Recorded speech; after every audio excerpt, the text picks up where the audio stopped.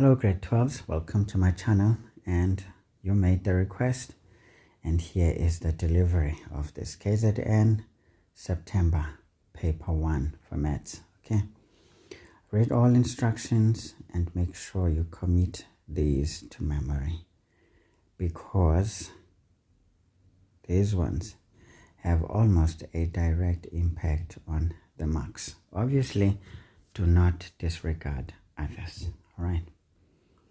So let's get to question 1, which is our usual. Solving for x in different formats. And this is the foundation, guys, to most of the questions, because most of them depend on these principles. So we are given x squared minus 5x is equal to 0. So I will say, guys, whenever you see a quadratic, think of the discriminant, okay? Because if the discriminant is a rational number, or it's a perfect square, it means we can factorize, right? Right. But this one is most basic anyway. We take out the highest common factor, and then we equate each bracket to 0 and then solve for x.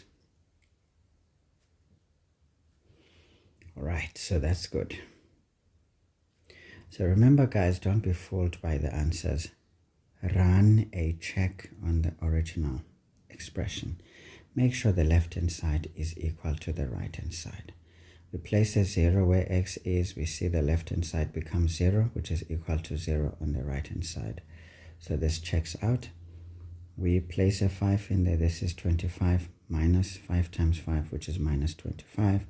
Therefore, 0 is equal to 0. How many marks? 3. So we're getting those 3 marks like that. Okay. So a mistake can occur, guys. Always check the answers, because as you proceed here, you need to be sure you have scored those marks. You don't need to see the memo before you can be sure you mastered the question. Next one is 5x squared plus 2x minus 6 is equal to 0. Again, guys, please be in the habit of checking. Of course, this is for a student who's a bit struggling. These are the ways you can actually show yourself as a,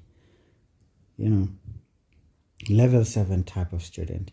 Anyway, this is already a clue that we need the quadratic formula here. So we know that x is going to be equal to minus b plus or minus square root of b squared minus 4ac, all of that divided by 2a. And remember, one can still use completing the square, because this is nothing but the same thing. Minus into b is a 2 plus or minus the square root of 2 squared minus 4 into 5 into minus 6 over 2 into 5. Just in case you don't know, the coefficient of x squared is a. So this is what we substitute for that. The coefficient of x, this is together with the sign, is what we substitute there. All right, and then c is the constant term, and that's what we substitute over there. Please make sure that this step is good, because everything here would make sense if that step is correct. But there's a way of checking. So let's get onto our calculator and see what we get. So got our fraction button, minus into 2 plus the square root of 2 squared minus 4 into 5 into minus 6. Come down 2 into 5. And then, of course, please make sure that everything is on point. So to 2 decimal places, this is 0.91. or x is, we just go back and change the sign. So we get to keep our expression. Of course, before you look for the answer, ensure that on the calculator the substitutions are correct. So this is minus 1,3, 1. Okay. Now guys, don't be just happy you got an answer. Please, as I said, when you've got the original expression, do run a check just in case things are not gelling, meaning there is a mistake on substitutions usually. Now what we do there, we can see that the right hand side is a whole number, so we'll just have to substitute into the nearest. In fact, it's not necessarily a whole number. Well, you can say that, but it's an integer, so we need to round off to the nearest integer. So I've got 5 into 0,91 squared plus 2 into 0,91 minus 6. So now that answer rounded off to the nearest integer is effectively 0. And you can check this one. And obviously substitutions, we score our 3 marks. So can you see guys, as we proceed, we know we have scored full marks there. We don't need to see the memo to be convinced.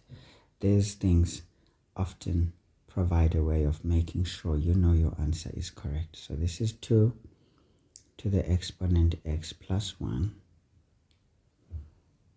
minus 3 times 2 to the exponent x minus 1 plus 2 to the exponent x is equal to 12. Alright, so obviously guys, just a quick inspection, we can see this guy is common. So, and we want to solve for x, so we need to isolate that. So we first break this up into 2 to the exponent x times 2 to the 1 minus 3 times 2 to the x times 2 to the minus 1 plus 2 to the x equals 12. Now we factorize by taking the highest common factor. This is 2 to the exponent x. We remain with 2 minus 3 times 2 to the minus 1 plus 1 equal to 12. Now we can sort that out on the bracket with our calculator. So we've got 2 minus 3 times 2 to the exponent minus 1. Just use your calculator here. Don't sweat when there's no need, so that you don't lose time trying to figure things out. So we've got 2 to the exponent x into, we get 3 over 2 equals 12. Okay, now we divide by 3 over 2 because that's what we don't want. We end up with 2 to the exponent x equals, this one we simply multiply by this flipped. 12 by 2 is 24, divided by 3 it becomes 8. Okay, again you can use your calculator here to avoid issues. So we know that 2 to the exponent x is equal to 8, can be expressed as a power of base 2 raised to the exponent 3. So it's 2 cubed. Now exponential rules tell us that if we've got two powers that are equal and they have the same base, it means the exponents are also the same. Nice. Remember, this whole thing is a power. And what is on top is the exponent. What is at the bottom is the base. Do not confuse the names. Simply doch. Alright, so 3 marks for this one. Again, guys, we must not just be happy we got an answer. Our answer needs to satisfy the original expression, but take care to copy this properly so that as you run your check, it makes sense. So let's have a look. X is 3. This is 3 plus 1, 4. 2 to the exponent 4 is 16. This is going to be 3 minus 1 is a 2. 2 squared is 4. By 3 it's 12. 16 minus 12 is 6. no, 4. This is 4. And then 2 cubed is 8. 8 plus 4 is 12. 12 is equal to 12. So this answer checks out. So guys, always be on the lookout for this because you guys lose marks for things that are crazy, just not checking. Remember, when something is this busy, mistakes of signs and expressions can occur. So make sure you guard against that. So here we can say factorizing using the highest common factor was key, and essentially sorting this up using exponential rules was also key. 3 marks, wow. Maybe 4 marks would have been better. There's quite a lot of things here. But hey, who cares? So 1.1.4. We are given 4x squared plus 12x plus 9 to be greater than 0. As I said, guys, with quadratics, please do not find yourself not knowing when to do what. Check the discriminant. It is not a costly exercise. It's very quick. It's a plug and go type of thing. So don't waste your time. But I know that usually all other quadratics can be factorizable. But remember, when this fails, this information needs to be checked. So this could be 2x plus 3 plus 3. So this is going to be 6x, 12x, that 4x squared, that 9. So it's good. It's factorizable. Now we can see this is a perfect square. So it means we've got equal roots. And in a quadratic, when we've got equal roots, what does that mean? It means the x-intercept is also the turning point. So it's a fairly steep graph.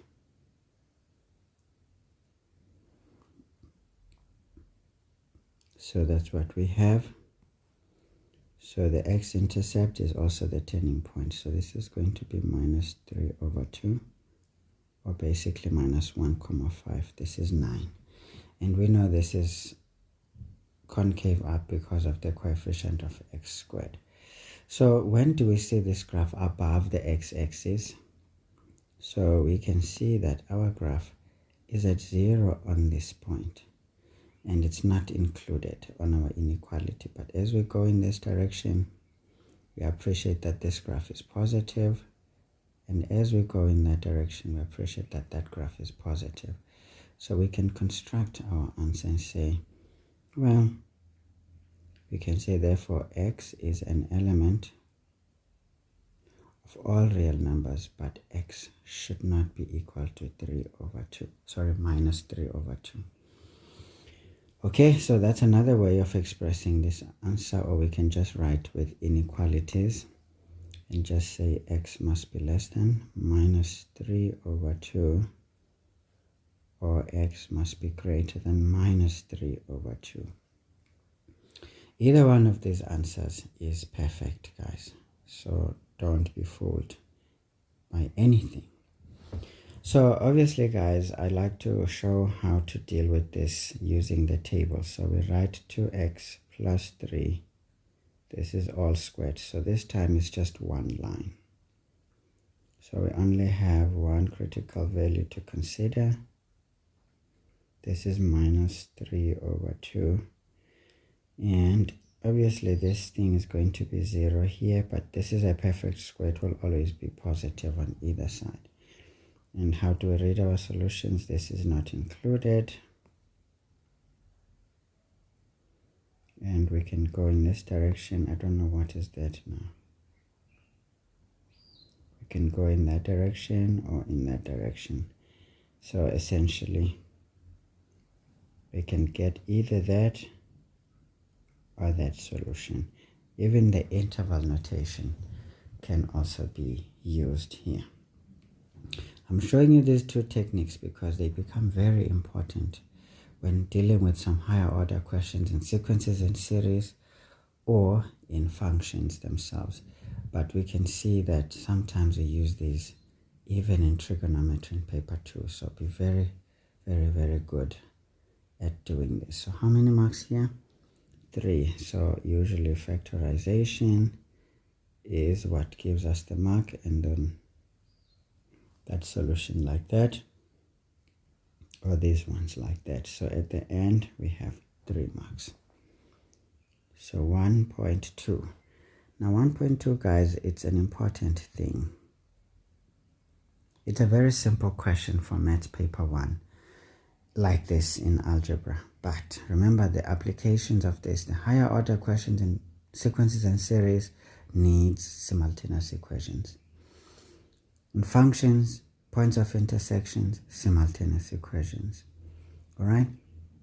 And then we get to analytical geometry, some common points, simultaneous equations.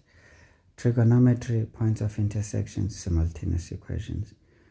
We get to 3D structure, simultaneous equations. Usually those higher order questions, they need simultaneous equations.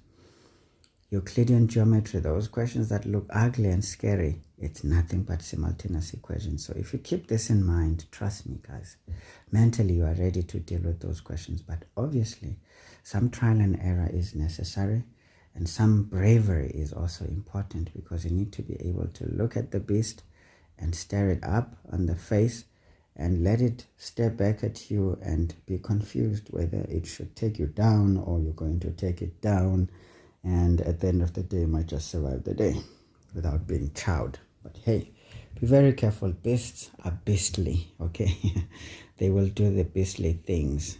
Anyway, we're given 2x minus y plus 1 equal to 0. This implies that, in fact, let's not even do silly things here. We know that, therefore, if we isolate y here, this is going to be 2x plus 1. Can make that equation 1, and we've got, what is that? X squared plus xy minus y equals 3x minus 2. We can make that equation 2. Obviously, this is an equation of an ellipsoid structure. It looks like a circle, but not exactly a circle. So when you progress in math, you will know what this equation is. But for now, just know how to use it. Okay, so what do? We put 1 into 2. So if we do that, what do we see? We will see that we have x squared plus x, where we see y, we put 2x plus 1 minus 2x plus 1 equals 3x minus 2. This implies we've got x squared plus, we fall here, we get 2x squared plus x minus 2x minus 1 equals 3x minus 2. Now we collect our like terms and transpose. This is 3x squared. Now we transpose this, it becomes minus 3x minus 2x, that's minus 5 plus 1, that's minus 4x. Then we transpose this, it gives us a plus 1 equal to 0. Now every time you bump into some quadratic, guys, you know, because for a math student that is not so strong, this is important to double check, because you need to decide, can I factorize this thing? Well, most likely it is factorizable, but not always factorizable. So that needs to be kept in mind. Let's see, minus 3x minus x is minus 4x, that is 3x squared, that is 1, so it's good. But this could have given you an indication of what you need to look for. So we can say, therefore, x here should be a third, or x should be 1. Therefore, y, we can go and substitute to equation 1. It's going to be 2 into a third plus 1 or y is going to be 2 into 1 plus 1. So let's see what is that. This is going to be 2 over 3, then 3 times 1 is 3 plus 2 is 5 over 3. So you need to know how to solve this quickly, guys. Sometimes don't be like a grade 9 student. Don't need to equate this to 1 and then just find a way. Find a way, okay? Where there's a will, there's a way.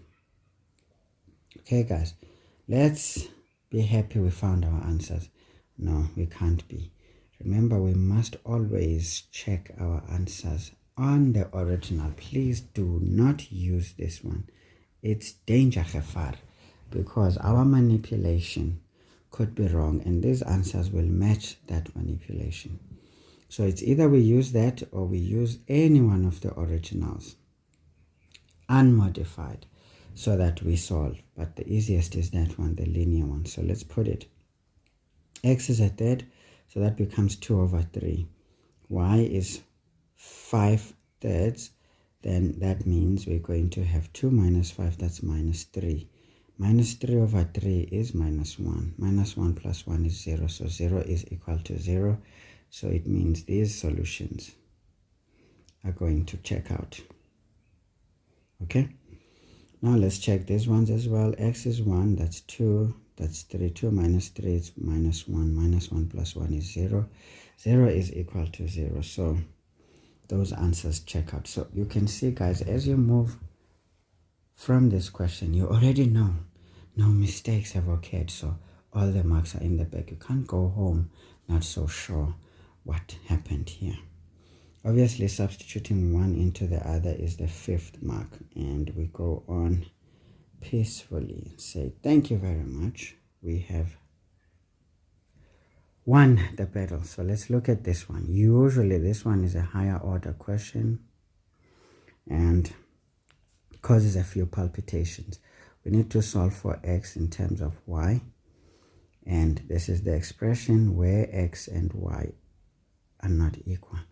But now, why is this restriction being posed? If you look at this expression from inspection, this is x plus 1, this is y plus 1, x minus 3, y minus 3. So this is suggesting that we cannot equate this bracket to this bracket. And we cannot equate that bracket to that bracket because logic would force us in that direction. And this means we're not going to be able to solve properly. So this is being discouraged and we cannot go that route. Okay, so that's why those restrictions are placed. So this helps to stop the nonsense before it begins. So what do we do? Well, we know that if we can't do that, obviously we need to get rid of the brackets first. So let's write, this is x plus 1 into x minus 3 equals y plus 1 into y minus 3. Okay, we do what we know best. FOIL x squared minus 3 plus 1 is minus 2x minus 3 equals, this is y squared minus 2y minus 3. Obviously, minus 3's are like terms with the same sign on either side of the equation. They will cancel out as we transpose, and then we transpose everything to the one side to try and write this thing in standard form so that we can see what is going on here. This helps us to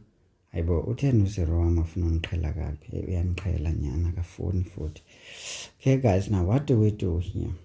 Well, we can see that we can just attempt groupings.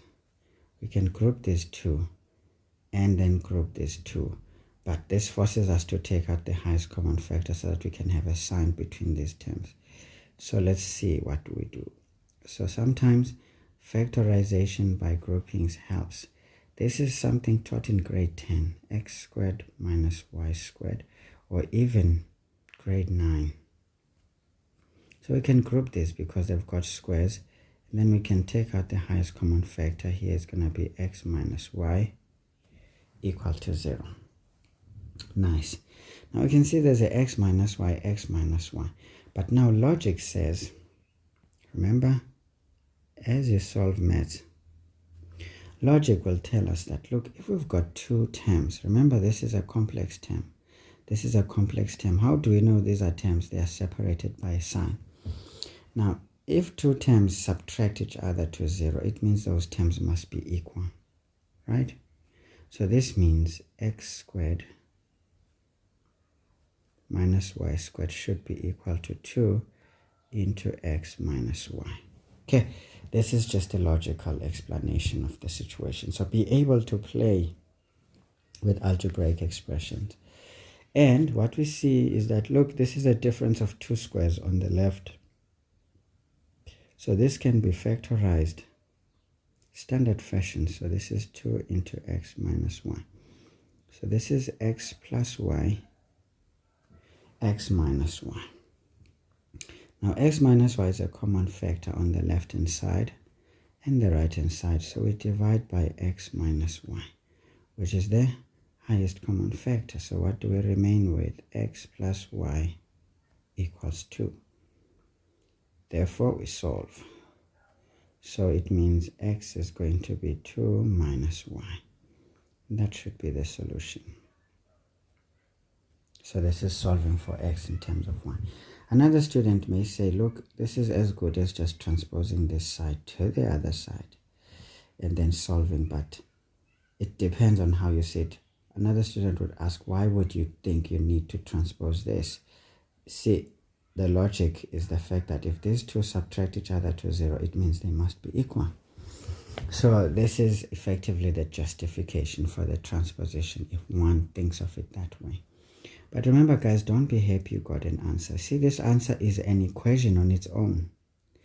And we've got an equation in the first instance. Now we need to make sure things tie up in there, because it's easy for them not to. So we need to ensure that things tie up. Okay, how do we do that? We can check y values. I mean, y is an element of real numbers in algebra. So this could be -1, 0, and 1. Maybe let's just say we're just running a check this time. You don't show this on your answer book, okay? Please don't do it.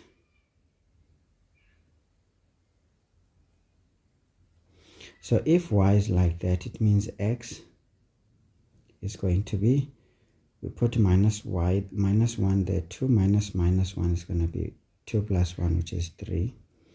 If we put a 0 there, x is 2. We put a 1 in there, x is 1. Although we are told x is not equal to y, but unfortunately when we substitute, this is the case. We just want to check if this expression is correct in the original. Now let's substitute these values physically now. The first set is these ones. So we substitute these ones. X is 3, this is 4.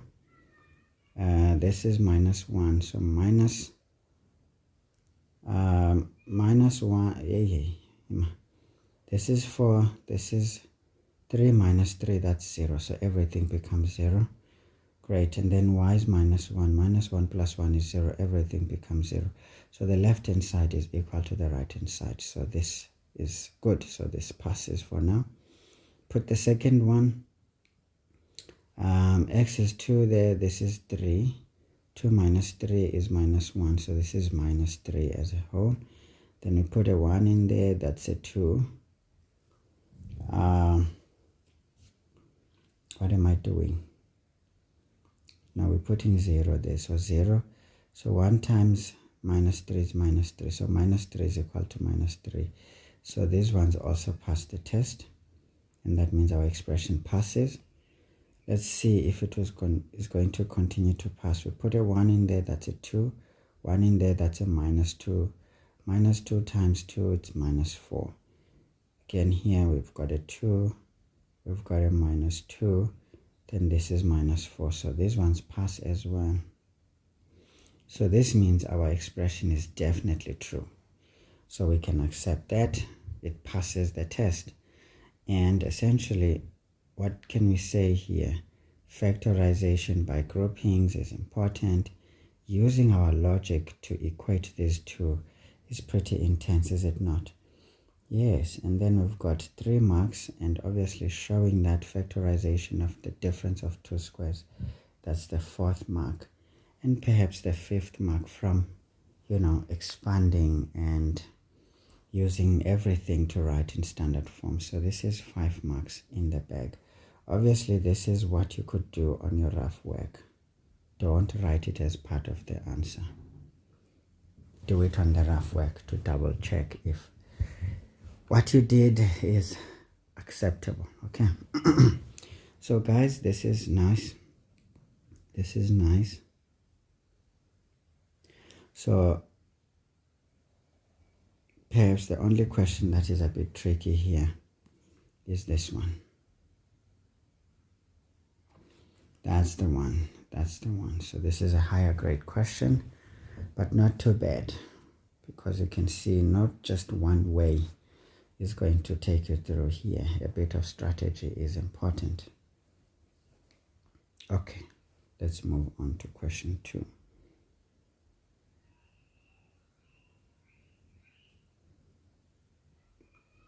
Question 2, we've got 2.1. I told you the first 3 terms of a quadratic sequence. So this is being volunteered, so we don't need to check what this sequence is. We just know. Okay. So we know that we're going to have the sequence of first differences. This is 5.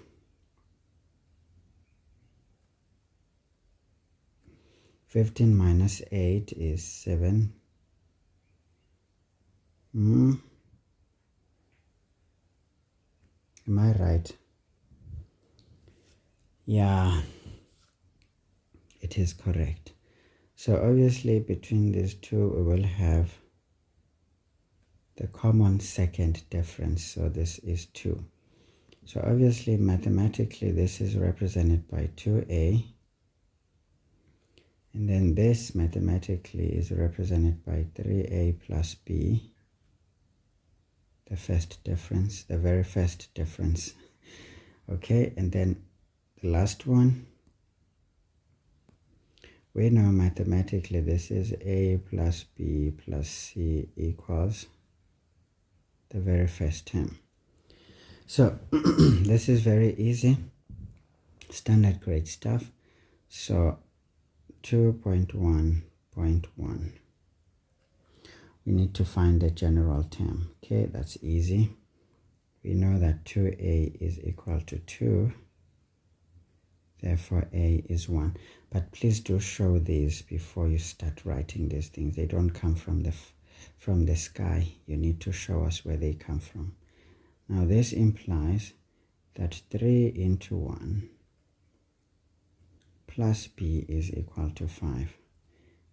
Therefore, b, this is 5 minus 3, that's a 2. This also implies we've got 1 plus 2 plus c equal to 3. Therefore, our c is 0. Therefore, our nth term is going to be n squared plus 2n. Okay. So guys, please check the original the formula, if at all it represents the sequence, because the sequence has to check out. What I normally do, I just check non-contiguous terms in case there is a coincidence, just to avoid doing everything. So let's check the first term. 1 squared is 1, 2 times 1 is 1, 1 plus 2 is 3, passes. Let's check the third term. 3 squared is 9, 2 times 3 is 6, 9 plus 6 is 15. So it definitely represents our sequence. So we have passed. So we know that we get a mark for each one of those other terms. So again, standard stuff, nothing out of the ordinary here. 2.1.2, we're now told, is this a term in this sequence, and we need to motivate our answer by using calculations. Okay, great. So let's have a look. We know that Tn is 1700. This implies that n squared plus 2n is equal to 1700. This implies that n squared plus 2n minus 1700 should be equal to 0. Remember, this is quadratic. And remember, guys, with a quadratic, what do we need? B squared minus 4ac. Now, bear in mind, n is an element. Please think n is an element of natural numbers. Okay, n is an element of natural numbers. So this simply means we need this to be a natural number. And remember, if the discriminant is a perfect square, it means n will have a natural value, at least. It's going to be rational number solutions. And a rational number can be a natural number, right? Right. Now, we can just check the discriminant here and say, look, delta here is equal to b squared. Maybe let's put a conversation and say, but delta is equal to b squared minus 4ac. This is going to be 2 squared minus 4 into 1 into minus 1700. Now let's see what this is. So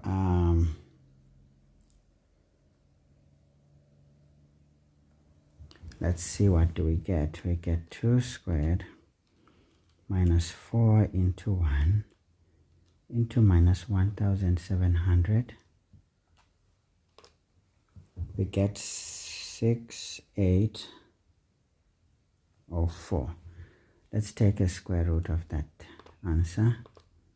It is 18 root 21. Can you see this is an irrational number? So which we can say, therefore delta is not a perfect square.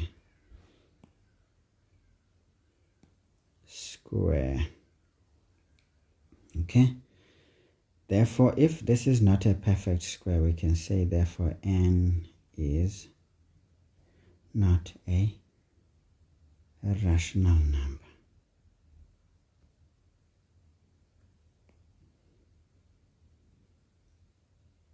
At least that much we can say.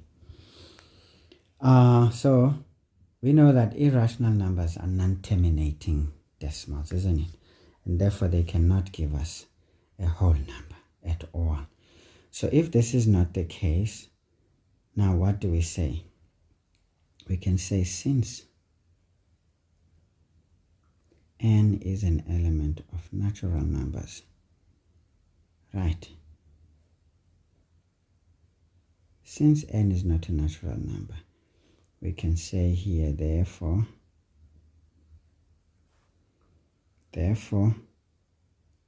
1700 is not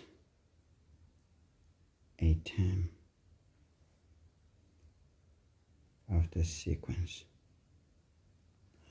Nice and easy. So you see, we can use the discriminant right here to beat this to the ground. See, what I've been preaching is coming to effect right now. So how many marks here? 4. Nice. So probably writing this in standard form would be great. Substituting into the discriminant is great. Commenting on the quality of the discriminant and making up our mind. Okay, so that is how we could score these 4 marks. And obviously, guys, do check actually solving.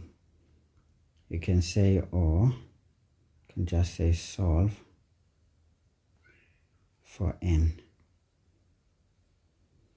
using the quadratic formula.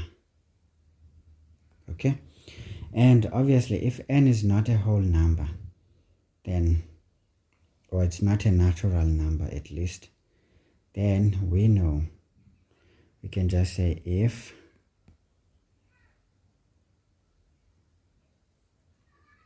n is not, maybe let's write, if n is not an element of natural numbers, therefore this number here, therefore 1700 is not a term in the sequence. So please guys, challenge yourselves, see what I've done, but try what I've suggested. And also this paper has a memo attached into it. I really don't bother looking at it. I like to challenge myself and also to allow you guys to see some of the challenging questions, how they twist me around as well, so that you don't get the notion that I have all the answers. Sometimes it's a struggle, okay? Just know it's not a smooth sail no matter what. But being prepared gives you a chance to survive whatever difficulty you may come across. Alright, so that's it guys. Easy 4 marks. Try the second technique and see what it yields. And then of course do check the official memo to see whether both roots were used. If not, what did they use? And still compare with what you have done and see if you arrive at the same answer. And if it makes sense, then you have one more way of solving the same problem. Now 2.2 says we evaluate. But already looking at this is nothing but a higher order question, guys. Go higher grade lwana. Hayi ingathi KZN ilwile manje kwenzakalani la. Okay, ayilwanga man. Sometimes there's always a higher order question in sequences and series, isn't it? Awuthi sike sibabuke kancane. Now, we are given this sequence 1 squared minus 2 squared plus 3 squared minus 4 squared plus 5 squared minus 6 squared plus 7 squared minus 8 squared plus dash dash dash plus 399 squared. Okay, it looks like we need to move this side so that we can look at it nicely. So this is minus 400 squared. So guys, always inspect these kind of things. They can be horrible. All we can see that these terms are all squared. So this means this is some quadratic sequence of some sort. Right. But now what are we doing? You will notice that this term is odd. So the odd positions are essentially trying to subtract the even positions, okay, immediately next. And this keeps on happening until the very end. So what do we see here? We can say, look, we can group these things and say, look, we can group this guy and that guy, this guy and that guy, this guy and that guy, this guy and that guy. Okay, let's move this positive sign. Okay. And obviously the last guy and the last guy. So if we group this, what do we get? I mean, we've got a calculator to deal with this. So 1 minus 4 is basically minus 3. So here we get minus 3. Now this one is going to be 16 minus 9. So this is going to be minus 9 minus 16 actually. It's minus 7. Then this one is going to be 36 minus 25. So use your calculator maximally. So this is minus 11. This one is going to be 49 minus 64. Okay, that's minus 15. And then minus dash dash dash dash dash minus the last one. Let's deal with it. So this is 399 squared minus 400 squared. So an inspection, guys, it's irreplaceable, believe me. It's unique because you get a direction. So let's see, what are we seeing here? Now this is definitely not geometric, but it could be arithmetic or quadratic. Let's see what happens when we take these two terms and do what we do best. Minus 7 plus 3 becomes minus 4. Minus 11 plus 7, that's minus 4. Minus 15 plus 11, it's minus 4. So we can see we've got a common difference of 4 here. So what eventually happens is an arithmetic sequence with a common difference of 4, and this is the last term.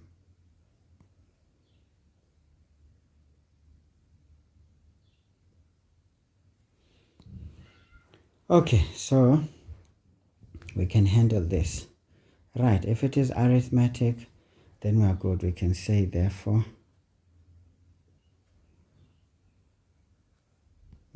therefore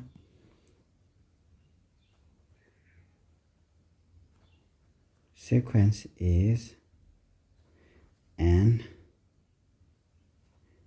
arithmetic series with A equals minus 3, D equals minus 4, and L equals minus 799. So what are we doing? We are evaluating. So we know that then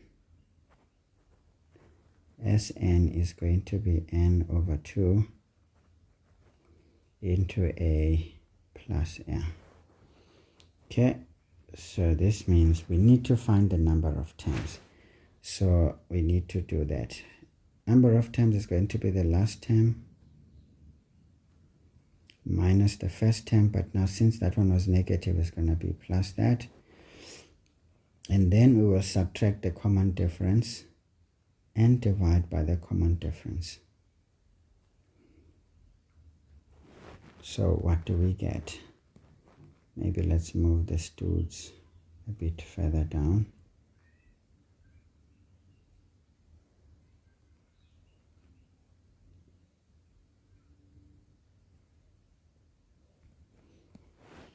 Okay, so that this doesn't clutter itself.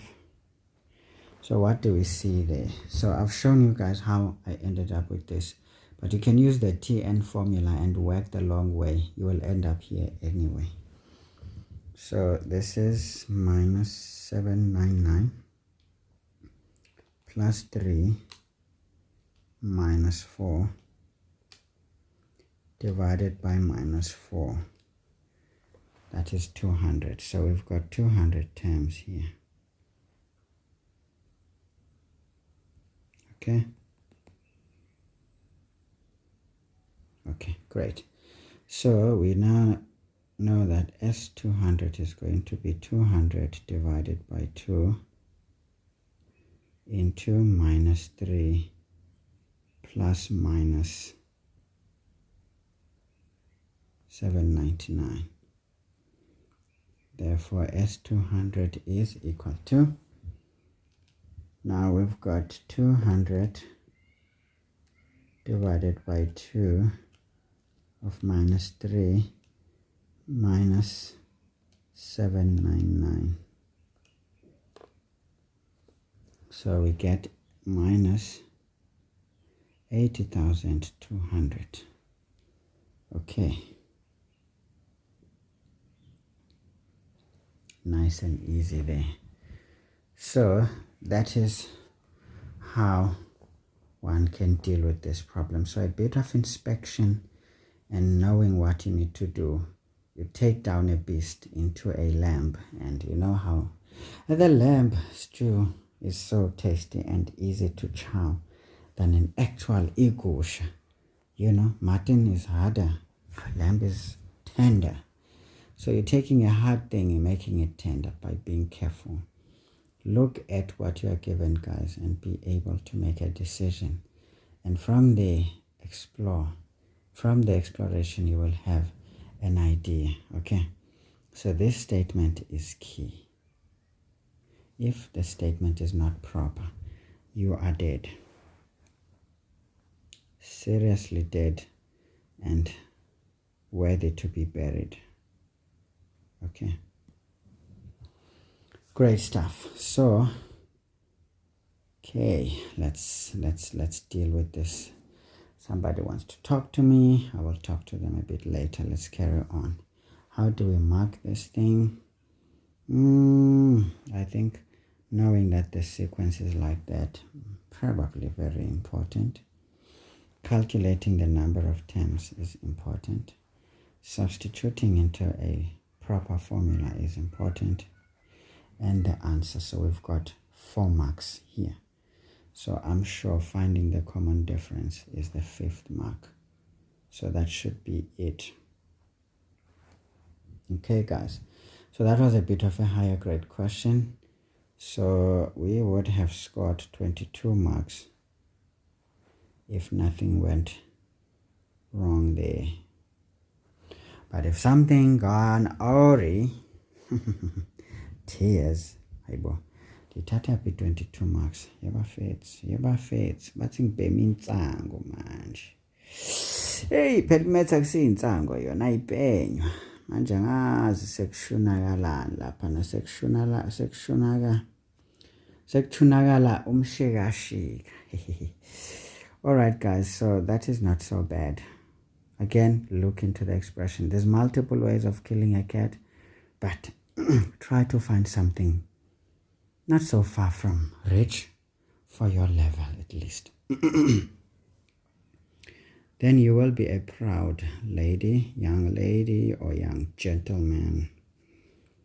Yeah, so it's born now.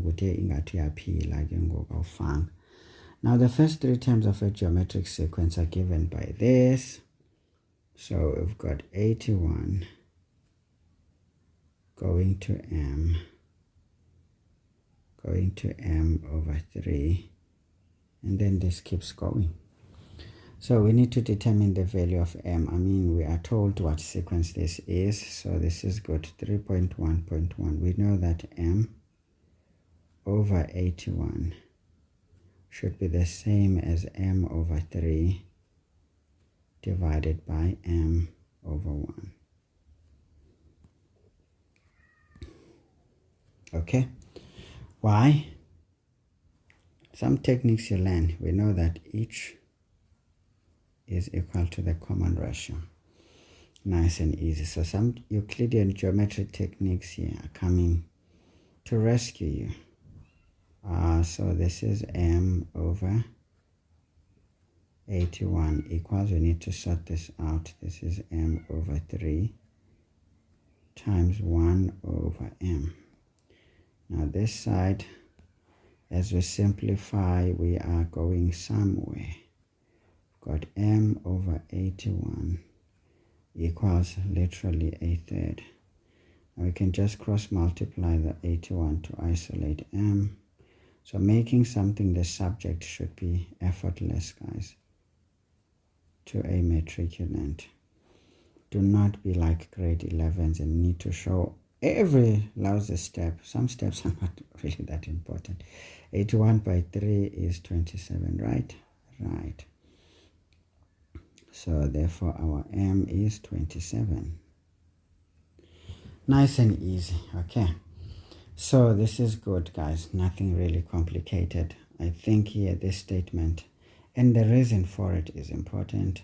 The rest of the gymnastics are essentially your own problem.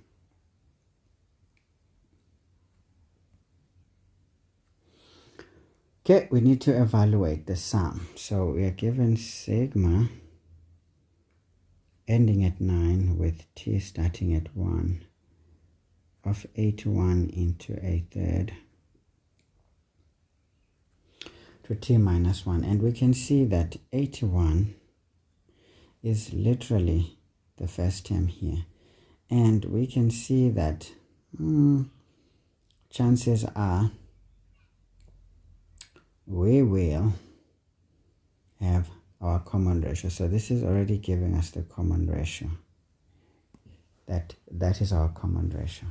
So all we need to know is how many terms are here. We don't really need much.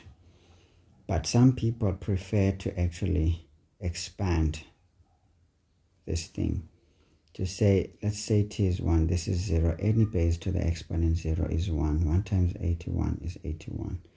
Plus we put a 2 there. This becomes 1 over 9. No. We put a 2 there. This is 81 by third. So this is 27. Plus we put a 3 in there. 3 minus 1 is a 2. So 81 divided by 9 is 9. Ne? Yeah. So this is going to go to 9, at least 3 terms. And then we go to the last one. Last one is going to be, we put a 9 in there. So this is literally going to be 81 into a third raised to exponent 8, right? Because 9 minus 1 is going to give us 8. So this is 1 over 81. So that's not a big deal. Expanding here is not really important because we already know what is going on. This is our first term. This is our common ratio. The number of terms comes from this. So we can say here this is a GS with A equals 81, R equals to a third, and the number of terms n equals 9 minus the bottom plus 1, which is equal to 9. Ne? Good. And do we need more? Not necessarily. We do not. So we can say then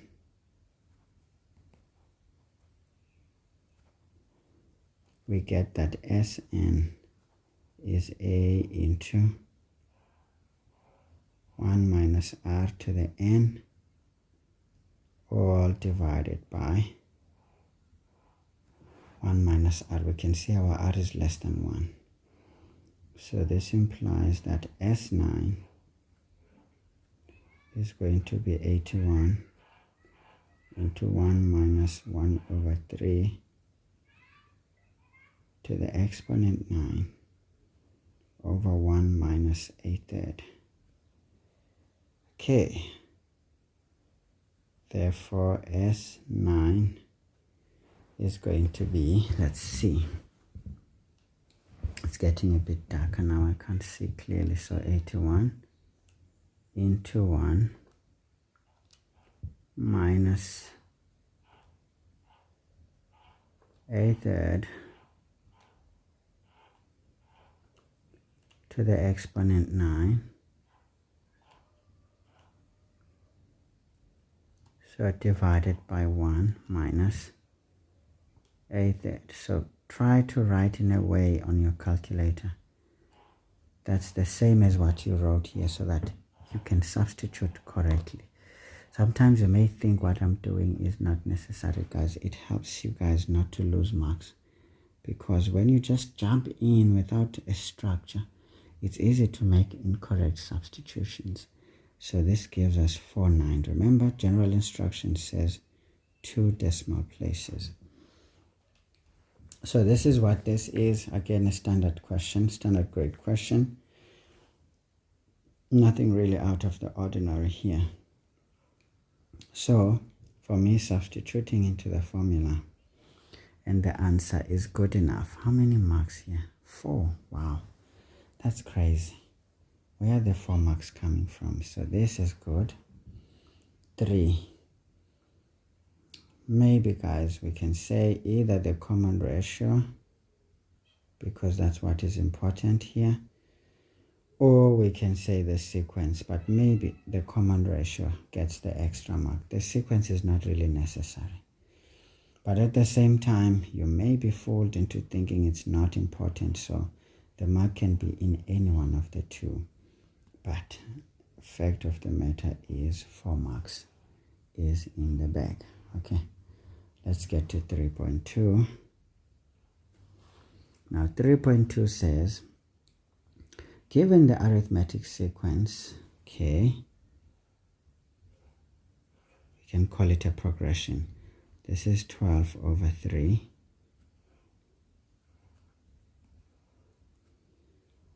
Goes into 3. 18 over 3. Not 3, 5. So Palin doesn't get win. Uzosibulalis. You're gonna get us killed. This is 333 divided by 5. Okay.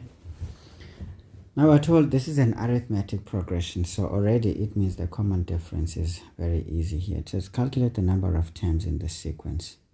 Not a big deal. So before we can do that, we need the common ratio. Common difference. So the common difference is going to be between these two.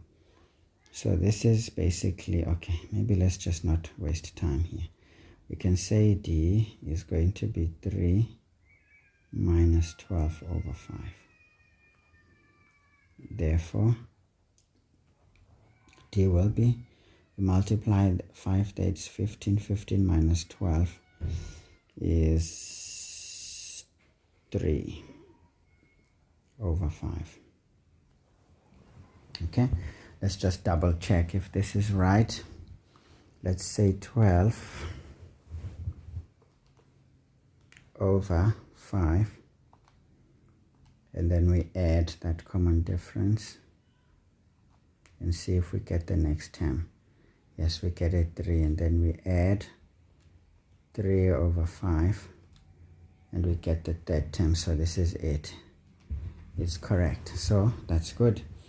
But now we want to know the number of terms. So we know that Tn is equal to, maybe let's say then, remember we're in conversation here, Tn is equal to A plus n minus 1 times D. So we know that this is 333 over 5 equal to 12 over 5 plus n minus 1 into 3 over 5. Okay, now guys, I just want n so I can quickly isolate n, but if you don't know what I'm doing, remember this step I've already highlighted a long time ago. So we sort this out like that, and all of this situation, oh, by the way, we need to add, remember this one would be negative, and then we add the common ratio, and all of this is divided by the common ratio.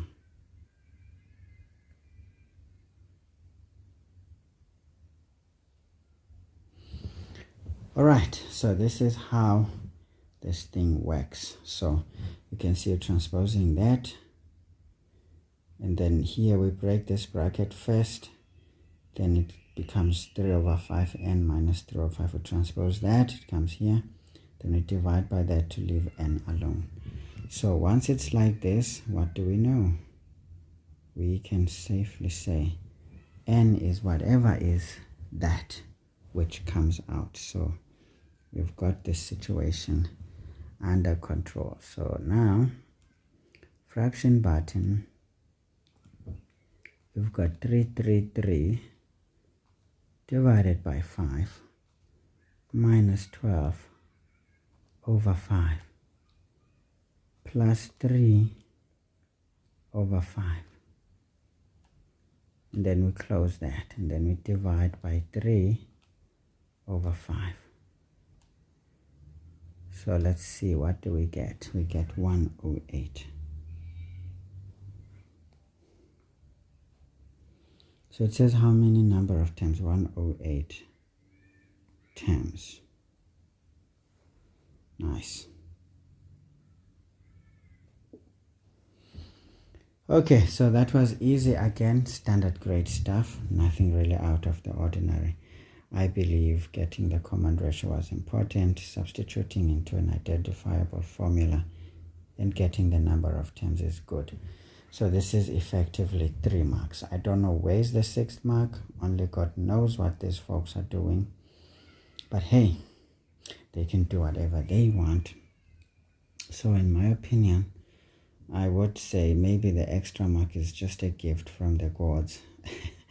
Okay, let's not be silly. Let's try to get a mark for how we got our common difference. Maybe that's how this goes. But 3 marks would have been fine. But hey, every now and then, a little help here and there is important. Now the next question says, how many terms of this sequence are integers? Yalla phafa jwale. Isiyakhala manje, sesiyakhala manje sitswebhu. Phafa. Hayi, akusisitswebhu. Imvubu le, sekukhala imvubu. Hayi. La phafa jwale. Bari ke kubu ntwena, imvubu. Isingenile ke ngoku, okampasala siphadi, bari isitswebhu. Sesiyakhala manje nesitswebhu lapha emadlebeni, ingakumbi lamakhulu njengala wami. Uma ngabe student esingayazi maths usufile la. Guys, what are we going to do? How many terms are integers? Now guys, this is a higher grade question indeed. Yes, it's 4 marks, so that if you can't do it, you don't lose too many marks. But it's already spelling out trouble. But you see guys, yeah, dog, this is crazy. This is crazy. So this means we need to keep adding the common difference here until we get another whole number. Because that's the only way I can see this working out. Or, is it possible if we do the actual term? How to say born? 3.2.2.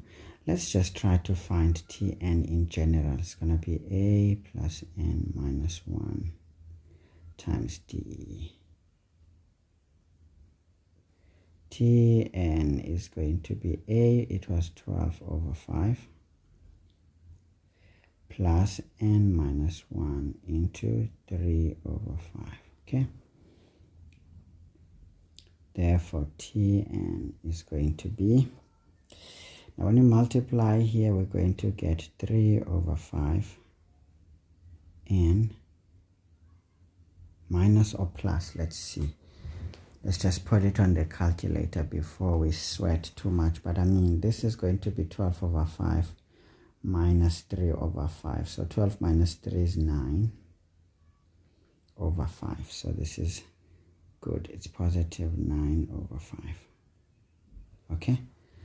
Now guys, if we simplify further, we will see that this is 3n plus 9 all over 5. Now simplifying algebraic expressions help us to make a decision. So our challenge here is to find n that gives us a multiple of 5, because this thing with n on it, it has to be a multiple of 5. So that it can divide this 5 on the denominator into a whole number. Okay? A multiple of 5 to divide by 5 into an integer. All right, so this is the essence of our inspection. So sometimes when you get stuck, you don't know what to do, just know, like I told you guys, algebraic expressions, when simplified, you can check which direction they're going.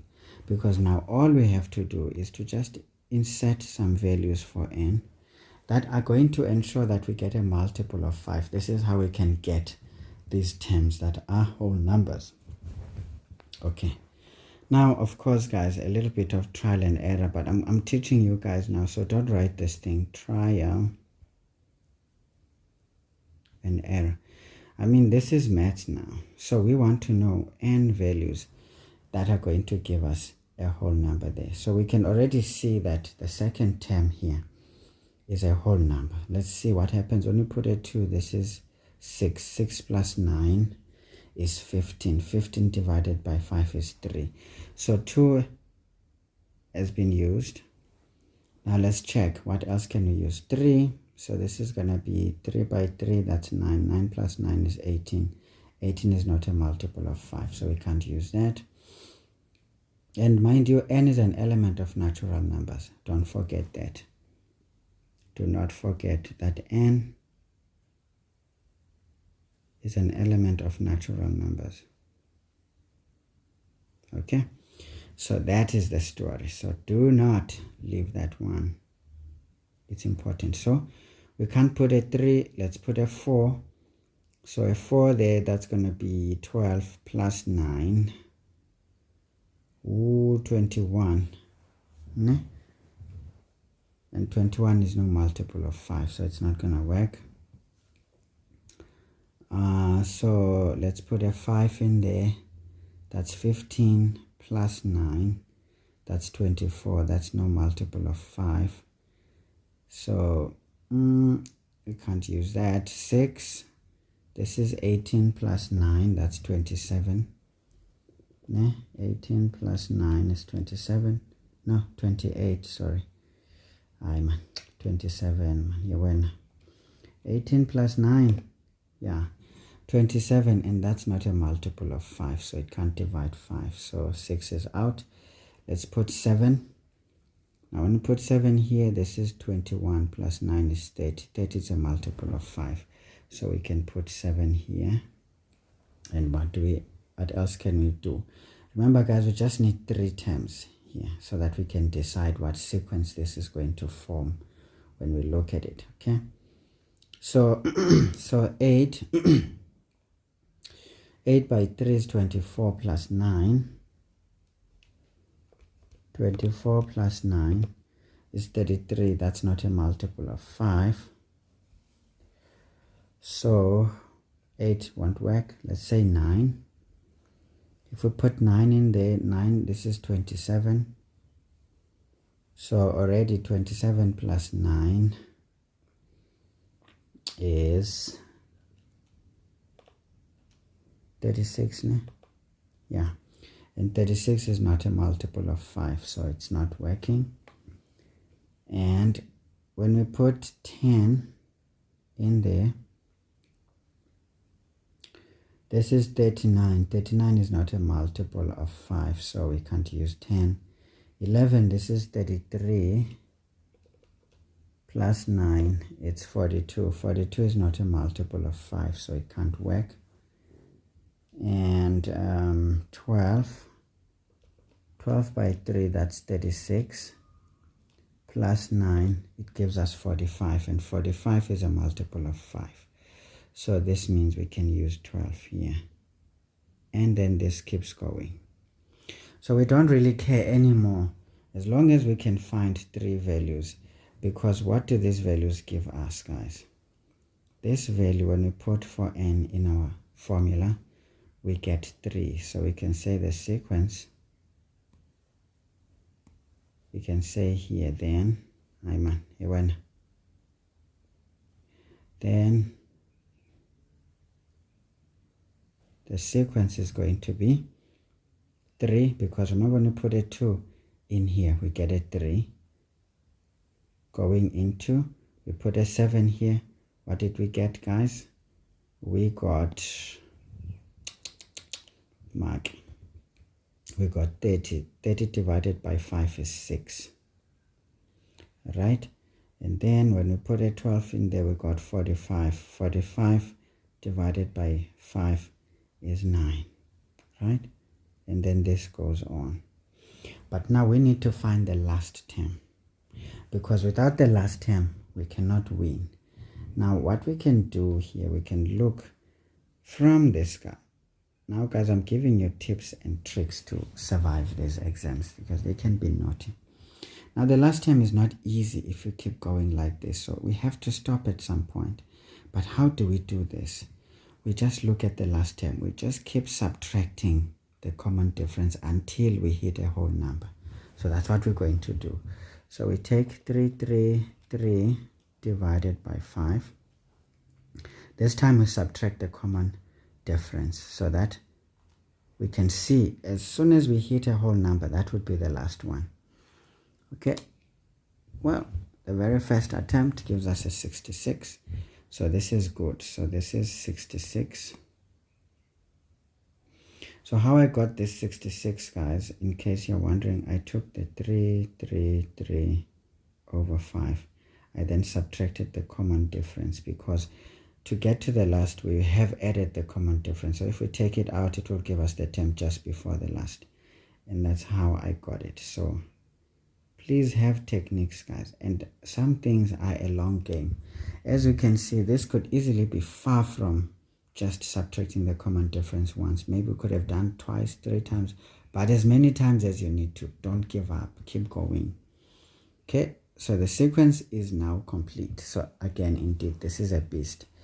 In fact, it is in the order of what I call STDs. Slow them down.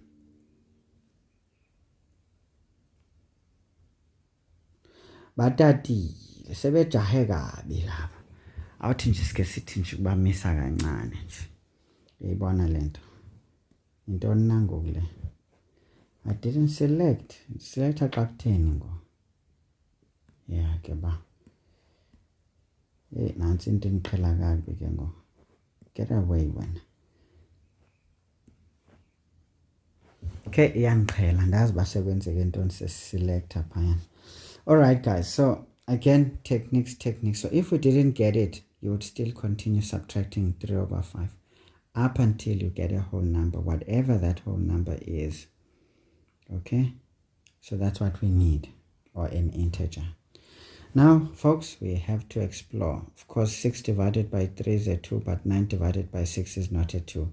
So this is not GS. Now, it could be either arithmetic or quadratic. So 6 minus 3 is 3. 9 minus 6 is 3. So automatically this is a quadratic sequence. Okay, not quadratic, sorry, an arithmetic sequence, because this is constant. We can't get it twice, and yet it's going to change here. It's never gonna change. All right, so we can say therefore this is AP. This is AP with A equal to 3, D equal to 3, and L equal to 66. The question said how many terms are integers, so we can count them. We can say therefore N is going to be L minus A plus, because now our D is positive, plus 3. Okay, what am I doing? Plus D divided by D. Of course, guys, one may ask, what the hell? Whatever, man. Whatever. So this is 66 minus 3 plus 3 divided by 3. What is this going to be? 66 divided by 3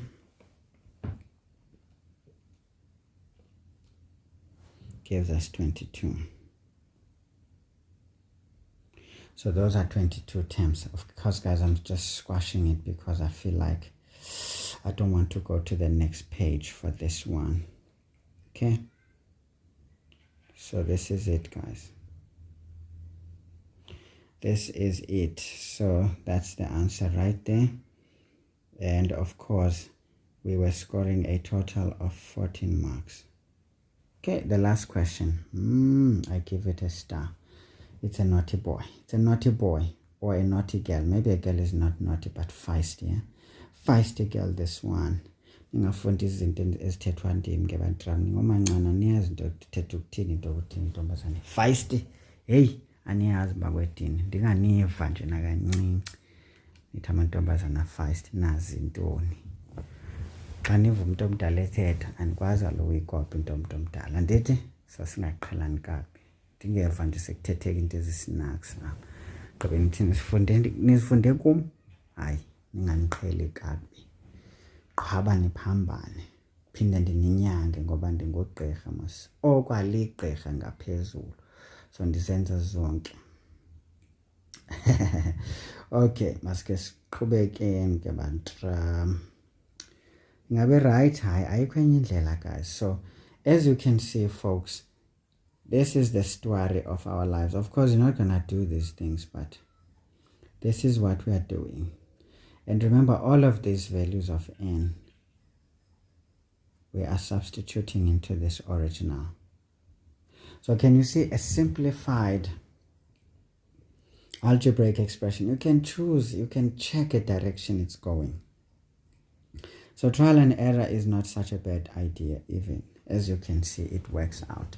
Sometimes, ngendlela ebeniphambene ngayo, bendithola iquestion enje kwi-exam, bendizoyibhala yonke le nyakanyaka. Ndifuna ukukubonisa uyimakha yam uba ingqondo yam indawoni, ungazundithandabuza. Xa sendenze imistake ungacinga uba ndisisibhaxa.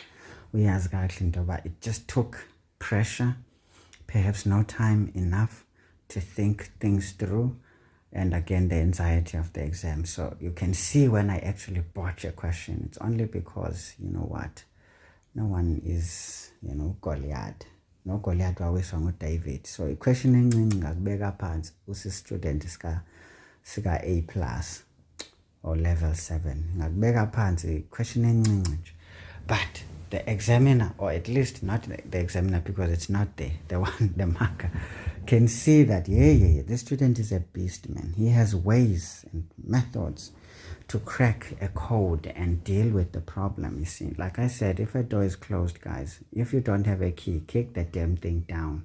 But as you enter the room, you'll enter it standard fashion, you know, through the door. Or you can get some locksmith person to come and, you know, unlock it their special way. At the end of the day, whatever you used to lock the door, please show us. That's what the examiner is asking, so that the marker can see that what you are doing is legal, even if it's not part of the official memorandum. Anyway, guys, now don't ask me where the hell is this thing coming from. Ndinifundisile. If ke anisibukeli videos zam ni selective, nijonge videos ze-DBE kuphela, even kwi-NBT videos I showed this thing where it comes from. So please watch every video, even the video for grade 10s. When I post a video on my channel, it's relevant to all of you. I don't post stuff that is strictly grade 10 because I know it's not important if it is strictly grade 10. But if it goes through grade 11, grade 12 and beyond, then know that it is important. So I only post what is relevant for further training and education, isn't it? FET. I don't just teach things that are just to be left behind and forgotten. Then I don't have time for that. So if you don't learn, guys, you're not gonna go far. I am not really a guy who likes to waste time. So even if someone argues and say, but this formula is not legal, yeah, it is legal, because remember the last term is going to be a plus n minus 1 times d. Let me show you why this is. Then if we transpose a, we're going to say n minus 1 times d is L minus a when we transpose. Then we divide by, okay, let's FOIL this out first. This is going to be dn minus d equals L plus a, right? Then we transpose d, so we remain with dn is equal to L minus a. Now d becomes a plus d. Then we divide by dn is going to be L minus a plus d over d. Can you see? It's not illegal. We used the formula, but we tried to use it quickly before we don't. Yes, some people will tell, write the formula and substitute into the correct formula. I mean, it's not necessary, guys. It's not. Believe me, it's not a must, okay? Then it's not a must. Anyone who tells you otherwise is not telling you the truth. But what are they trying to do? Bona ngoba bakhe bangaziqondi izinto enizibhalileyo, bonqena ukufunda into eniyibhalile, bonqena ukucinga uba bowucinga ntoni, because ichaza ukuthini loo nto? I-maths yabo ayikho strong enough to understand what a student is writing based on a given question, so they rely on the memo to mark you. Without a memo, they wouldn't know if you're doing the right thing, and that's bad, because teachers need to know their students well enough to know what they are thinking. But the student cannot think what the teacher is thinking, but can only follow the hints the teacher is dropping. Do you get me, guys? So anyway, before I start saying things I'm not supposed to say and waste a lot of time, let's just go through. Let's just move through. We don't have time to waste here. So we've got question 4.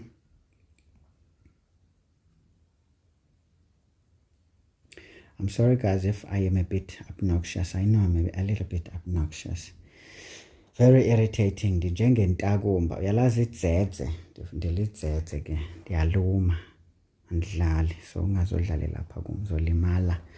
Now, the graphs of g of x is equal to a over x plus q. So this is a hyperbola. We can see this is only vertically shifted. Okay. That's all. Then this is a parabola, which we can see the graph is concave up as per the equation are drawn. So obviously, guys, we can quickly look at those points of intersections with the x-axis. We factorize this thing. This thing is going to factorize into x plus 1 into x minus 3. Good. So this means this is minus 1. So P is minus 1 and 0 because it's on the x-axis. This one is going to be 3 and 0. So again, do a bit of groundwork. It helps a lot. Don't be complacent. And obviously the y-intercept is going to be minus 3. Okay, maybe let's make it darker so that we can see it. The background is messing up. Minus 3. This is 3 and 0. Minus 1 and 0. Hey, by the way, guys, tell me, yaphi le ndoda bathi nguLevi? Is it Levi? Yes, Levi or Levi. But I think the correct word is to pronounce it as Levi. Right, young brains? I mean, I don't see this guy anymore. That guy is good with maths. Please stick with that dude as well. If you watch my channel, please stick with that dude. You will learn a lot. There are certain things I will not do, like giving you lessons on how to, I mean, I cannot reintroduce a topic that was taught in class already. I don't have that time. But there are some smart people like him who will introduce a topic in a smart way to enhance your understanding of some higher order stuff, at the same time giving you basics. So please be on the lookout for people like that. MV Tutors, excellent group there. They have lessons, they have, memos. Please have a look at those guys. Do not limit yourself in terms of what you can do. Who else is good that I can recommend? Lee, Maths with Lee. Is it long distance learning with Lee? Passionate teacher. You can learn a lot there. But I'm also not happy she's not doing pure maths lately. I don't know why. She's doing maths late, but that thing is difficult. I didn't think it was like that. When I saw that lady do it, I'm like, this is like pure maths mos. Hayi inzima laa nto leya, ningayithathi kancinci. Andazi abantwana waye besenza laa nto. Vele nenze pure maths bantram, because iyakhaba laa nto leya nayidlali. Okay, that's another person. There's another lady who also disappeared that I used to, love watching, which is brilliant. NTE, what is it? New Technological Education. That channel is still on though. I've referred a lot of my students to it. That lady is also brilliant. So please look at her. How can I forget my ever excellent mathematician, Mr. Chauke? His channel is Inimitable Academy. Yeah, something like that. Check that guy out. Now that guy knows maths even beyond matric, so you can even ask some higher order stuff with that man. He will be able to solve them for you. Okay, so those are the guys you need to look at as well. I mean, I cannot introduce the ones you already know who are popular. Mr. M. Mlungi Sinkosi is a genius. He does everything. He's an all-rounder, so I will not need to introduce that. If you don't know him already, I mean, you're not serious. Okay, it means you're not serious. And then Kevin, maths and science.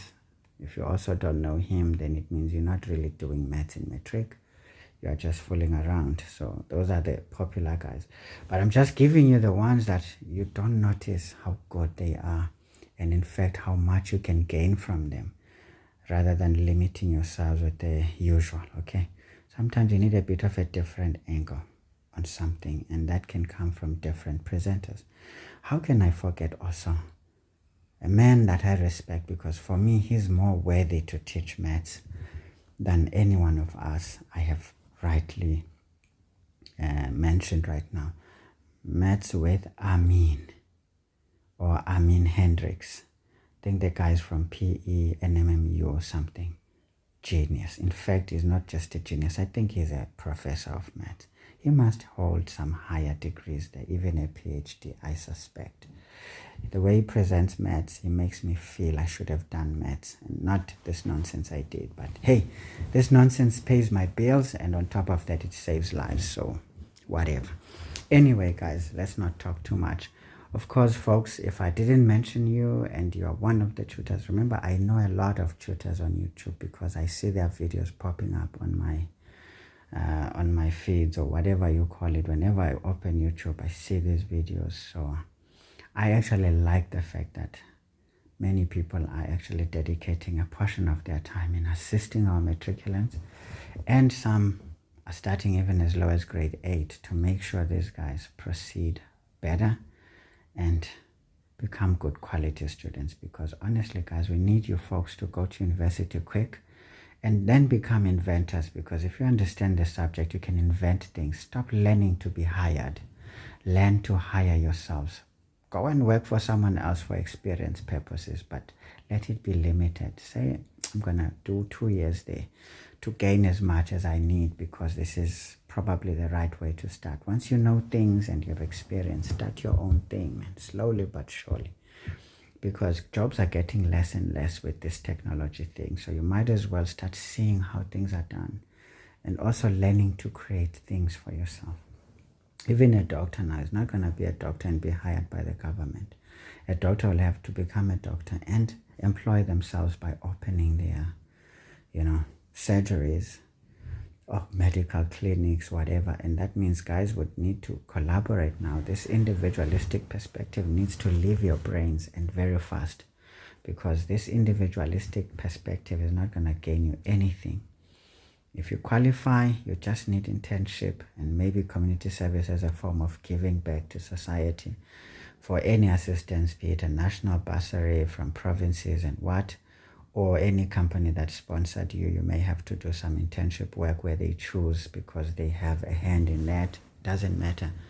But after that, you need to combine, you guys, as a group. Go borrow money from the bank, start a clinic that is multifaceted. Start writing some extra exams, do this and that, a bit of trauma, a bit of maternity, write diplomas and stuff. And then anesthesia, some may need to do that. Then start doing minor procedures, because your degree as a doctor is MBCHB. This is a Bachelor of Surgery and Medicine. So this means you can administer medicines. You can also do some surgical procedures. There's nothing that is disallowed as long as you take some training. So guys, you need to realize you have money right where you are. You don't need someone to give you a capped salary. We all fell into that trap because we didn't know any better. Again, we are the well-trained servants of the propagandas around the world, unfortunately. But you guys need to see beyond that, because you can't go and be trapped the same way. I mean, impo uyakwazi uzibekela i-trap up.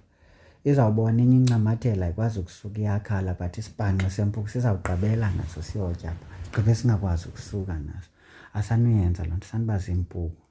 Kubekwe i-trap nonke niyoncamathela, kodwa sesivele sincamathele thina izibhanqa zakudala.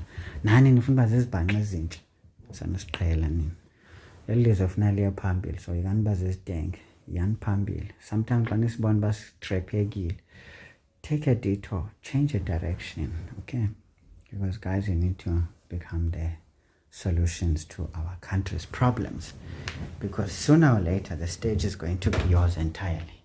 We will not have the strength or power or even be present at all to do something. So it's getting a bit dark here. So folks, be watchful. When we teach you, we're not teaching you out of a contest for popularity. We teach you because we have the love for seeing our nation prosper, and it can only do it through you guys. They're already bright young brains that are not, influenced by a lot of nonsense. We are stale. There's a lot in our brains right now that that actually deters us from doing most of these groundbreaking things that we want to do. So you guys are at an opportunity to do that, because you are free of that nonsense, that bondage, that difficulty. But I see most of you trying to live like adults, doing adult things in your age, and I'm thinking, what is wrong with these kids? You watch too much TV, you watch too much social media, and that's why you all have no direction.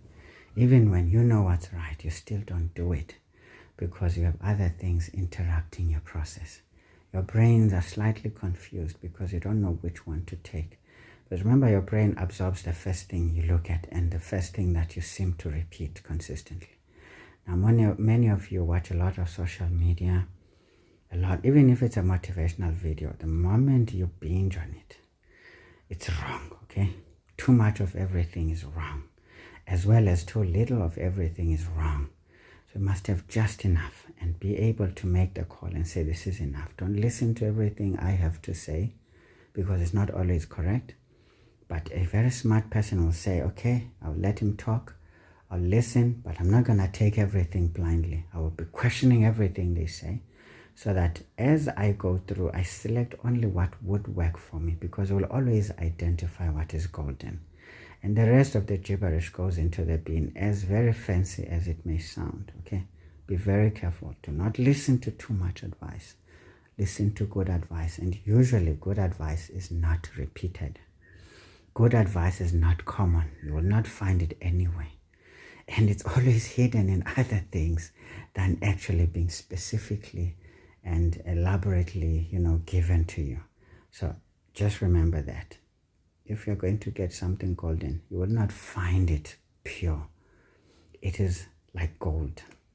There's ore in there. There's other metals that you need to get out by distilling them, or whatever method you can. Chemical distillation or whatever. You separate these until you get to the right one. But you'll never find the right one just waiting for you to pick up, because you won't even recognize it. I can give you a block of gold that is not, refined. You wouldn't think that is gold. You would throw it away and think it's some clog from the ground somewhere, hard ground or whatever. You wouldn't think it's gold. But the moment it goes through fire, it gets processed at high temperatures, and you start to see the shine in gold. You start to see the precious nature of it. It's just like life itself. For you to become precious as gold, you need to go through some stuff. You can't go around crying about your challenges to everyone. We don't care. We have our own sub-stories. Please don't go around giving us your perspectives about you and I. Sonke mfethu siyasokola ngendlela zethu nje ezikhethekileyo, and akho sidingo sokuthi bonke abantu bazazi inkinga zethu, because that creates a mentality of just accepting rubbish. When something rubs you wrong, it means do something about it, and just learn to do it. You will get a chance to share what to do about it and how you overcame it. But remember, you are immature at this point. You cannot give good advice as kids. You can only showcase, what you are capable of and what you are learning. But try to refrain from being advisors already, because you don't know enough. You don't understand enough. You're just seeing things and you're still exploring. Just do that so that you can become better tomorrow, to give a good advice. Even then, I still will tell you, good advice is not common. The moment something is common, no, it's not of good quality. In fact, it's of a less important impact. But the moment something is rare, even when you see it, you don't really see it directly, just know that is a key. It's a master key. It can unlock many doors. Hey guys, the advisor no bandenzi maths la. Hey, nami ngathi sendiyapapa. Asiyekeni ukupapa, asenzeni maths. All right, so the graph of h cuts the x-axis at p and q. We can see that. This means these are the x-intercepts, so that means y is 0, and we've already established those values. The two graphs intersect at p. Yes, we see there. At t, and k. Good. We can see those points. Now, the turning point is t. Okay, this is very important to know. So this is the turning point. We can calculate the coordinates of the turning point. From here, minus b over 2a is going to be minus 2 is going to be 2 over 2. That's 1. We put 1 into the original. It's going to be 1. Minus 2, it's minus 1. Minus 1 minus 3, it's minus 4. So, look guys, whatever you can handle, please do it. Don't wait, because there's no time here. And if we look at this, we can see that the horizontal asymptote is at y equals minus 2. So that means the value of q is minus 2. And we can see that this is indeed a downward shift of our hyperbola, because this hyperbola would not touch the axis because if it was not shifted. But we can see that it has received a vertical shift, and now that we have an x-intercept, it means we shifted it down. Okay, good. And again, we see that this graph is on the first quadrant and second quadrant and fourth quadrant. So what does that mean? It means a is negative.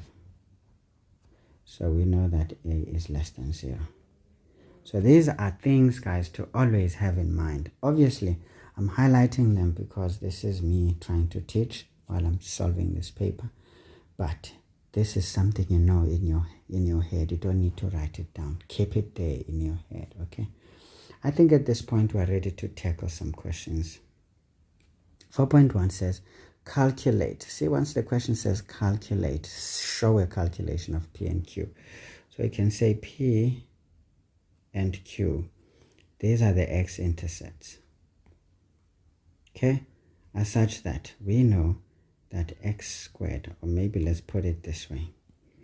Say h of x is equal to 0. Why do we know? Because these are the x-intercepts. Alright, so this implies x squared minus 2x minus 3 is equal to 0. We can factorize this thing. We saw that we did it already, but we have to show it again. You can't say, I already did it there. No one asked you to. Now you are being asked. Please do it simply. Don't be stubborn. So that means x is 1 minus 1, or x is 3. But now this is p, this is q. Now, we can say therefore p is minus 1 and 0,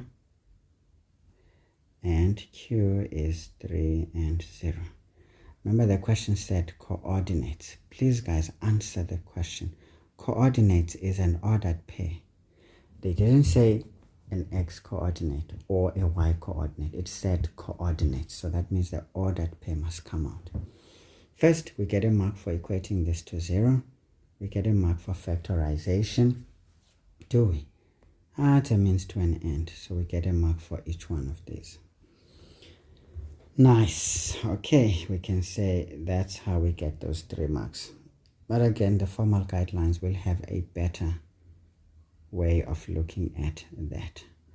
I'm not really interested. Find the coordinates of t. So we know that t is given by minus b over 2a is 2 4ac minus b squared divided by 4a. Again, if you don't know this, I don't know where you come from, and I will not come to there. And in fact, please don't invite me into that place, because it's a place of people who do not know what they are doing. Nah, I don't like to be in such places. Those are places that are for people who are trying to die, okay? And I am not trying to die, although I will die someday. But I will die with a fight, okay? It's going to be a serious fight. before I actually die. All right, so therefore our t is going to be the things. This is 2 divided by 2, it's 1. This is minus 12. Minus 12 minus 4, this is minus 16. Minus 16 divided by 4, it's minus 4. Nice and easy, okay? So this is it, guys. You can still do what you do. Calculus, first derivative equal to 0, solve for x, and then we take that x value and substitute into the original. This is just to spice things up. You know, Moss, this guy is forever innovative. So this is a mark, this is a mark, there's substitutions.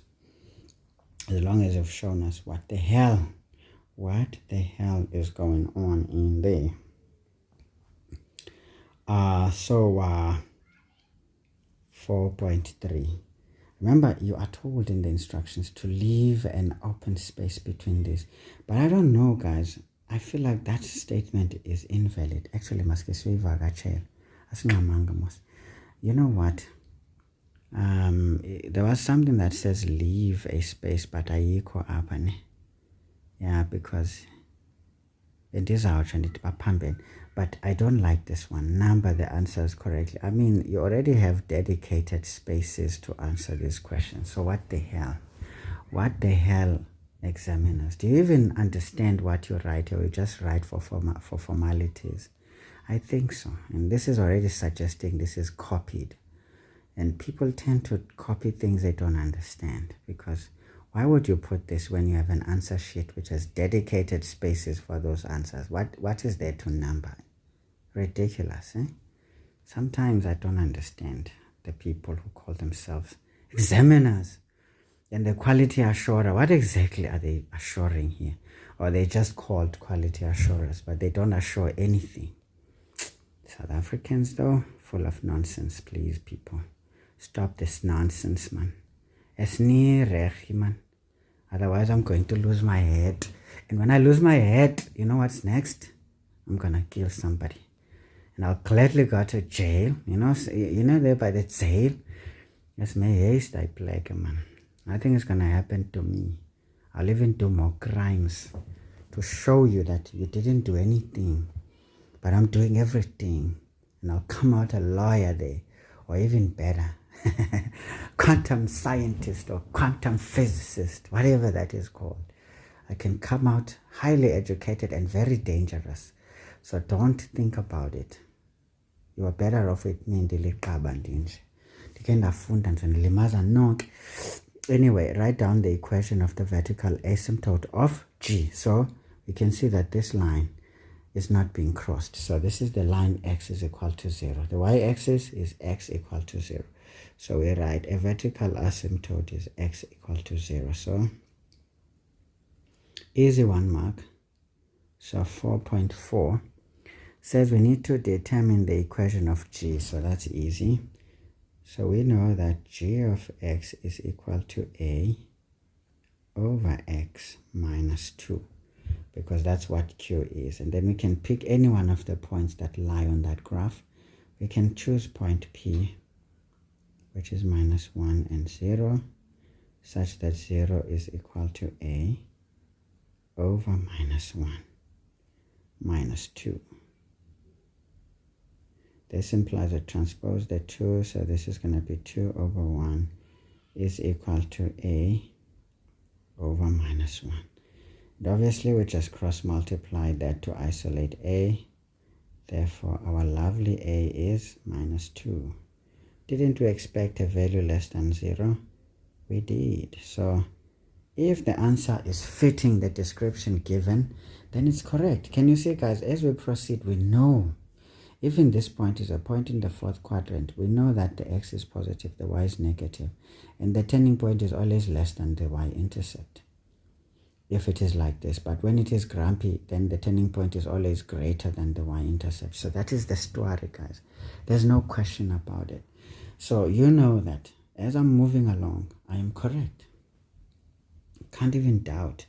So let's see, this substitution there is important, and that substitution of the point is important. And why? back to find G not lento lendins up. So this implies that A is like this. We can say therefore G, because we were told to determine the equation of G, is equal to minus 2 over x minus 2, and that's the answer. Okay, sometimes I talk too much and I lose focus, and of course this is the answer right there. But obviously, guys, does it really make sense? I think finding A is more sensible. This equation must be there, yes, but it does not necessarily get a mark. Sometimes that's the story of our lives. Okay, let's go on. 4.5. We are told, is G a function? We need to motivate our answer. I mean, this is a hyperbola. So we can run a test here of a vertical line test. We can just draw any vertical line through G, but we make sure that this line is perpendicular to the x-axis, and we can break it up to show that this is just a test line. All right, so we can just say this is a vertical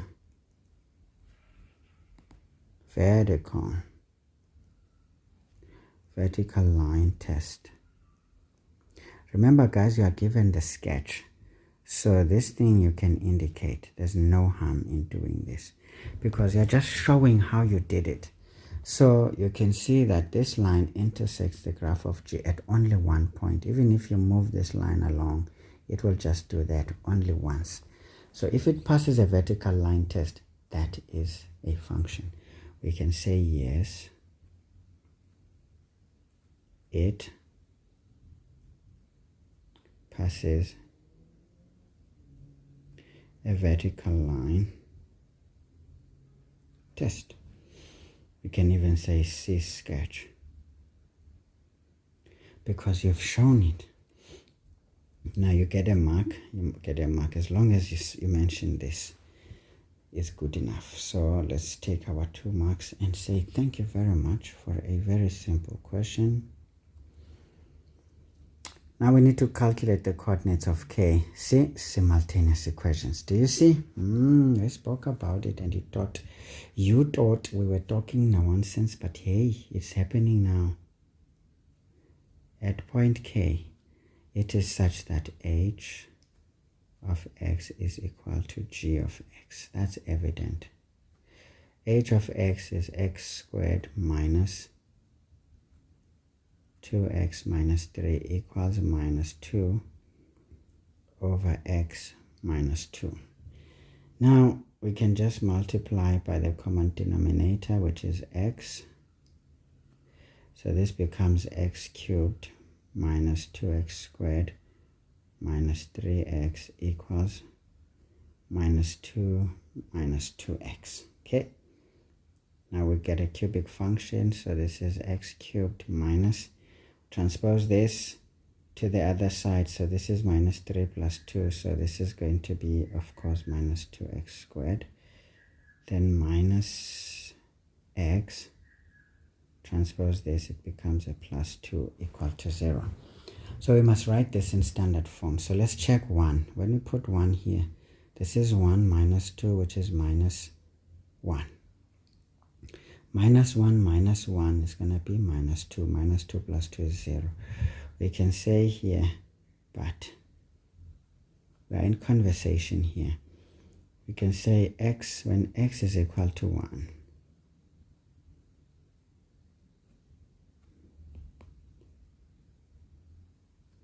when x is equal to 1, it is such that we've got 1 cubed.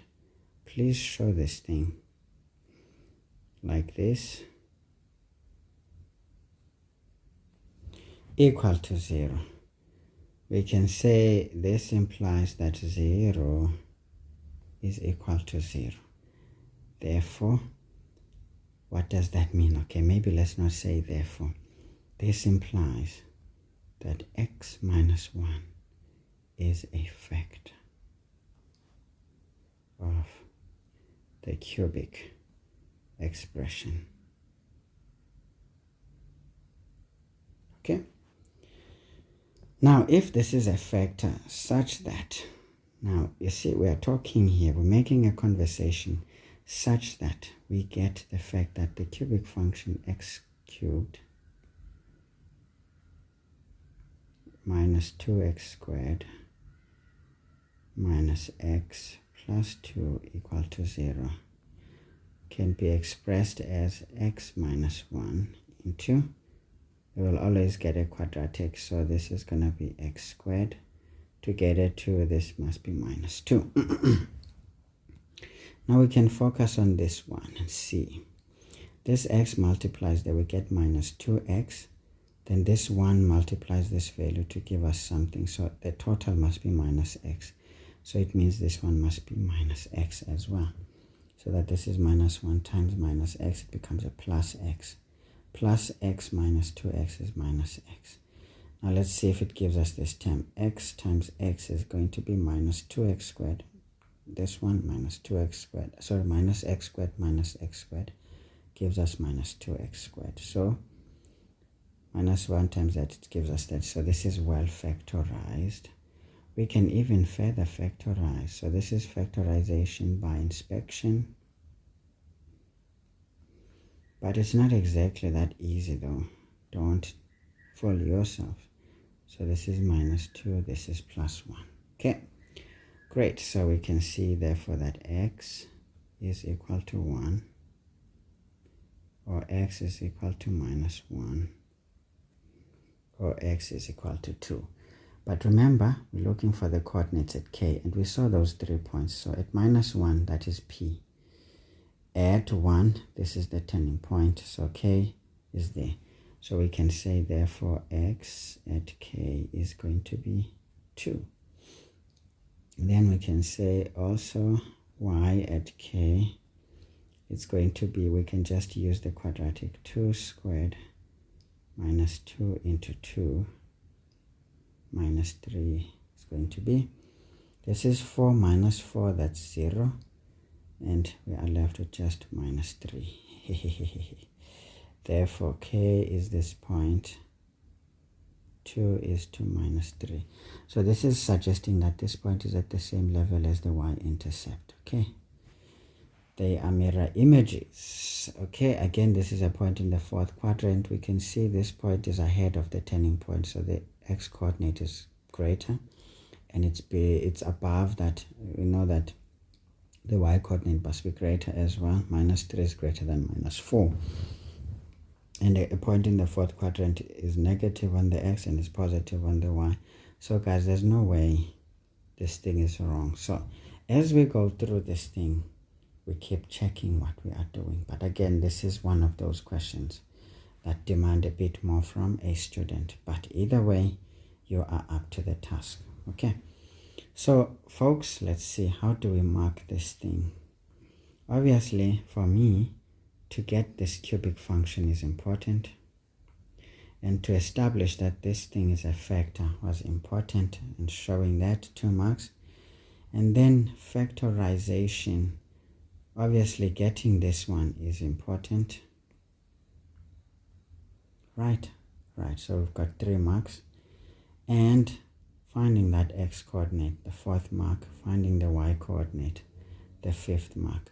Obviously the question said coordinates of k, didn't say x or y, so you need to show the coordinate pair, even though it does not get a mark necessarily, but we have our 5 marks anyway.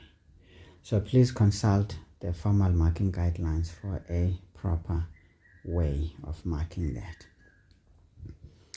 Now we need to find out for which values of x will g of x be greater than h of x. So this is 4.7. Okay, so we can look at the graph and say, okay, let's check which regions will satisfy this. We need g to be on top of h.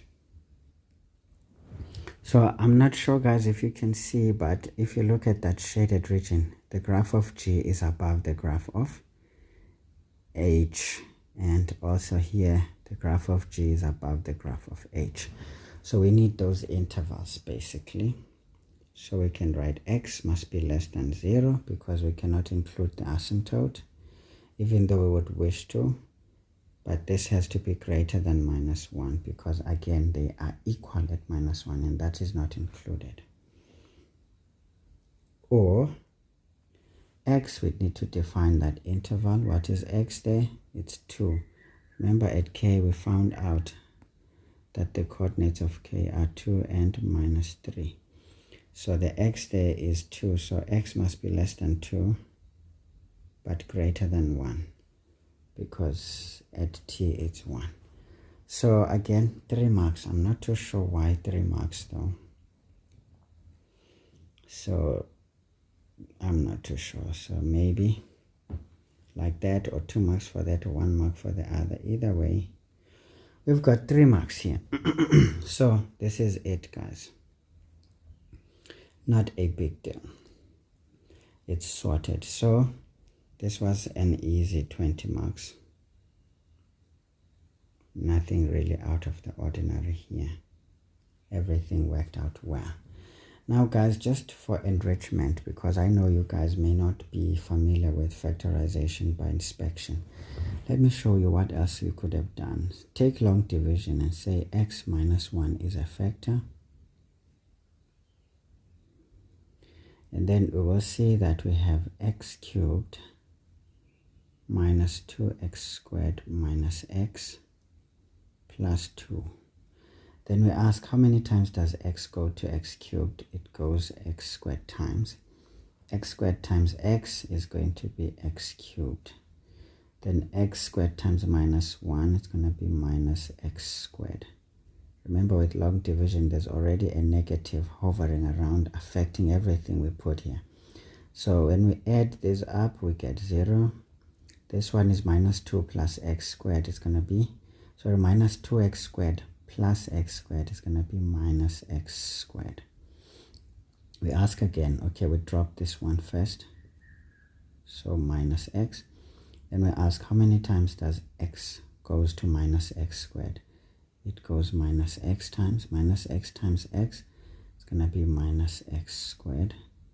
Minus x times minus 1 is going to be plus x. Again, there's a negative hovering around over there. So when we add this up, this is 0. So this is minus x is going to be minus 2x. Then we drop that. Plus 2. We ask again, how many times does x go to minus 2x? It goes minus 2 times. Minus 2 times that becomes minus 2x.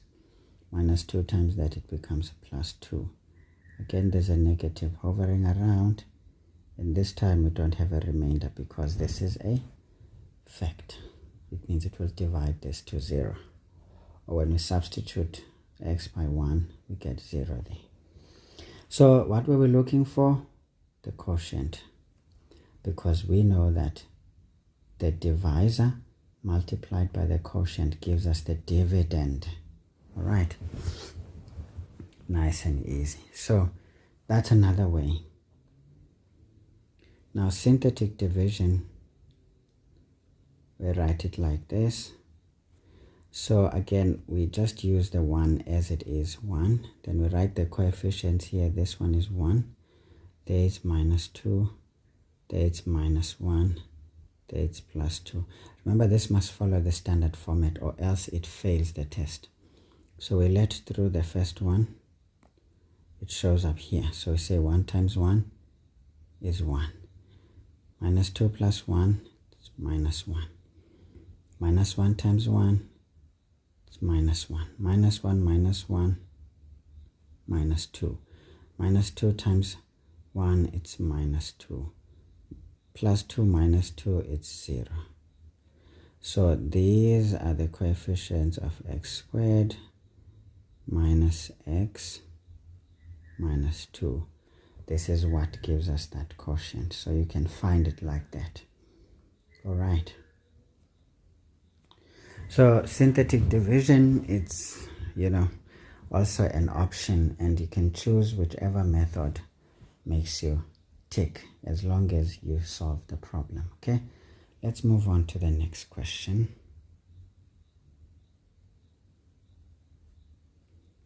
Question 5. Now question 5 says the following graphs are drawn. F of x is a straight line graph, but now it's restricted. So it means this lower end here, not really straight down, looks better. Okay, so we can break this up because they're not really a big deal.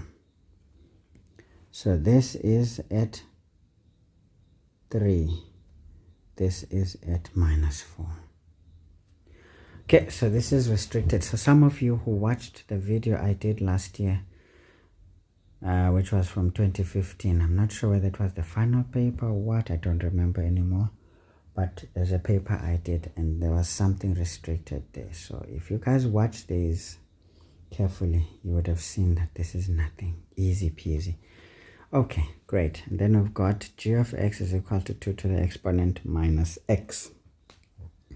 And we can see that the base here is less than 1. And how do we show this? This is 2 to the minus 1 all to the exponent x. We always attempt to show exponents as positive numbers, even if it's a variable. So this is as good as a half to the exponent x. Can you see? A half is less than 1. So we know that when the base is less than 1, the graph is decreasing, and it's doing it. And this is a non-shifted exponential, so this is going to be exactly at 1. Okay, so we can look for the x-intercept of this graph and its y-intercept. Obviously the y-intercept is the constant, so that would be 3. Now here, when we make this 0, we transpose 3, it's minus 3 over 2. So this is 3 over 2. Okay, so maybe let's write it black. Okay, so that's the story. So guys, be able to just do basic stuff, because this is the origin. I'm not sure why it is not indicated. I don't like sketches like this. Anyway, doesn't matter what I like. Let's solve the problem. So what are we going to do? We can just deal with the questions now. We need to calculate the x-intercept. Remember, an x-intercept is a point. So this means it must have a coordinate pair, x is to y.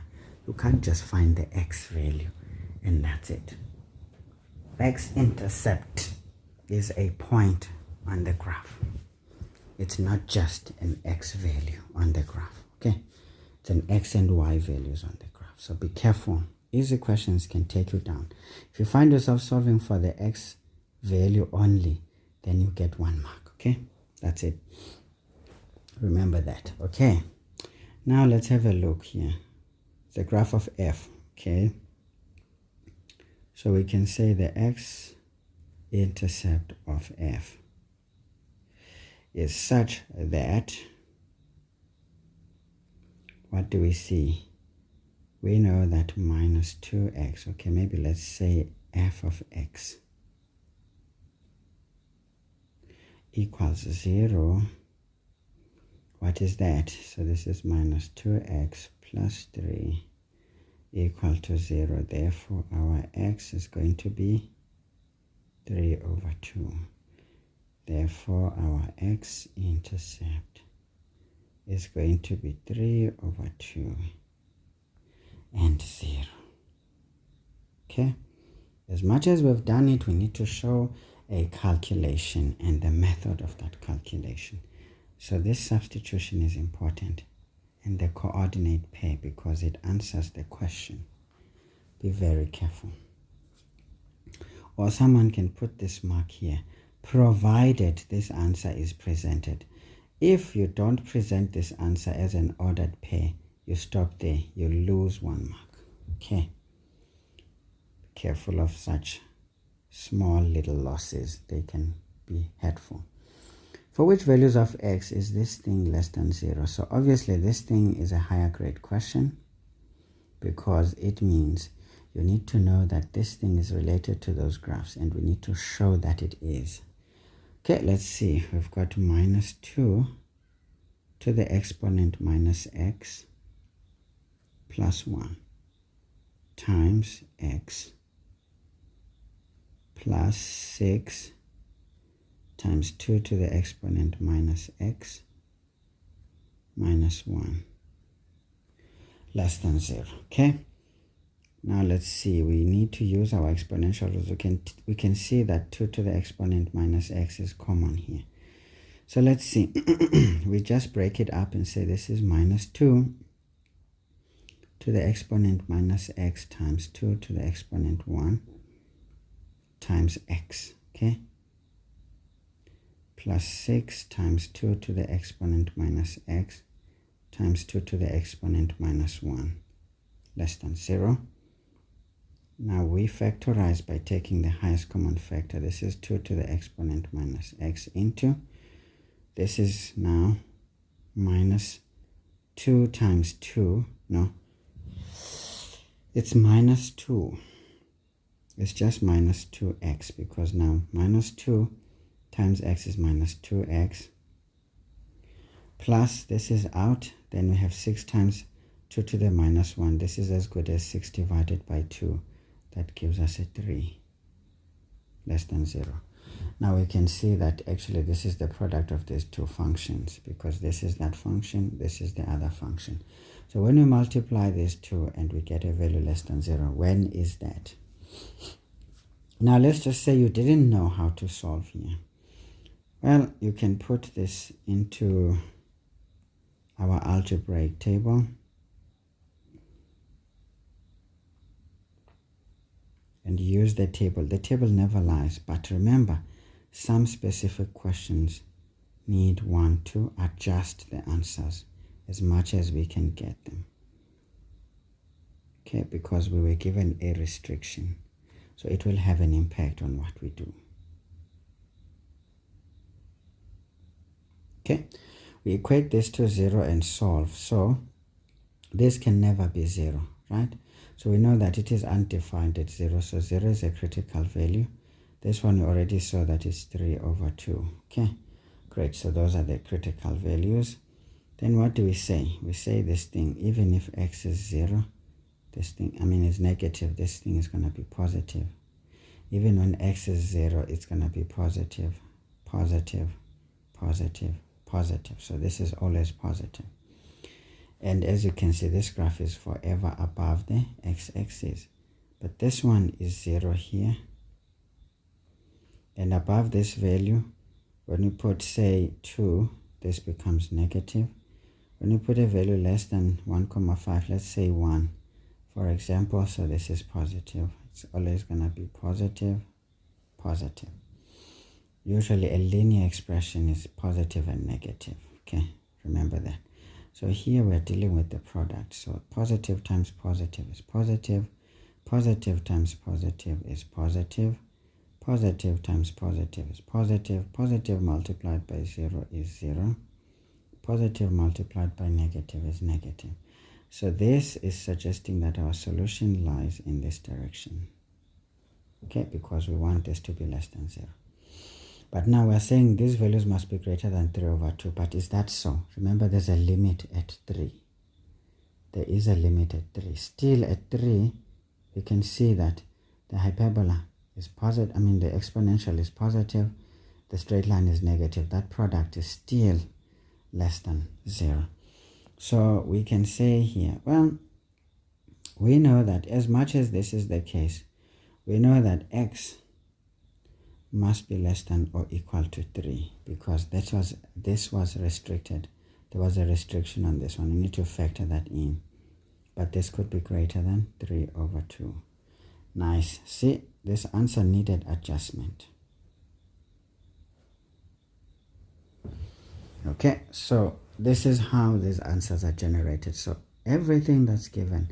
So this is definitely a higher grade question indeed, because you can't just walk through it. See, the algebraic method only gives you one answer. You need to combine with what was given. Let's look at the graphical method. Graphical method, this graph is negative over here, and it's positive over there, and this one is forever positive. But this graph is going to be 0 here at that value. I don't know what I can choose. This one is 0 there. Okay? So it's a circle there, but at 3, we know that this is included. Because when x is 3, that one is positive, this one is negative. So that product is still less than 0.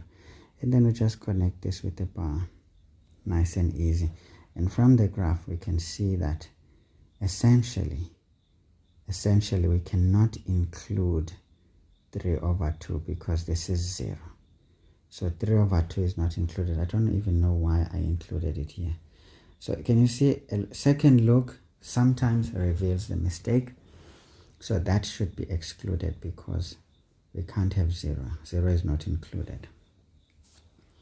So now our answer is perfect. So be very careful, guys. I already wrote the right notation, but then I wrote the incorrect notation in the answer. These are mistakes that are common to mankind, and they cause a miserable death. So we get a mark for this and that. Okay, 2 marks, definitely.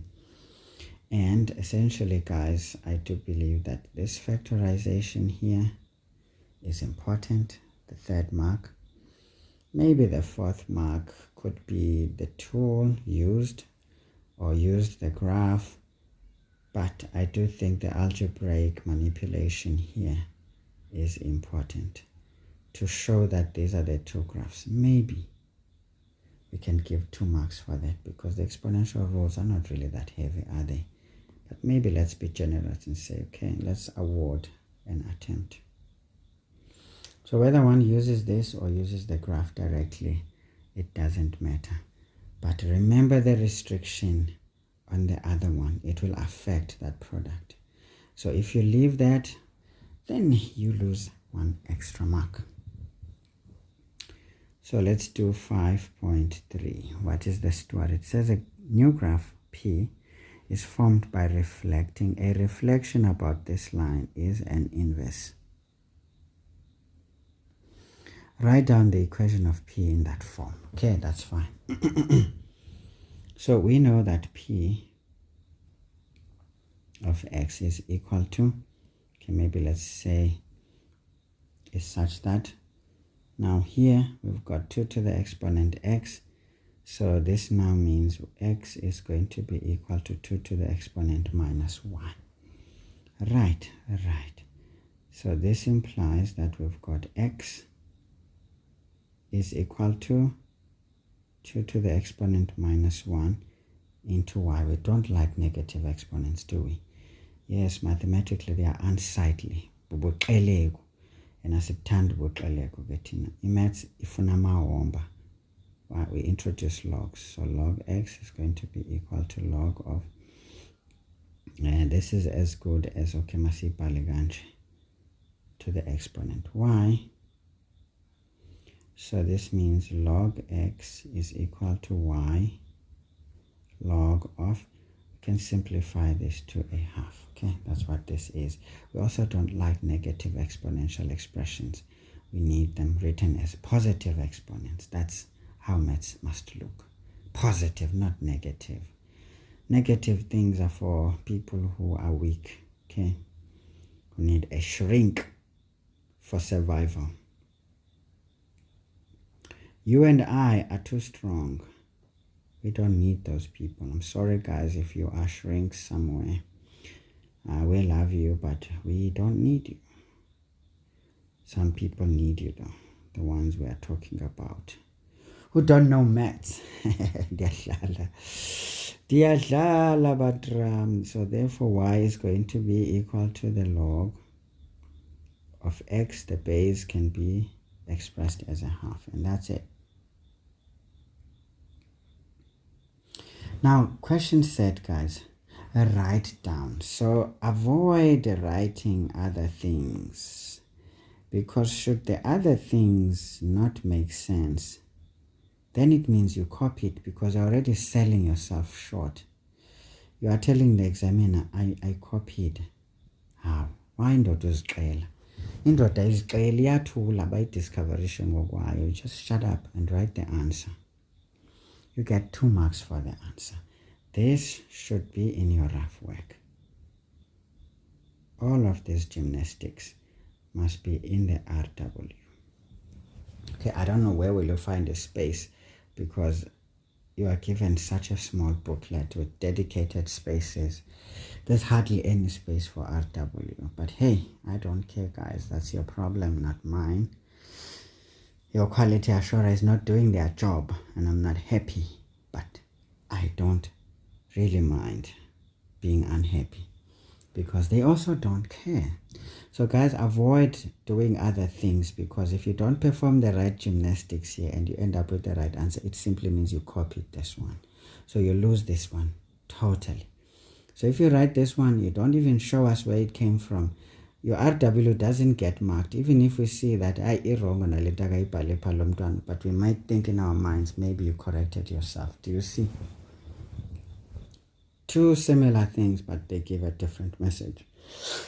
So be very careful, guys. In the answer sheet, you do some things that don't coherently, or let me not say stupid things now. If you do things that are not coherent, it means something is not right. Okay, easy 2 marks there. The question said right. Now write down again, you see the range of the inverse of f. Now remember, what is the domain becomes the range in the inverse function. So we can just write this in terms of y. So y must be less than or equal to 3, but greater than or equal to -4. That's it. You write it like this, you are done.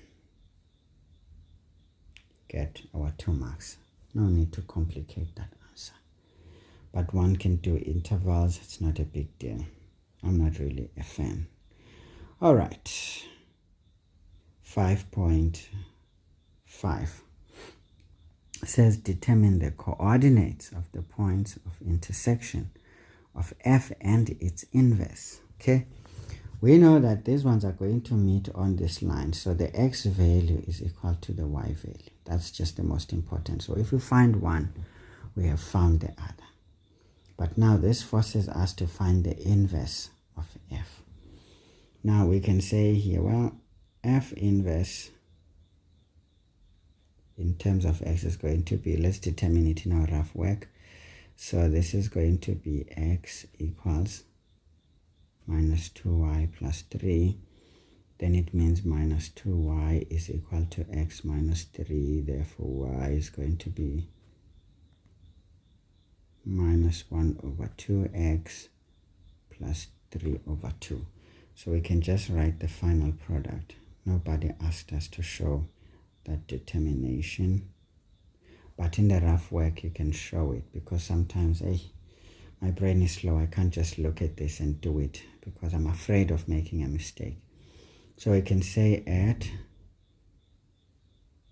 point of intersection, right? You can say POI. Remember, this abbreviation can be the point of inflection, can be point of intersection. Be very careful to introduce it before you use it as such.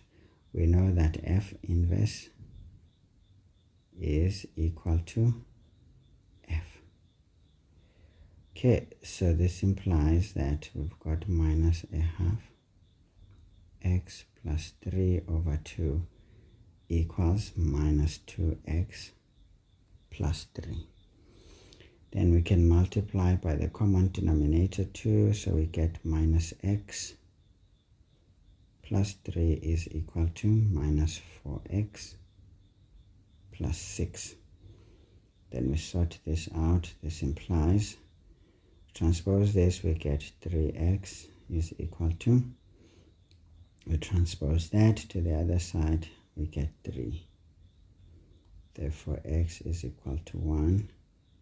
Therefore y must also be 1, because we said these ones are going to meet in this line and x and y are the same. So we can say therefore the point of intersection, because remember that thing said coordinates, is 1 is to 1. We need to show the ordered pair, even if it doesn't get a mark. So first of all, getting the equation of the inverse is important. That's the first mark. And the second mark is actually equating the two and for that coordinate pair. Nice and easy. So guys, this was an easy 13 marks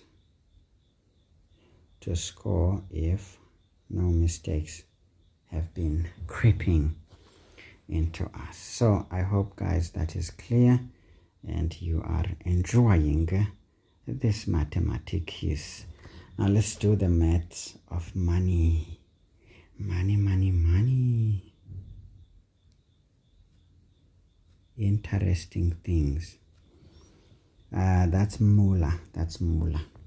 Okay guys, I'm going to publish this memorandum in the description together with this question paper, so you can already create some booklet, question papers, and some elaborate memorandums if they are elaborate according to you.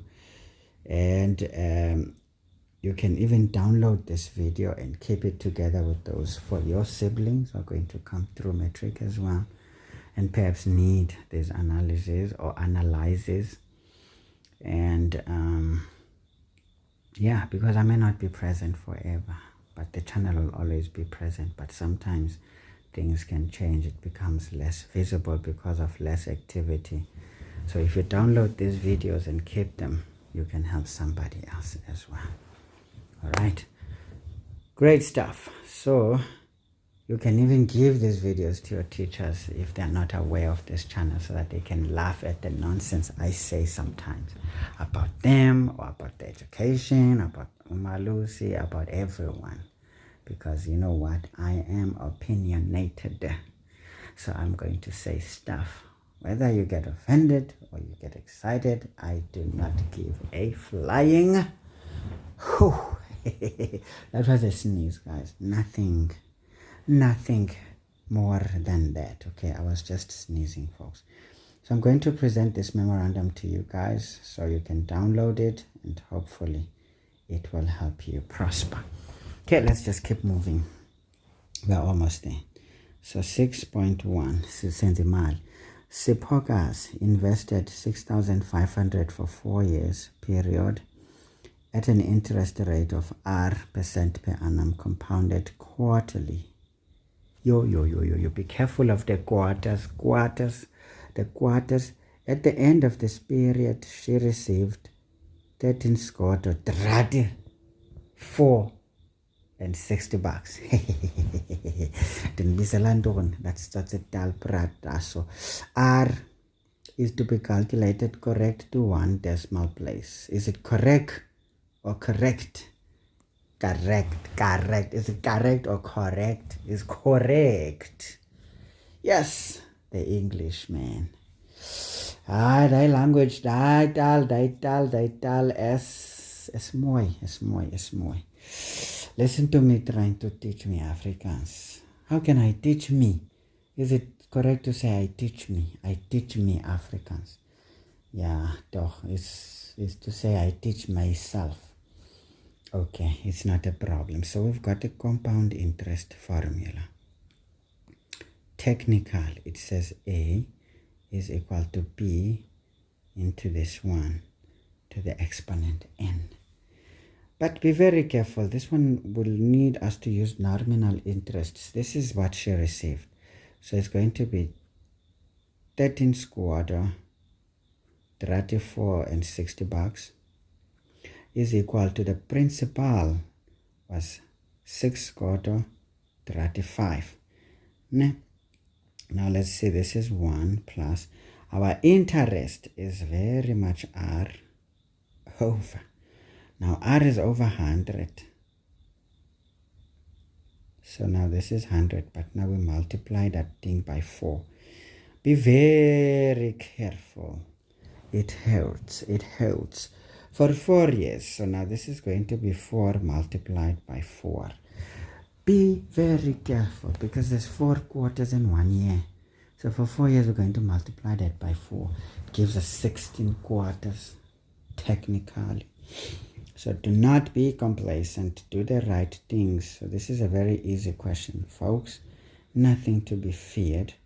So we simply divide these things out. Now I'm trying to think. The best way now is to showcase that this, I want to isolate this. So I can just write it on this side and say I've got 1 plus r over 34, right? Yeah. All to the exponent 16 equals.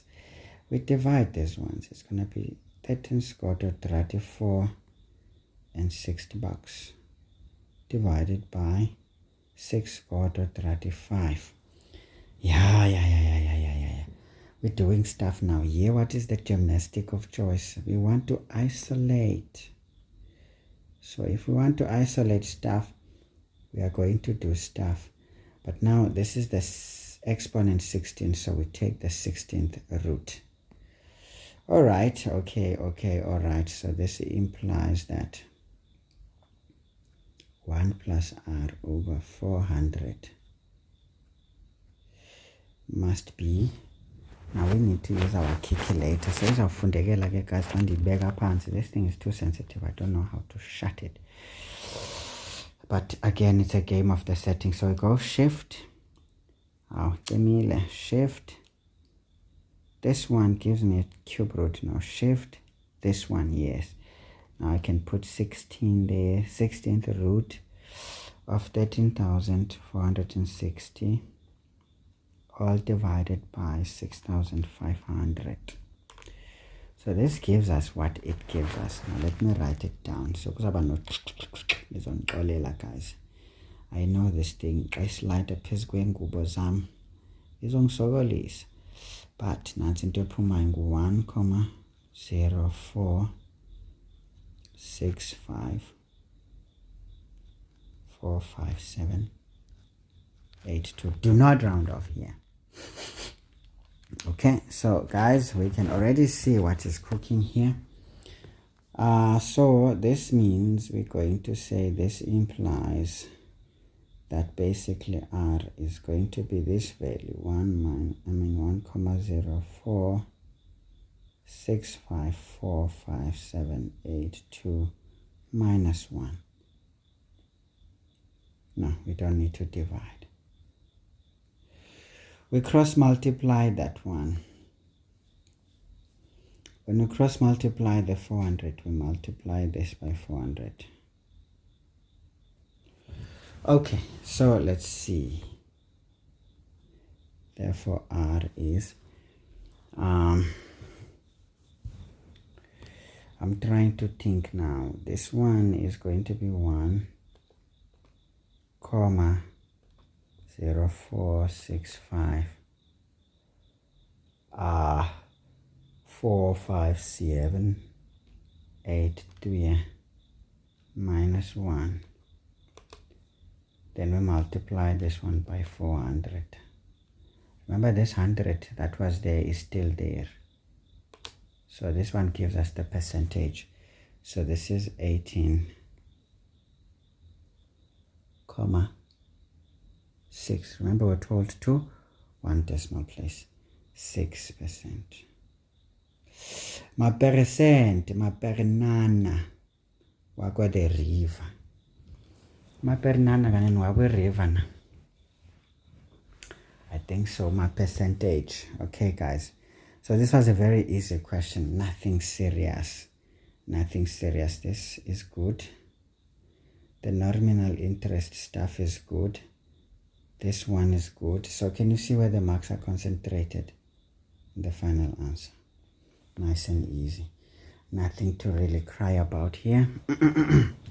But something to destroy as soon as you see it, okay?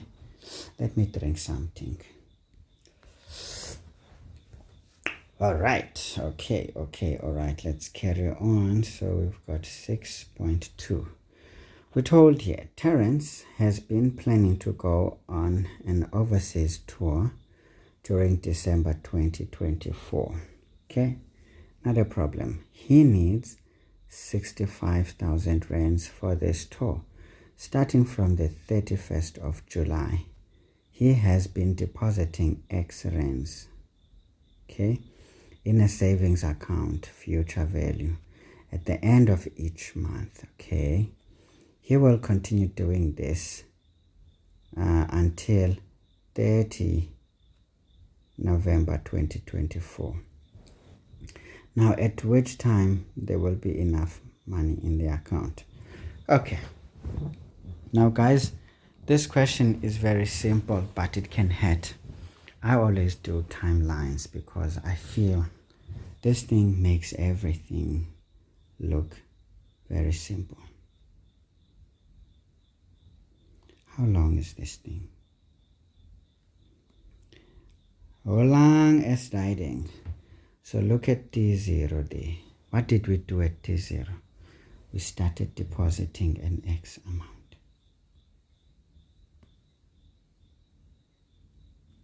Okay? And we still deposited an X amount at the end. But now now we look at these months. From July, right? We're going to have how many months now? So Sabano, July, Masisiti, August, September, October, November, December. So that's like 5 months now. Okay? Extra. So we've got 5 months. Then we add another 11 months. So 5 plus 11 gives us 16 months. So this is going to be T16. So now T1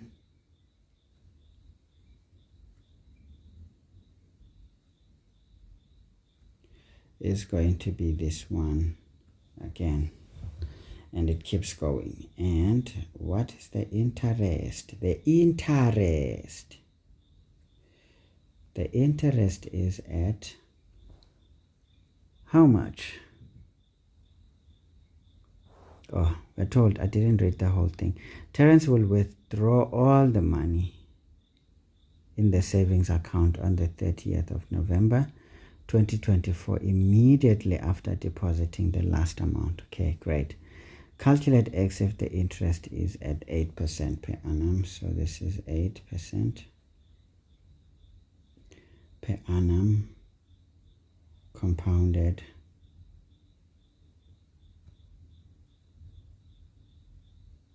monthly. Okay, great. So this is the future value annuity thing.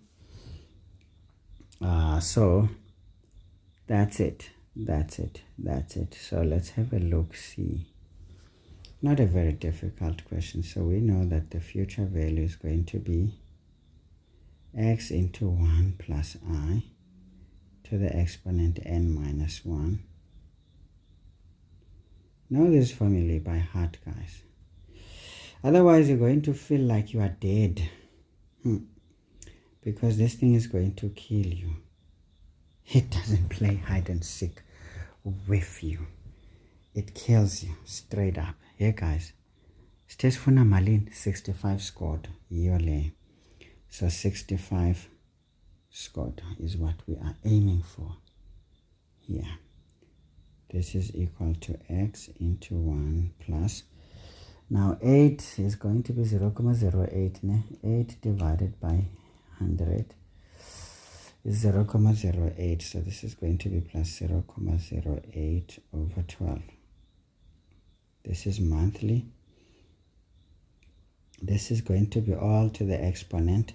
Now be very careful, guys, here. What is going to happen? We have an extra payment. It's going to be 17 here. Minus 1. All divided by 0.08 divided by 12. Okay, so we want to isolate x. This implies that our x is going to be 65 squared into 0.08 over 12, all divided by the big bracket, 1 plus 0.08 over 12, all to the exponent 17 minus 1. Therefore, x is, let us see, what is this one? Okay, so again, if you don't remember, you just take the last, you subtract the beginning, and then you add 1. That's going to be 17 tenths.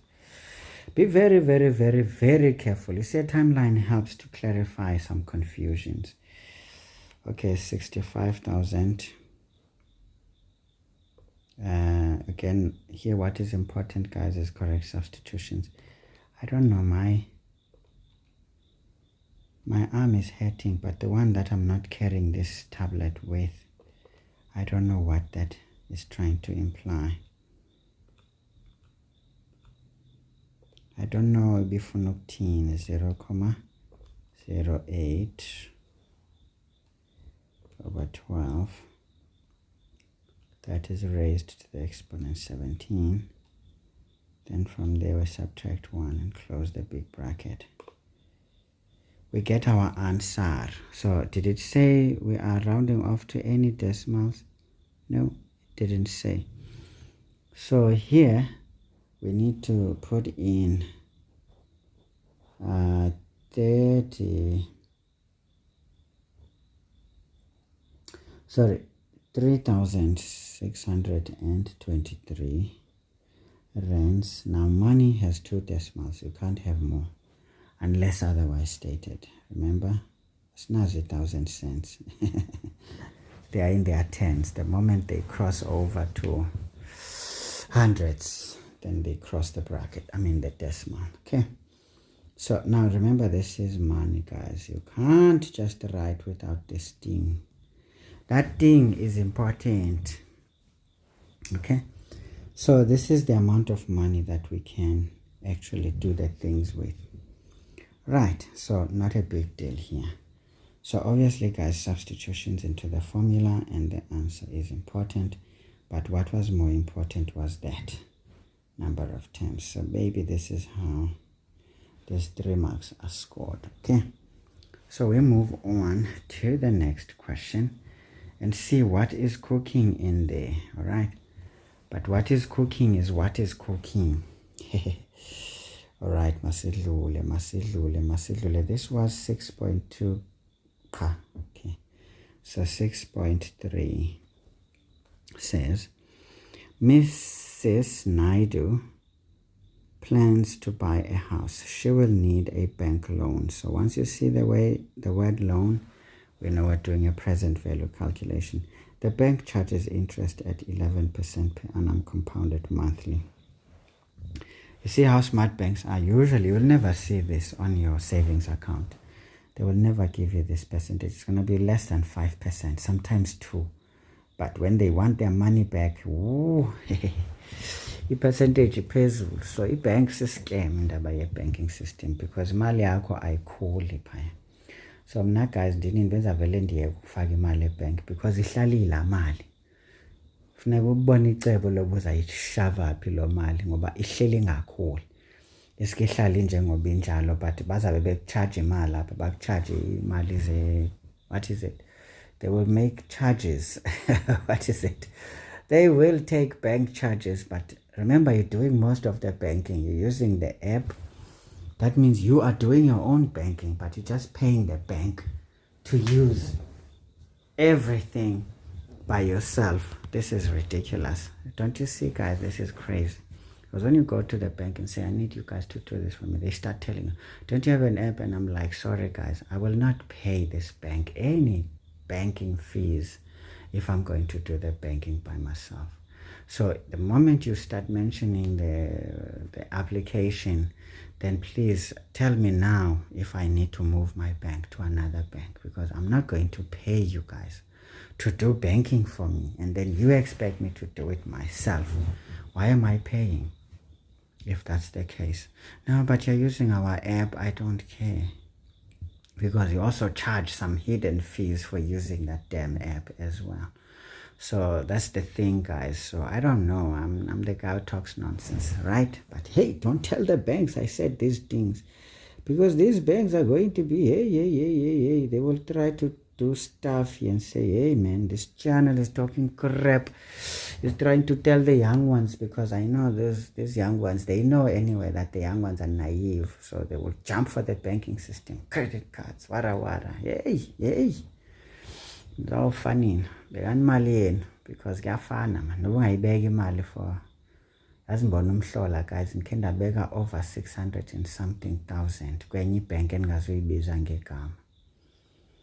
Yazi interest endiyithola pha sisithuko guys, like it's an insult. I call it ula mali. I get less than 5,000. And I'm sitting and thinking, hey man, le mali ndiyibekelani kanti kule bank izibe ngaka kanti ayizuzala nix. Hayi bafethu angeke xa uthi uyayibala i-percentage nayo labantu bakunika yona. Xa uthi uyayibala le mali babe kufanele iyimalini ngenyanga. I should be getting over 12,000. But I'm getting way less than half of that as a growth on my money sitting there. And all they do, they charge. Kendaba nenye credit nakhona kula bank i-1. La credit ndoxelele amount yakhona around this time last year ibisithi 72,000. But you won't believe it's at 79,000 namhlanje. Hey kwathi South Africa lelinye ilizwe bafethu nizobona umhlola nina ndiyanisizela. Iwasi nina nibona nokubona izinto.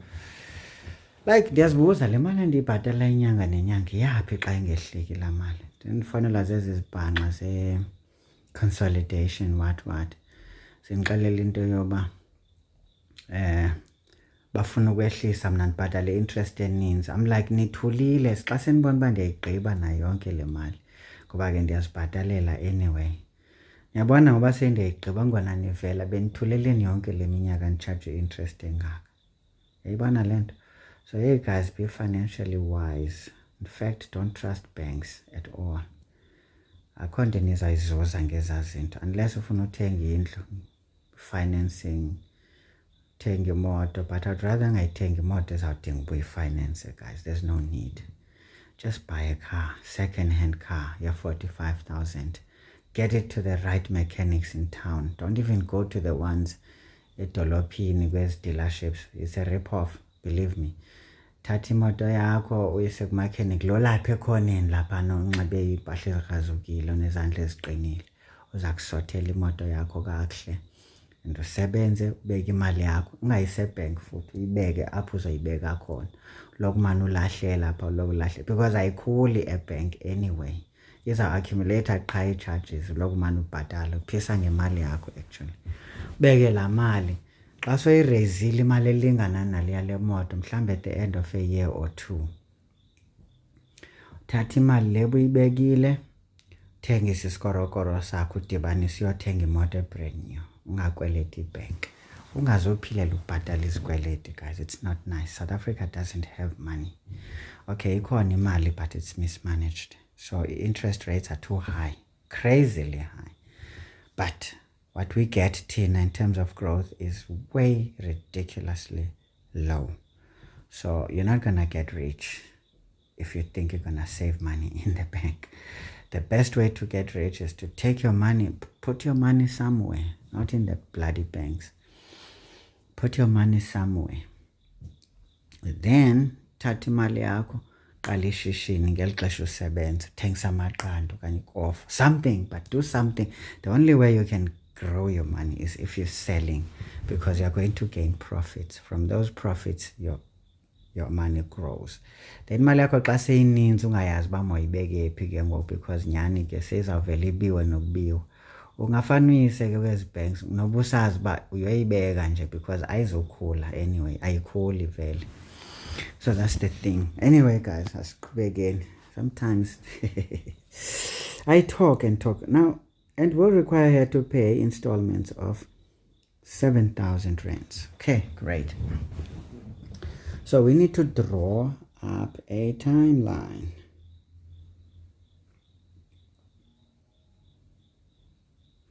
So timelines, guys, I find them useful. At term 0, she's making this borrow. She's making the borrow. Is there such a thing called making the borrow? She's borrowing, man. Yay. This one is borrowing. Mrs. Naidu.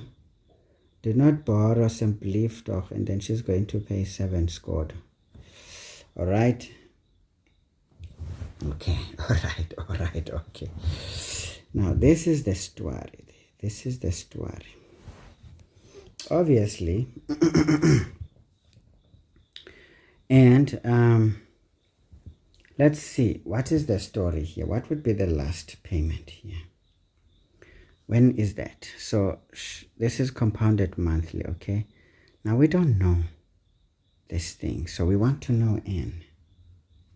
So this is Tn. And obviously we know that, well, at this term we expect to be paying the same amount, isn't it? Of course, it will depend on what n is. If n has a decimal, it means the last payment is not 7 squared. But if n is a proper integer, it means the last payment is going to be 7 squared. Okay? So remember that. So this is a very simple section. I don't know why you guys say this is difficult. Anyway, nihlala nikhalela into engekho prof nina ndiyanazi nimane niva abanye bethetha into engekho nani bese niyilandela. Yo, financial maths is difficult. Nini qale nini guys. Le nto lena was even done by standard graders in our time. It was not even part of higher grade maths. It's too weak. It's standard stuff. Anyway, let me not talk because I know you guys are going to cry. And as you cry, you're going to irritate me. And I'm going to get angry. And when I get angry, I feel like they said, no get khuluwa. All right, masiyeni ke bafethu 6.3.1. The question says, how many installments of 7 squared will Mrs. Knight have to pay? Let's see. Now remember, this is specific 7 squares. That means if we see a decimal, we will ignore the decimal. We're not going to round off, okay? Because this is not just number of payments per se, but the number of specific payments, meaning 7,000 rands payments. Because we said if we get a decimal, it means the final answer. The final payment is less than the 7,000. But now we're not counting the number of payments. This is why we're not going to round off to the nearest integer. But we are going to focus on the whole number that we get, because that's the only one that says we're going to do full payments of 7,000 rands. All right, so we know that the present value is going to be x. This one is inverted slightly. It's 1 plus I to the minus n all divided by I. Easy stuff.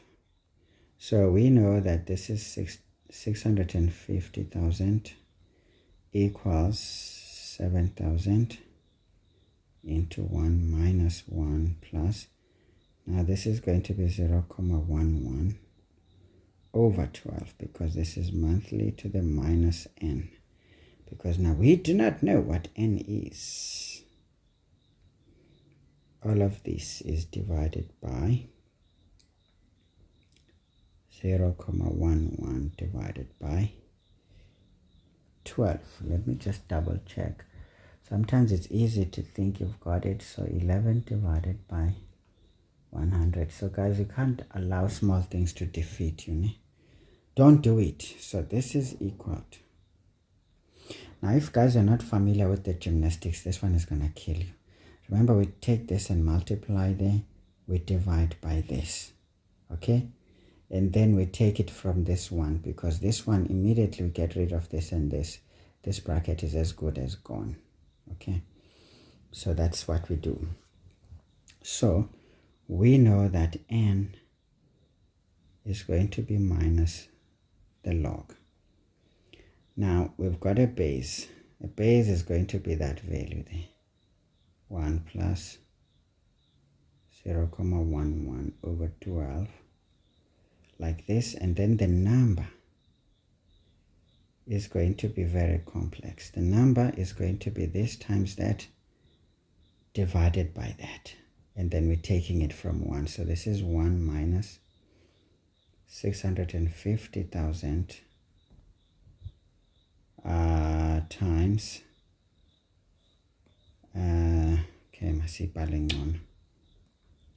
So this is going to be 650,000 into 0.11 divided by 12. All of this,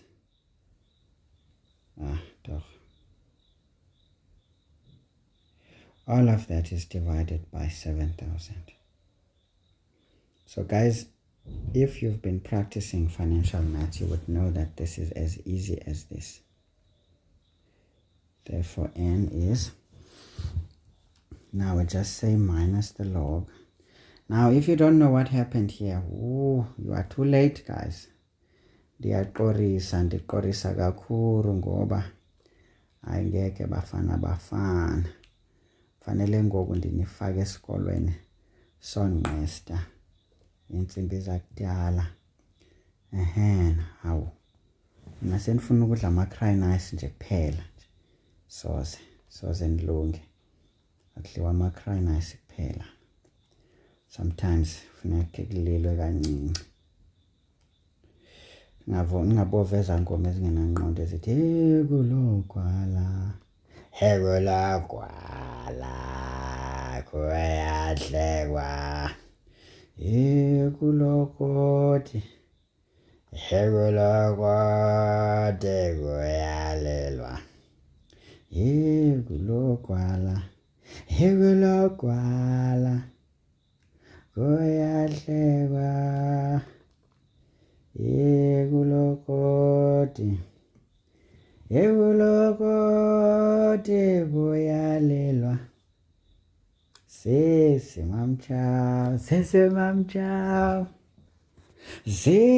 mali yam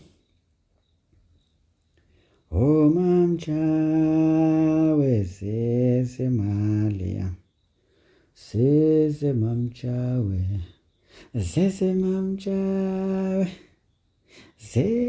mali yam oh mamchawe sese mali yam hekulogwala kuyahlekwa hayi kulokoti kuyalelwa. Can you see, guys, we're getting a decimal. So this suggests that these 208 are full 7,000 payments. This one is smaller than that. That would be the last payment. But now the question was specific. How many of these 7,000 installments are going to pay? You can say, therefore, 208 7,000 installments. Installments. Installments will be paid.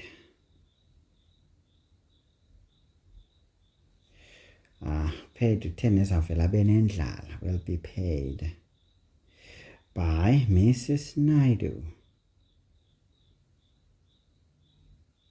Okay. Answer in full mntwana esikolo, ungazosibhalela iTelegram apha. Asiyazi loo nto thina, sayifundisa nokuyifundisa.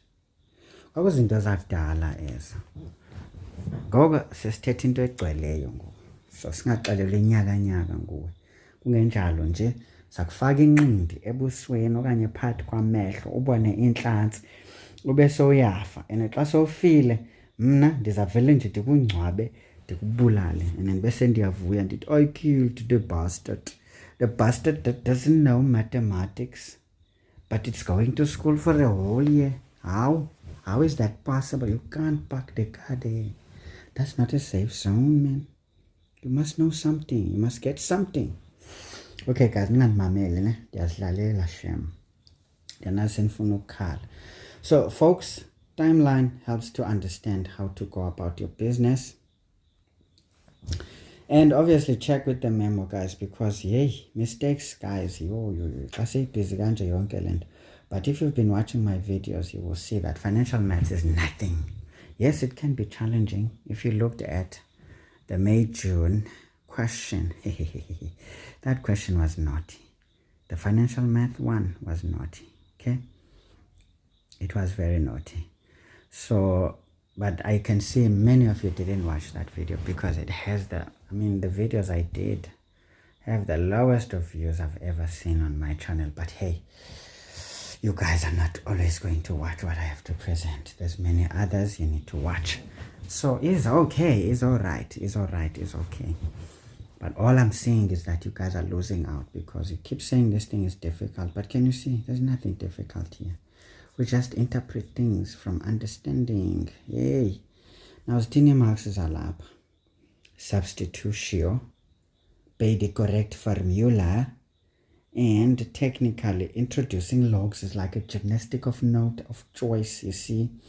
And essentially getting that answer there, that's the 3 mark there. That's the mark 3 there, marker 3. Is that correct? Is that correct? I don't understand Afrikaans. I cannot write. But I am trying to teach myself to speak Afrikaans. But you see, this language is very difficult because I didn't learn it when I was very small. Now I'm very old and my tongue is tired now. It cannot try anymore. I can only try, carelessly, but in a more focused way. It's difficult. All right, okay, all right. Sigqibile 4 marks. Siqedile, re tsetetse. Le haeba e ka hlaha hanyane fela, re tla itsetela hape. Hobaneng ha re tswafe rona. Re bana ba ntate ho kgothala. Re bo kgothatso mabitso a rona re le bangata tje. Ha re yeng he. Ngithi phela thina singabantwana bakatata ukhuthele okanye unokukhuthala. Singokhuthala thina singabo nje abantwana bakhe. Unokukhuthala bangumama okanye utata ukhuthala. Hey, umuntu ongitata nantwa ngubani? Akathiwa kuthiwa ngono. Unokuba umuntu ongumama. Right, re bana ba mmakgothatso, re bo kgothatso, ntho tse kgothat ai a se siye ha re botswa re tlo tlwela gona mona. Singokhuthala abantwana bakanokukhuthala okanye nokhuthala, right? Xa umuntu ongutata sizoyithini ke ngokulento? It's difficult because abantwana badle ngokuthiyelelwa ngotatabo, ne? Ikakhulu bathelelwa ngonina. Xa kuthiwa ngunovula ekhaya, umntwana uzoba nguvula ekhaya. Mama Katleho, which means Mpumelelo. Mama ke nguNompumelelo. Then umntana wakhe uzaba nguMpumelelo, which is Katleho, right? Right. So injalo lento. So ke ngoku masingasayichaza ngoba hey sesizoyimosha. Ithi ke ngoku calculate the final payment Mrs. Naido is going to pay. This one is beautiful. Now you see, folks, the final payment, we just use the present value, but we will use this decimal there. So the final payment is just going to be P equals X into 1 minus 1 plus I to the exponent minus N. Be careful, that N is the remainder, the remaining don't. So this is going to be I. Maybe we can just say final payment FP. Masingabhali into ezisinaks. Otitshala bendiyabazi banjani, yo. Bye. Okay, masingatsho banjani because bazobexelela uba kodwa le formula njengoba injalo. Why must I, guys? No, man. Hey, nina kodwa nitithwa ngabanye abantu, ne? Hayi, masibayeke nabantwana benkosi. Bathitsha loo nto bayixelelweyo nabo imigaqo-nkqubo. And yet imigaqo-nkqubo ayifani nemiyalelo. Andiyazi loo nto noba niyayazi na. Rules are not suggestions. Guidelines are just suggestions. Please stop treating them like they are rules. It's not the case. So the remaining tontons there is going to be the decimal, right? 0.7788941. Ibhali njengoba injalo umntwana esikolo ngonqeni. Akukho xesha lamavila. Bomabutswa ha ba hlokahale mona. Ha ba fela o botswa o tlo ikutlwa. O tlo kopana le enngwe ntho. O tlo utlwa eka wa shwa ke o jwetsa. You can say therefore the final payment is equal to how much?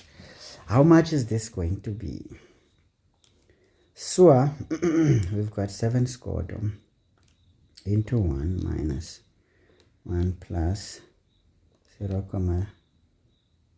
en divided by 12 to the exponent minus, now we write that thing as it is, minus 0, 7788. How is 9? 9, 4, 1. Hey, sekutheni ngoku ingathi mfana wami suyaphapha.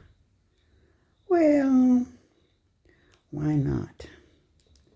Xa kufika ixesha lokuphapha, hayi namani khe ndibe yintaka nje, kube kayi-1 bafethu. Kunini ndingaphaphi? Hayi khona. Hey, hayi ngekhe bafethu, le mali iyaxoka noba sekuthiwana. Soze ibe ninzi kangaka. Oh, hayi incinci. Incinci kanene, 7 squared. Okay. So the final payment is going to be 5 squared, 34 and $8. Of course, to 2 decimal places. Were we told? Yeah, we were not told. So imali yona is always to 2 decimal places. Ayikho imali to 3 decimal places unless otherwise stated. Okay, so this is 18 cents. So incinci kunali yokwadi seninzi, but incinci kodwa kunaleya 7,000. So that means uzokwazi uyibhatala, because if bewazi uyikhupha 7 squared, hayi uzokwazi ukuyikhupha yonke le nto le. Then she can do it. Yo guys, ndinxamye nefoni yami, itablet yami idinga ukucharjwa ne. So funa nicinge ke ngoba ngizoyenza njani. Kitloyira byanongithweni. So yeah guys, it's like this. So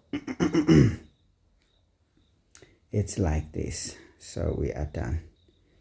Yeah, we are done. So that is the story, guys. So I am thinking, let me think. Is our calculations correct? Yeah, they are correct, man. So we've got 208 things there. So now we've got these things here. So that one is okay. It's all right. It's okay. So folks, let's leave it like this. It's not a big deal. So that would be our final payment using our present value formula. So let's see, how do we mark these things? 4 marks kanjani kodwa? 10 is by 4 marks. Hayi 10 ngathi khona into endingayiqondi ngoku. Sekwenzeke ntoni? 10 ngathi khona inyaka ke ngoku. Hayi guys, ndenze ntoni apha? Ingathi right nje. Ingathi right le nto lena. Qha ke ngoku ezothi 4 marks ingathi asigqibanga. 10 ngathi khona into endingayiqondi ngoku. Hayi wena. Yeah. Dilibele into yokuba this thing guys, actually ukhumbule le mali lena ayina interest ngoba yile mali eshotayo, then izawutsala yet another term ngabe singaxelwanga uba sobhatala ii-terms ezingaphi. So this is the remaining balance if you think about it. Now if soyibhatala a month later, iza accumulate interest for just 1 month. Yikes, this sucks. Okay, now must adjust into zethu. You see, sometimes a mark allocation can give you a clue. So guys, I don't know, but I feel like I've taught you everything. It's your job now, guys, to be wide awake. It's your job. Sorry guys, I'm gonna cough. Sorry. It didn't give me a chance to pause before that, so sorry for the irritation. So guys, this one will accumulate interest. Remember, this is the remaining balance without interest. So it just accumulates interest for just 1 month. Compound interest. So this one is to the exponent 1 because it's just 1 month. And that's it. So nansi into befanele basiyenzile because ndiyayicinga man 4 marks ayikwazi kaloku 3 marks change. So okay guys, if you interrogate izinto soze ungayibona mistake yakho oyenzayo masifake ke ngoku. So when you're making a mistake, you will always see. Because take a listen, take a pause, don't be in a hurry always, guys. That thing is not good. So remember, we didn't have a defined period, whether this is paid at once at the end or it delays, but technically what we calculated is the remaining balance here. It's not actually the final payment, because the final payment will accrue some interest, okay. Take a sibale ke bafethu again khona inyaka nje bese ifuna ukundistract ingxaki yamthetha kakhulu, so sometimes that plays negatively in that you take things too lightly. So again guys, I will warn you, do not see a simple question as simple. Be always suspicious. Just treat these questions like there's something amiss about them. 0,7788 9 4 1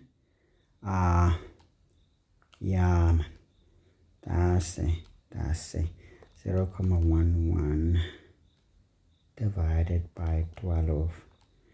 Okay guys, I'm hoping that you are enjoying these revision sessions with Ntate Motsamai. Itheni sahlala injalo nje? Hayi man, ndisaphinda le nto iyi-1. Yes, doch. Ndilibele ukufaka this man. Then ngizathola impendulo eyi-1. Hayi, bese ngixakiwe ngoku. Khona umuntu onithakathayo ke ngoku. This is witchcraft. Ayikwazi ufana kaloku, ifanele uba ninzi inyana. So yeah, yenyuka kancinci. Enyukanga nakakhulu kwathu. So this is 5,457 rands. Again, imali guys not 2 decimal places, so this is 75 cents. Seyigqibile. So the catch was this one, okay? That is important. That is important. That is important. Ne. So now singazimuva ke ngoku izinto. Omnye asondele komnye. Omunye phezu komunye. Ingomeni iziculayo bantwana ndini. Ndazi abazali beni bathini xa ngicula inyongo enje. Omunye phezu komunye. Nithi italente loo nto le. What is that? Hey, maybe sicinga kakhulu thina omadala bijani. Nanicingi kanjalo kodwa ke inormalize ubudenge yonke le nto. Anyway guys, so this is how this situation goes, okay? So we're going to pay 5,457 rand 75 cents.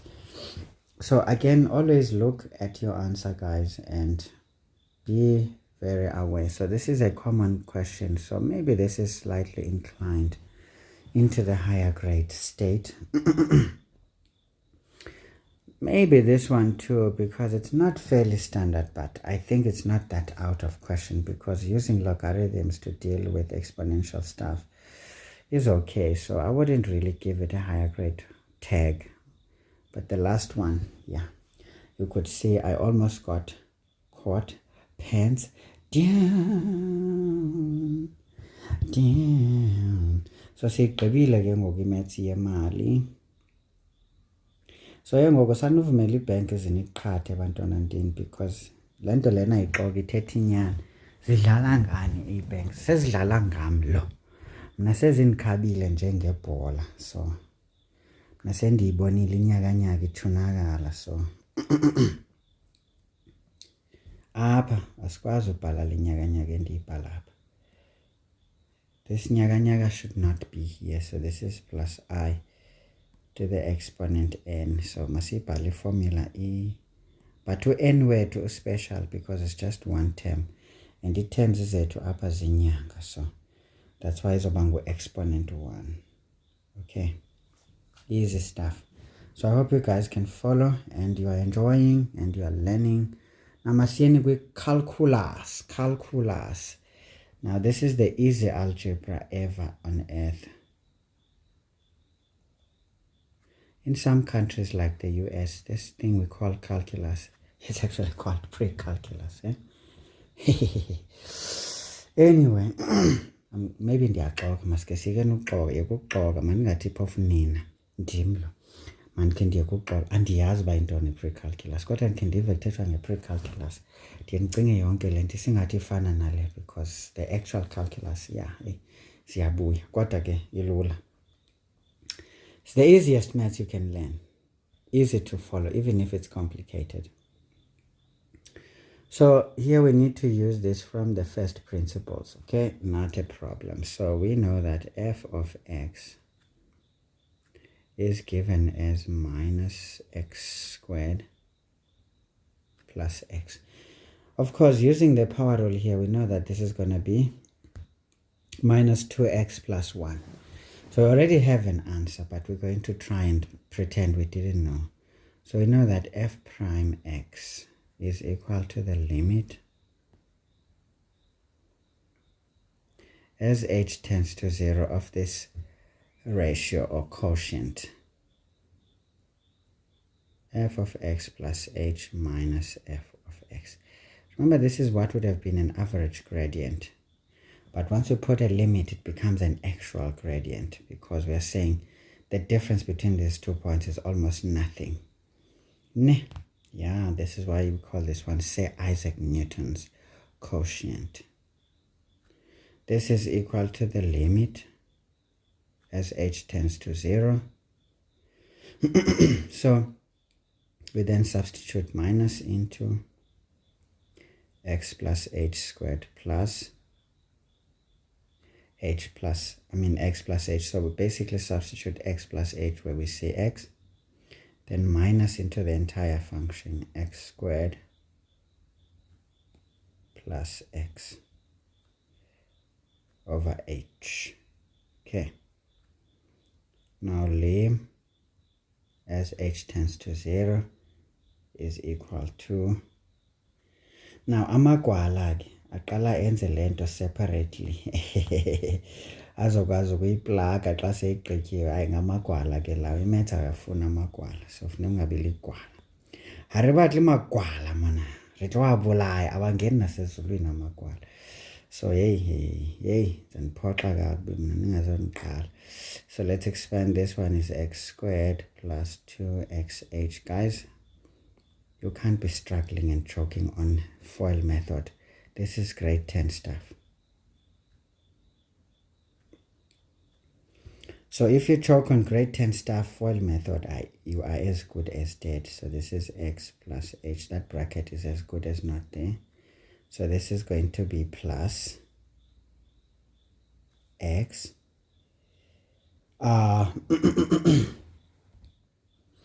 Ithe ngathi khona umshika-shika endiwubonayo nje. Kukhona sabo umshika-shika sabo something. Okay, maske siqhubeke, and then minus x. Okay, ingathi ziyasuka ezifanele usuka. I can see. Kebo uthi mashiya ke siye. Hayi kathi akujeta la elomoto ukuthi hayi akuyala sekusiye kakhulu kodwa usatokuchaya la. Empa yeke mjetiye la ukuthi hayi la nginawa ke hana konje. Hana sithini xa sikhuluma lesiphuthi lesi sithini la khana sibajeta lapha la khana ukuthi lathi sinato tatla ya sinato lathi titadla kampa sinato itadla sitobachaya lathi oje kutobonakala ukuthi kumphi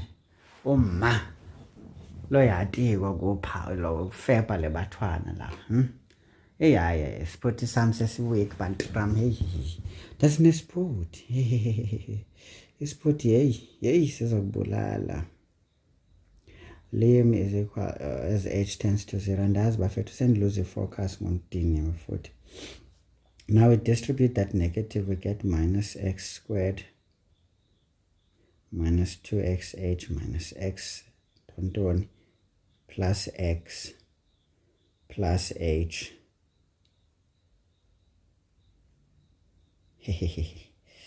Hayi, ingathi ndiqale ndathetha ngento ezidibene namagwala ngokwenzeka inyakanyaka endingayazi. This is x squared. Ayibese ndixakiwe uba umhlola munike lona esowenzeka la. Yabona ubugwala sometimes bu-right ne. Ingathi lobu ugwala sebu-right lobo. Because sekhona izinto ezithunakalayo. Yabona futhi ngoku sendilibele uba ndisothe out ndisasuka. So andisazidingi apha. Awusekho wena apha. Wena awukho la. Yabona ngoku ubugwala ndini bu-right. Yabona amagwala azawusinda. Azawusinda ngokulambisa. Ake thina ke singengomagwala, amakroti, amagorha, amakhalipha. Kuzawufiwa ke ba. So these ones are going to do us the honors. And give us a room, please. We are trying to cuddle here. So we cannot cuddle when there is someone holding the candles in this place. This place is for the cuddlers. But you, ngomancane, anicuddlish, ne? Sandiqhaba, ndineleqe, ndinibonisa uba ndinoyiki, uba nikhe nacinga uba nizakwenza loo nyaka. Now apha, sike siyibhale njengobinje, minus 2xh minus h squared plus h over h. Now we factorize. So don't be lazy, write the things step by step. It's important. What is this one? We take h as the common factor. Right. So we get minus 2x minus h plus 1 over h. Now we can say, leave us alone, please, or try to find yourself a hiding spot in there. So this is minus 2x minus 0 plus 1. So this is equal to minus 2x plus 1. We already knew the answer, but we just needed to bring it from the ground. So we can make a conclusion that this f prime of x is like this,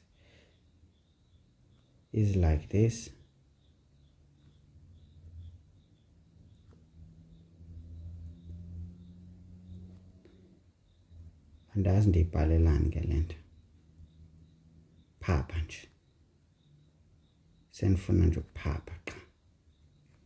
Neentaka ziyaphapha ndithi, ngoba zinamaphiko. So ke ngonam ndinamaphiko.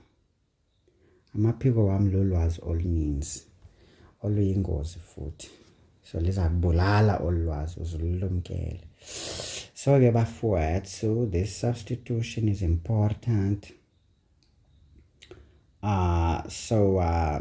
Essentially the most important is coming up to this factorization and substituting 0 there and the answer there. So this is 1, 2, 3, 4. What I am thinking, the gymnastics of FOIL method don't matter. So these substitutions are key, okay? I don't know how this one is marked. I normally do not mark it. It's on papela, man. Skatlom papela, ke bukai, ke di 5 marks and 20. I didn't know how to rate thoughts. Hai ba ona le engwe tsela ya ho e bona hentwena o tlo njwetsa hore monna e ka re 4 seats and 20. Hobane wa kgonahala hore ke force ngithi phela uma ngabe nibona ukuthi ngathi ngiyigejile nibe sengiyangikhomba ukuthi ngiyigeje kuphi ngoba into ekhona le angiyi computer nditho ne computer imbali ke jam nduxelele ingasipali. Okay, but I'm not a computer program. Okay, that will give everything that is expected. I am likely to make mistakes because I'm working alone, but if I had someone who's my quality assurer, so I need a wife actually who's smart, who knows maths, you see, who's a quality assurer, yespan sam, nam dibe quality assurer yespan sak, then sizo teacher le maths, yayibona, teacher kamnandi lapha nasi-2. So hey, a wife material that can do these things must think about it. But hey, just know one thing, I am a brutally honest beast. So you're not gonna be having your feelings nest here. I don't nest feelings. The moment you start to show some strange feelings of weakness, I will destroy you with those feelings.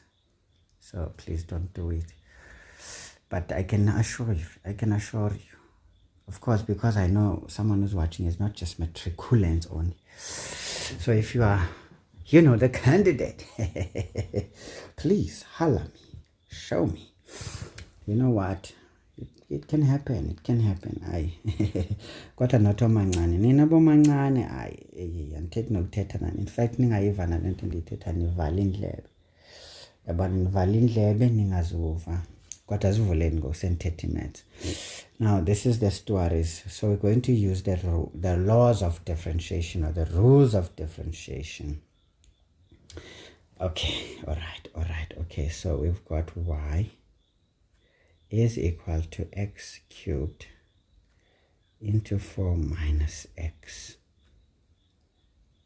to the exponent minus 3. Now we cannot differentiate here if this thing is like this. So we just distribute. This is easy, guys, FOIL method. So this is 4x cubed minus x. Now these ones, when we multiply powers with the same base, we simply add exponents. So this is to the exponent 0. Therefore y is equal to 4x cubed minus 1. So now we can say here then, remember if it is in terms of y, we will say dy over dx is going to be equal to 3 times 4 is going to be 12x, 3 minus 1 is 2, and that's it. Easy. So that's why this thing is 2 marks. It's not too complicated. What was important was to get this and to do that. But pay attention to the notation used for the derivative or for differentiation. Okay, not a complicated question. 2.2, we are told here f of x is that thing, so we need to sort it up. We can't have this on the denominator. So this is 2x squared plus 3. So it's one of those rational equations. This is equal to like this. Okay, guys. Now we are going to say this implies that f of our lovely x is going to be 2x squared plus 3 all divided by, we look at this. This is x to the exponent a half. Now we take this to the numerator. Now when this happens, the exponent takes a negative sign. So we get 2x squared plus 3 times x to the exponent minus a half. Okay.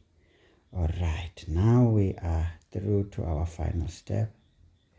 F of x is this. When we multiply, there we get 2x. Same basis, which is x. We simply add exponents. 2 minus a half is 3 over 2. Okay. I'm sure you can see that. Then this is plus 3 x to the exponent minus a half. So this is good because now we are good to run this race, a marathon. We can say, therefore, now remember that differentiation in terms of f is going to be f prime. Then we multiply this here, the 2's cancel, so we get just 3x. Now when we subtract 1 here, we get a half, right? Minus, this one becomes 3 over 2. So x, now this is to the exponent, we subtract 1 here, it becomes minus 3 over 2. Okay, usually guys, leave it here, don't complicate your life changing this.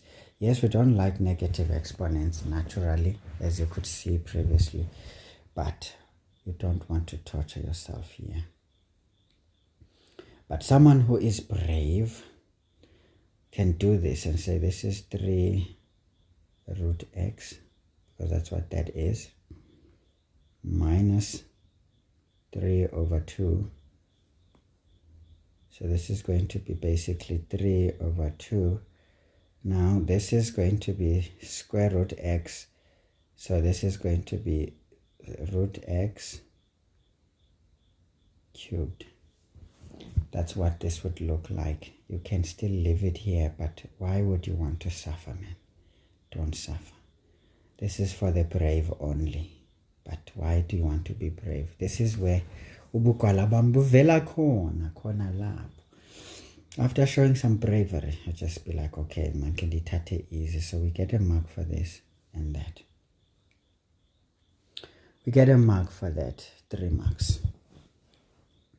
And then, sorry,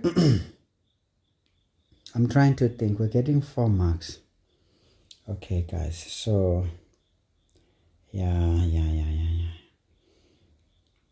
Maybe converting this is the extra mark. I don't know, guys. Sometimes you've got the formal marking guidelines for that. But calculus is usually not so bad. Or you can call it pre-calculus if this is what qualifies as pre-calculus. Either way, we keep moving. Okay, let's get to some more functions. Question 8. Now, question 8, we are given a graph of f, which is our cubic function, you can see. And if this is the turning point and an intercept, there's equal roots there. Not a problem. And this is exactly this one. So we can see that this is exactly at 1 and 0. Then this one is what we don't know. But we can know it actually if we want, because this is also an x-intercept of this graph. So 0, transpose the 2 there, it's minus 2. Then this becomes minus 2 times 2. Minus 2 times minus 2 is 4. So this means this is 4 and 0. So be quick, guys. Don't need a second invitation. This is at 2 over there.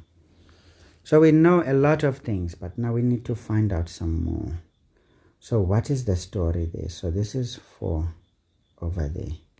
Then we can drop these coordinates. All right, so we've got what we want. So we just need to find out what is the value of n. That's easy. We're going to deal with it. Now I told P and Q are the x-intercepts. Yes, we saw.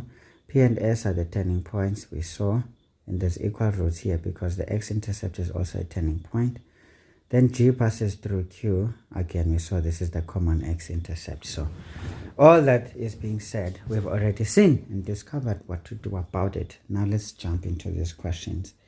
Like with a blade or a bottle cork into the jugular vein to kill a foe. Calculate the coordinates of Q. Easy stuff. So we know that Q is such that G of x is equal to 0. How do we know this is an x-intercept? This implies that minus a half of x plus 2 is equal to 0. this implies that this is as good as minus x over 2. Okay, maybe let's not be silly. Let's see minus a half of x, and that's 10 minus a value what data. This is over 1. So we can multiply by minus 2 because we're trying to solve for x here. So this means x is going to be equal to 4. You can say therefore q is the point 4 and 0.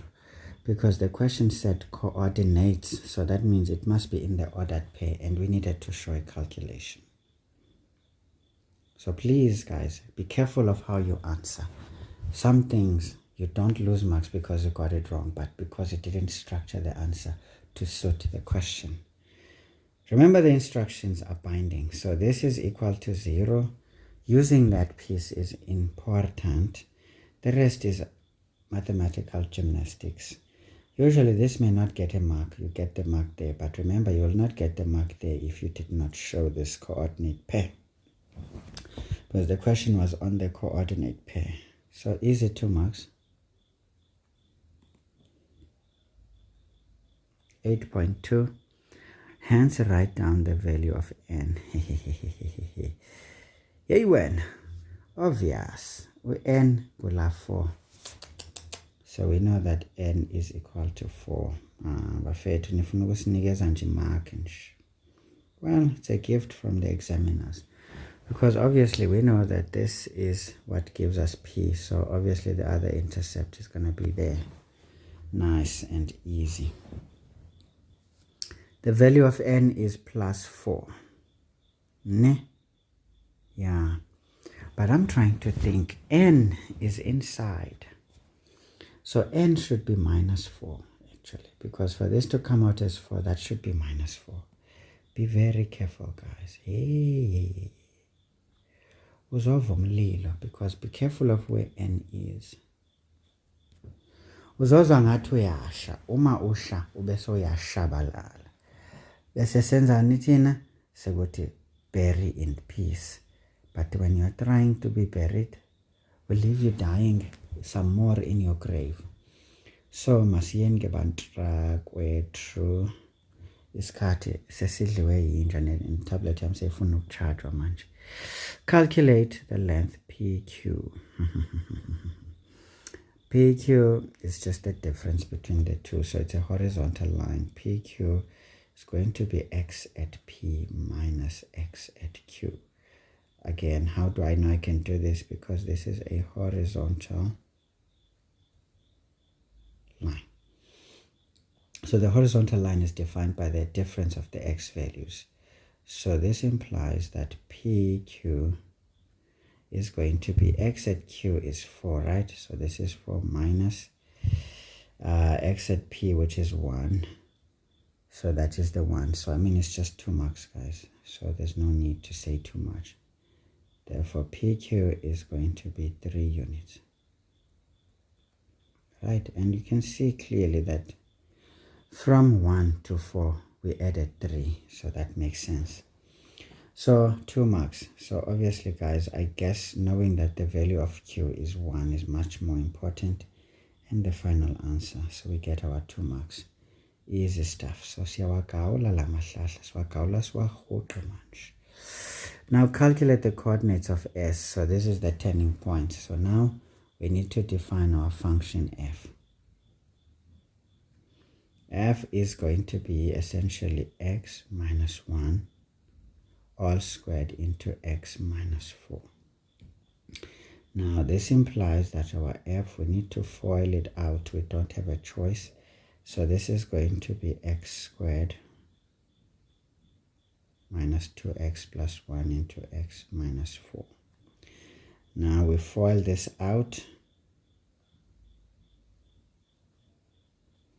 X and then that is going to be x cubed. X and that is going to be minus 2x squared. X and this one is going to be plus x. We multiply 4 there. Yo, yeah, ne? We multiply 4. What do we get? We get minus 4x squared minus 8x minus 4. Therefore, f of x is x cubed. This one, it's minus 6x squared. And minus 8x plus this one is minus 7x.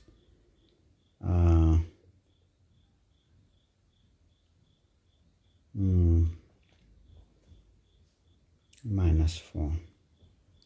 Okay, does it make sense? Yeah, it makes a bit of sense that this would be minus 4. We can accept it. Okay, so we leave it at that. Now what are we supposed to do? We know that at s, it is such that the first derivative is equal to 0. Why? Because s is a turning point. So this implies we take the first derivative here. It's going to be 2x squared, 3. It's going to be 3x squared minus 12x minus 7 is equal to 0. Usually, not always.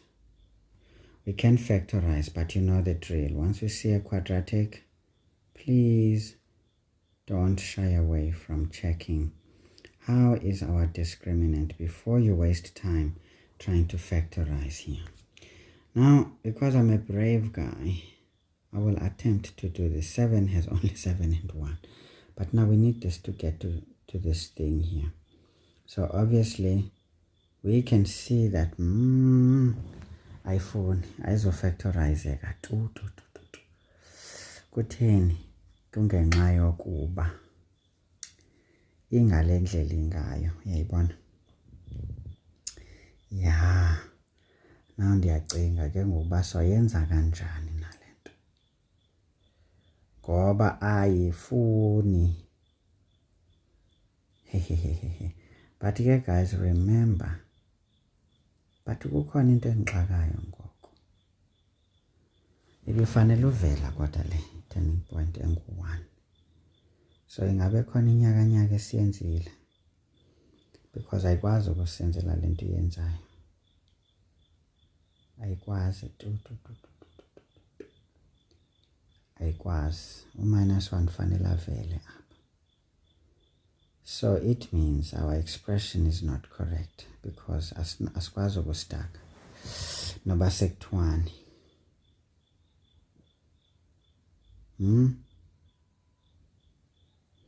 Because the signs are not the same here, so we definitely are not getting our 12. So yasipayisisa ke ngokulenda. Inoba kwenzeke ntoni? Masike sijonge. x cubed, x minus 2x squared, x is x, and then we take this one, and then this gives us minus 4x squared. This one becomes plus 8x. Okay, so always, guys, you will see when something is not adding up. Trust me. As much as you may say, okay, I can proceed, but it has to match what we have. Okay, this cannot work alone, right? It's like you can't work alone when you have a team around you. All right. Before we say more, and then this minus 4 times this one, that's good. So the problem is with the x term here. Okay, so now this is plus 8 plus 1. So this gives us a plus 9x. Okay, so this one becomes a plus 9. Okay, great. Now let's see. Does it work now? Yeah, it should, because this is going to be 3. Then we can put a 3 there and then another 3. Now these ones are both negative, yes, because 3 by 3, that's 9x, minus 3x is going to be minus 12x. Everything else works out. So this is nice because this one is going to come out from this one. Now we are happy. We can say therefore x is equal to 1 or x is equal to 3. So this is already suggesting that x is a 3. Now we need to find the corresponding y value. You can say therefore x at s is equal to 3. Therefore y at s is going to be essentially f of 3. You just go back to that expression, which is equal to, we just use that simplified one, or we can use this one if we trust it, but I choose what is going to be easy to work with and stop the trouble before it happens. So what is that? This is 2 squared. That's a 4. This is minus 1. So 4 times minus 1 is minus 4. So this says we are in the same level as that. Okay, that's okay. It's not too bad. We can make a conclusion here because I've run out of space now. I can make a conclusion there that essentially s is this point 3 is to minus 4. And that's my final answer. Great. So this is not a very big situation, but as you can see, when things don't add up, before you panic, check sometimes. Okay, but sometimes when it's too busy, you may not see it. Just start over because it's easy to think you've done everything correctly. Start over, straight up. It will save you more time than to look for the problem when you don't see it. Okay, all right, okay. So obviously, guys, this is important to get this critical stuff. And then to do the derivative and equate to 0. Maybe equating to 0 and the derivative, that's 3 marks. Finding that x coordinate is the 4th mark. Finding the y coordinate is the 5th mark. But remember the question said coordinates of s. So you get full marks provided you show us this. If you don't show this, you did not answer the question. Okay? All right, okay. So please. But anyway, here you can be forgiven because you labeled x at s, y at s. Maybe you are sorted because this would be the x coordinate, the y coordinate. Okay, this is probably not necessary. But be careful. Look at the necessity at each situation. So we've got 8.5. Now we need to describe the concavity at x is equal to 0. Obviously, guys, when x is 0, this graph is concave down. Okay, this is all concave down. The point of inflection is going to be somewhere there. All right.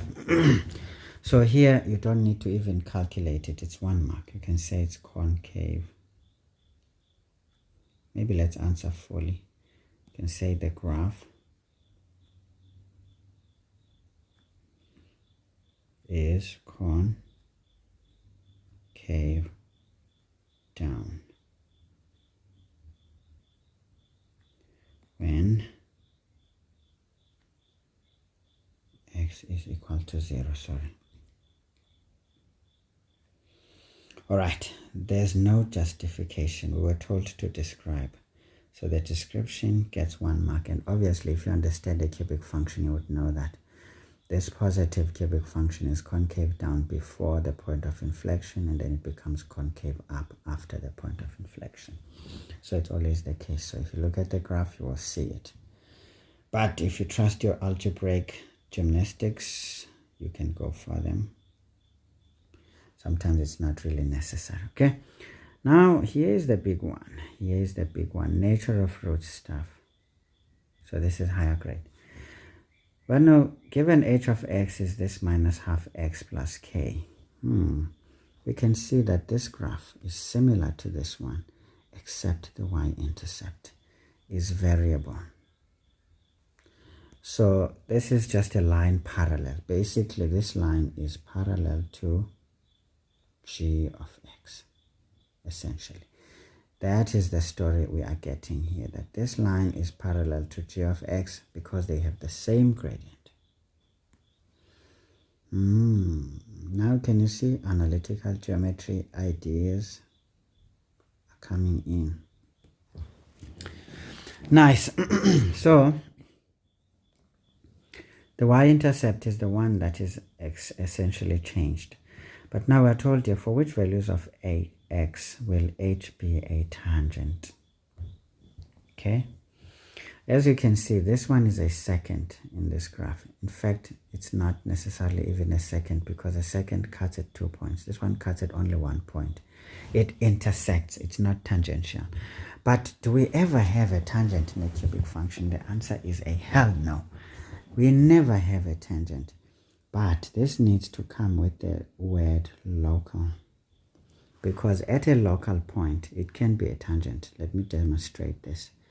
If we draw this line, and then we copy it, or we don't need to, we can move it. You can see this can be tangential at that point, maybe the turning point or just before the turning point, or it can be tangential at that point before the turning point over there. So this is either at the turning point or before the turning point. But can you see, as much as it is a tangent at that point, it is cutting. So it's nothing but a second because it cuts the curve at 2 points. That's why this word local should be used. I don't know why examiners keep saying this, but maybe they're waiting for the Americans to say it, and the Europeans and the Japanese and many other people. Then you'll start to hear them say it. Until they say it, they won't see it. Hey, okay, all right. That's a bit of arrogance in my part, but why can I not be arrogant when I know things? I have to be. Arrogance is not hatred.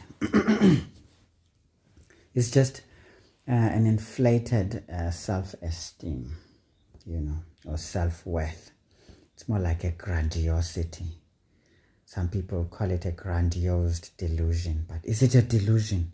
Do I just believe I know things, or do I really know things? You be the judge. But yeah, maybe I'm delusional.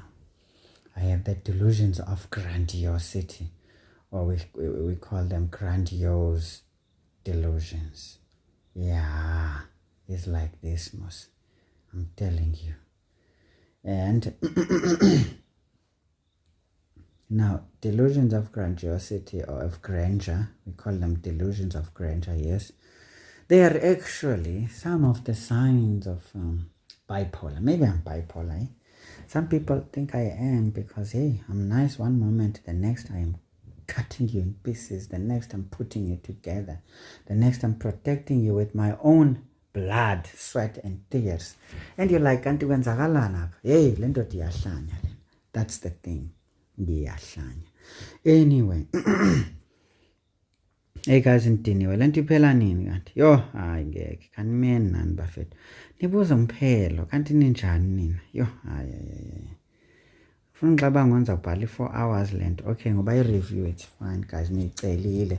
Celile ke.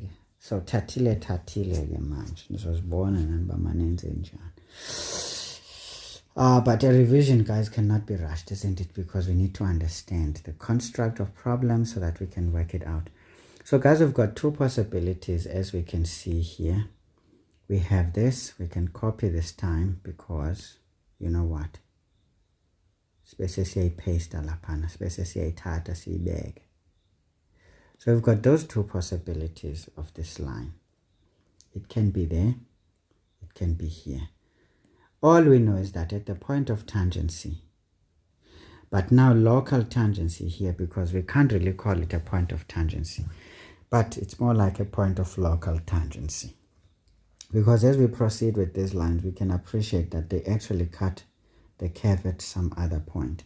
Hence my argument. So do we ever look at things though and see them for what they are before someone else tells us, or do we always want to be told?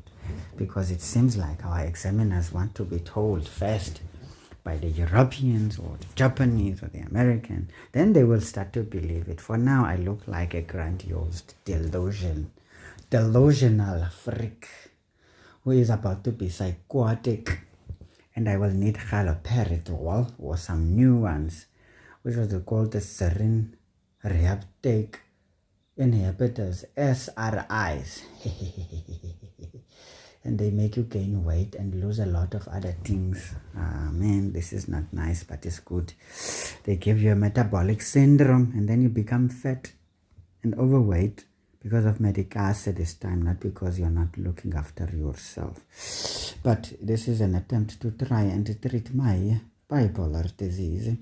But do I really have a disease? I do not know this, but you can tell me what is going on here. I will be listening, and I will be waiting and comply with your suggestion. Things like this, stuff like that, and all of it all. Says I break English into pieces. No, guys, we've got two possibilities there. It's either it's there or it's there. So this means we are likely to get two possibilities, and we need to think about them. But the question is, what are the values of x for which this? Now we need two x values. It's going to be the x value at this particular point here. It looks like it's on the dry point right there. The dry point. But I'm not too sure. It could be, it could not be. Hi man, go straight now man. This could be at the dry point, or it may not be at the dry point. Ek nie weet wat gaan aan daar so man. Maar ek probeer whatever man, we are figuring it out. We will see.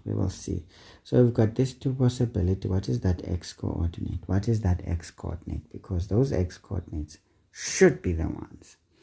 As you can see, it says values, and there's not even a trick question the way it's put in brackets to suggest that probably it's 1, maybe it's 2. You decide or you find out.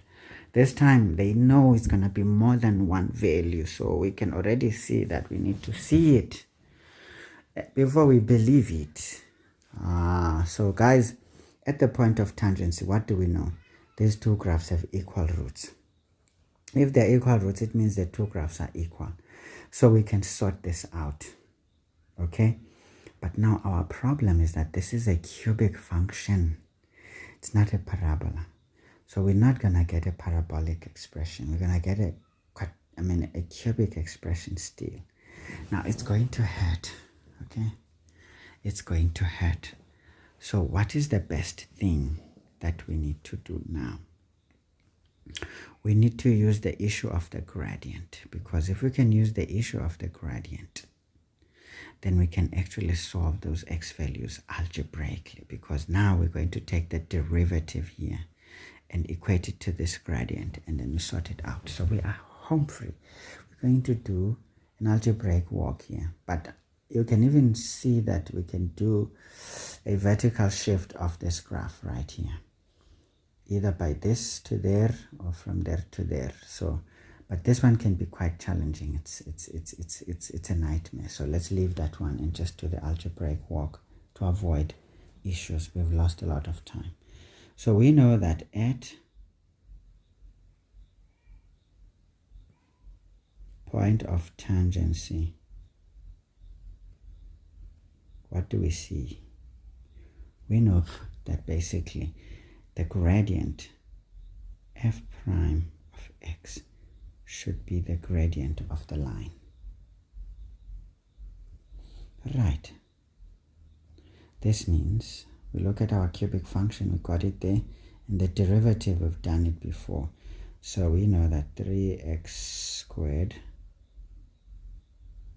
minus 12x plus 9 is equal to minus a half. Nice. Maybe let's just say the tangent instead of line, m10, to suggest tangent. Be creative, don't be complacent. So we can solve this thing now. We can have here 3x squared minus 12x plus 9 plus a half equal to 0. Now this is quadratic. This is 3x squared minus 12x. What is this? It's 9.5, but maske siveze ingalendlela. So this is 2 times 9, that's 18 plus 1, that's 19 over 2 equal to 0. Bese calculate. But guys, you can already see this thing is not going to have rational roots. But what do we know? Discriminant must be looked at. It's a very simple thing. Maske sense it discriminant work here. B squared is going to be minus 12. Oh, let me calculate. Minus 12 all squared minus 4 into 3 into 19 over 2. Obviously, guys, it's going to be irrational, I'm sure. 30. You see, the discriminant is 30. It's niggas with 30. Manje sisinikezwe 30, sesiyamazi bu 30 akayi perfect square. So that means asinazi rational number solution. So we jump for the jugular. Yabona ke guys, ndifundise i-maths namhlanje, ndicela niyazi. This implies that our x is going to be minus. Now asisabe sizibuza ba kanene bekuthiwani siyayi-aplya ngoku, asizobe siyibhala phansi. Sesiyayifaka nje, siyayinyokonyela. Yayiva ke ngo, or siyayinyokothisa, siyayingxala. Re hapeletsa jwale. Ha rena nako ya ntse re bua ntho tse ngata monna. Nako e se ile jwale. Therefore x must 2 can be x must 2 can be equal to. Sesingesi neso. Noba se wrong or noba se right. Can you see, guys? Mina kodwa ndiyanibona nje ndinijongile. Eyakhala itablet yathi ifuna umbane. Okay, I think I need to pause and charge it a bit, guys. So masikhawuleziseni ke leni question. Minus into minus 12. Plus, please, guys, be meticulous. Don't be too excited. Sometimes when you are cruising, you also make mistakes, as when you are in trouble. So please, cruise nicely. Cruise nicely and carefully. There's no need to lose these marks. So this was another question that says, use question 1 techniques to answer the question, but using a smart relationship here, because there's many ways of showing this. This is 2,9. Remember now, we were not told to what decimal places, so this is 2,91. Or x is, I got a 18 paper lase KZN ngalimnandi kakhulu. Bekudliwa ama-cry nice la. Limnandi kakhulu. This is what you call an exam, guys, not the nonsense. Ekhona apha phandle kuthiwa kubhalwe i-maths, kubhalwe nonsense nje standard grade. Hayi. This one is 1, ke masiqale ngencinci size ngenkulu. So masiqale ngale ncinci. So this is going to be 2,91. Bese sibhala le ncinci ke ngoku. So this one is 1,09 to 2 decimal places. Can you see? This was greater than 1, but just after 1. So see, it makes sense. This one is before 3 at this turning point. So this is 2,91. So these ones make sense according to the graph. I'm happy. So they make sense. And again, guys, if you are in doubt, check these onto our original expression, provided though, because this one is a manipulated one, provided this expression there is correct. Because if it is not correct, it's a nightmare. Okay, yeah, it is a nightmare, but you can still check it here. This one is also harmless. This can also be checked there. Maybe that's the best place, because this one, you may not want to trust it and say, maybe kukhona sabu manga business that happened. Maske siyibone nje, sidemonstrate lento. Funa unibonisa guys ukuthi lento lena injani. Now we can see this is a rational number, so we will have to round off here or rationalize the things. So this is 3 into 1,09 squared minus 12 into 1,09 plus 9. Can you see here, this one is almost a half. So when we rationalize, we're going to take it to one decimal place, because we can see this one is only one decimal place, 0,5. This is as good as 0,5 when I substitute this into that expression. So that means the left hand side is equal to the right hand side. So now I know for sure I'm not bluffing. Then you can check this one. So this is good, guys. And essentially getting this composite function was key. Getting a correct substitution into a nice formula is key. And equating these two because of the pot. This is how we score these 5 marks in style. So this was a nice question, you know. This qualifies to actually be a question 1 question. Well, whatever.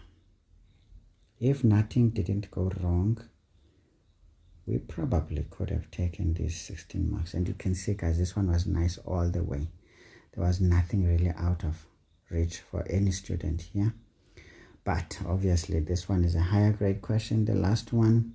So again, a standard grader would be expected to suffer but not to score 0. You need to know something about the relationships here. You can't walk out with 0. Okay, guys, got in charge where I'm saying low, then I will pause here and then we continue.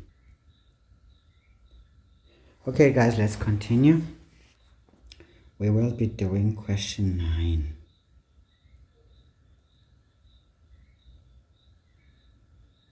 Okay, so how did it disconnect? Okay, let's try to get through this one. This is applications of calculus.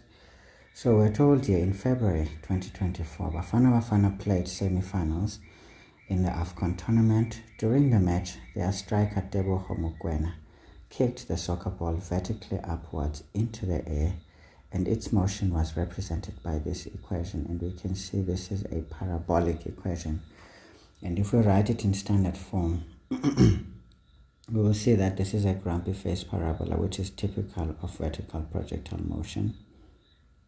Okay, so this is the motion of the ball. It's going to go up, hit the ground, but obviously it probably just goes straight up and then straight down. But if we look at time, we can see the spacing. But it's not exactly spaced, but it's because of our modeling with time there, where h is the height of the ball above the ground in meters, and t is the time in seconds. So h is the height in meters, time in seconds after the ball was kicked. Okay, so we can see that, look, we've got h of x is equal to minus 5t squared plus 20t plus 1. So this is written in a way so that you don't see it, but obviously this is a grumpy face parabola, which is typical of vertical projectile motion, right? Right. Now let's have a look here. What is going on here? We are told to determine the maximum height of the ball above the ground. Okay, so this is 5 marks. As you can see, we need to find t at the maximum height, right? And to find t,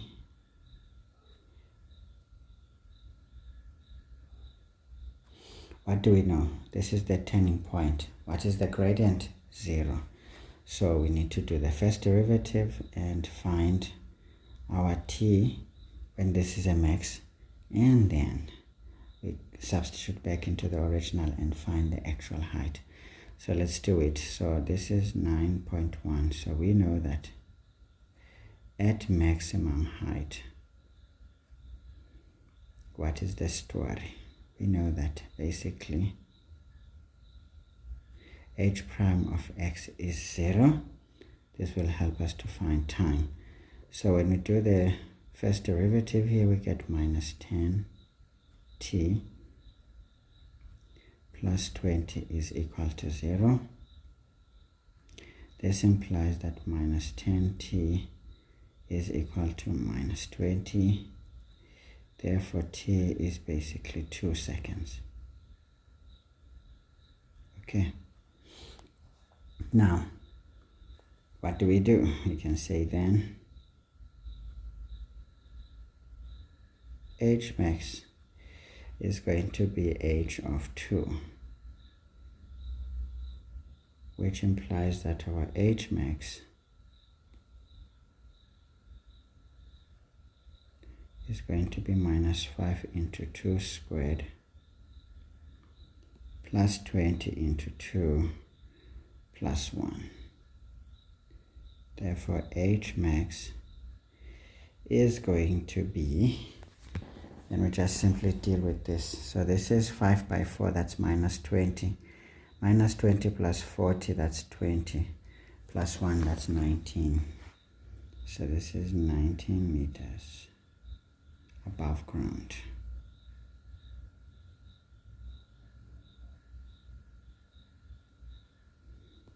Above the ground. Okay, let me just double check. You know, sometimes I do not trust anything. You see, in the final exams, guys, no mistakes are to be allowed. So make sure whatever you do, it's checked, okay, for correctness. Can you see I'm getting 21? Because because this is basically minus 20 plus 40, that's 20 plus 1, 21. Can you see? Doing an incorrect math, I don't know why I'm subtracting instead of adding. Okay. So this is essentially, guys, the story. So it's 21 meters. Okay. So some friends are chatting on me here. Unfortunately, I didn't put this one on flight mode. So hey, you will see my messages. Yeah. They're harmless, guys. Anyway, so what are we doing here? We know that we need to equate the derivative to 0 and take the actual derivative by differentiating that expression and then solving for x or t, which is 3 marks, and then putting this one into the original. Nice. And then the final answer. Remember, this is height in meters, and we were told here this is a vector. Now I do think you can think of it as a scientist, but yeah, those who don't do physical science, maybe the direction is not that big a deal. But yeah, for physical science people, sorry, this needs to come out because that's a vector right there. Okay, so 9.2 says, how long will it take for the ball to hit the ground? Obviously, guys, time symmetry is important. So it means the time it took to go up is going to be the time it will take to come down. So again, we know that when we've got a parabola, if this little piece here, as we could see, this took 2 seconds, then because of time symmetry, this is going to be 2 seconds. So that would be totally, that would be a total of 4 seconds. So we can say here, well, t total is going to be 2 into 2 due to time symmetry. Therefore, t is going to be 4 seconds. So you see, sometimes an answer above becomes a proper answer for this one.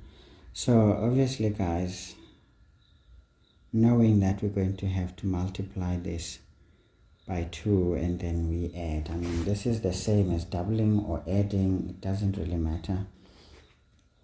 Yeah, we can give this one 2 marks to end up with our 3 marks. Either way, this is done, okay, not a big deal. So 9.3. So again, guys, if you don't do physics, this one looks a bit strange, right? It looks a bit strange, but what I can tell you guys is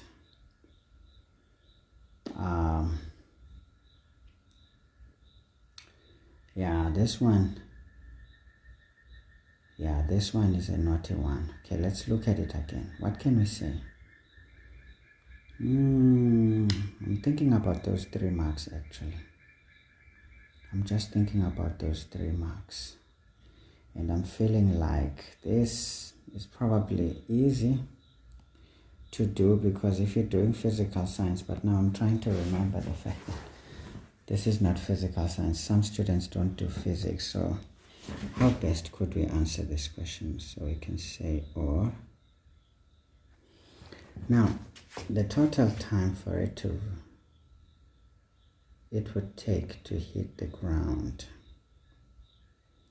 Basically, guys, this says let's find the x-intercepts, right? We need to find the x-intercepts there. And as we solve for t there, we equate this to 0. It will give us the x-intercept, and then of course the difference between the two will give us the total time it would take. So in maths, this is just a way of saying x-intercepts. So we can say for t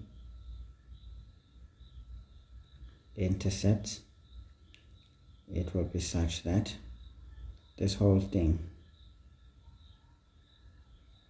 it would be h of t equal to 0. So this implies that we've got minus 5t squared plus 20t plus 1 equal to 0. And then let's try and factorize this thing. Minus 5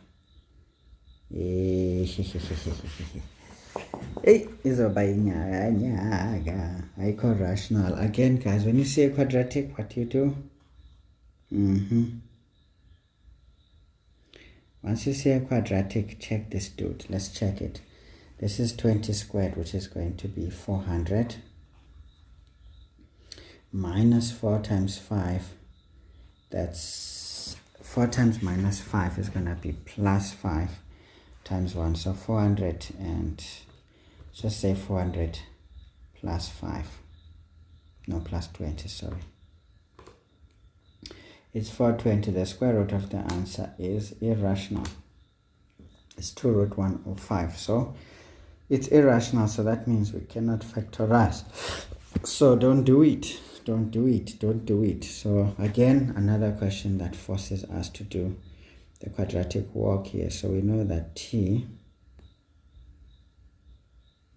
Now we substitute minus into 20. So you can see the marks here, they're just there to fool you. There's a lot of work here. As you can see that it's not as easy as it looks.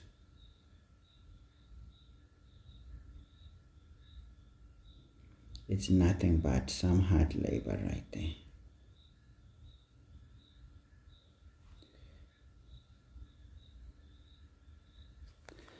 Let's see, what is our t going to come out as? So we've got minus into 20. So I'm sure you guys can appreciate the basics are so important. Because every time something looks a bit strange, it means basics need to apply. But you're not going to be given the warning that it is the case. You have to discover it. So this is t is equal to minus 0. This is minus 0, comma. Now to 2 decimal places 0.5.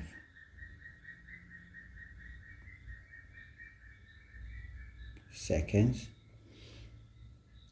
Or t is going to be, let's look at the other one. Now we have a bit of a problem here because these both answers are going to be negative.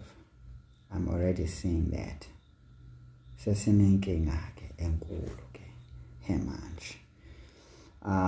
see, because leqaipuma is negative, already both answers are going to be negative, so don't be in a hurry to reject anything.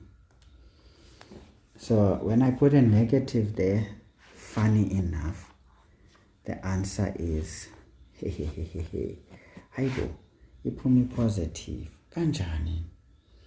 negative len depend be negative len, and we know what's coming out here is positive. Hi guys, are you serious? Oh, we're dividing by negative. Send label. So yeah. This is 4,05 seconds. Now this one, time cannot be negative, and obviously if it took 4 seconds to has got do you see guys, this is effectively, were we told to round off? No, we're not told. But can you see, this is not a bad estimation, because obviously this thing rounded off to the nearest is just 4 seconds, so it's not bad. So we can say therefore t tot is approximately 4 seconds. I mean, we can, but why do we approximate? Remember, general instructions. This is 4,05 seconds. Okay guys, so this is also another approach. Yes, it looks slightly different, but you don't lose your marks at all. So basically, correct substitutions and the answer, okay, and equating this thing to 0 there to write this properly. So this is how we score these marks. Nice and easy.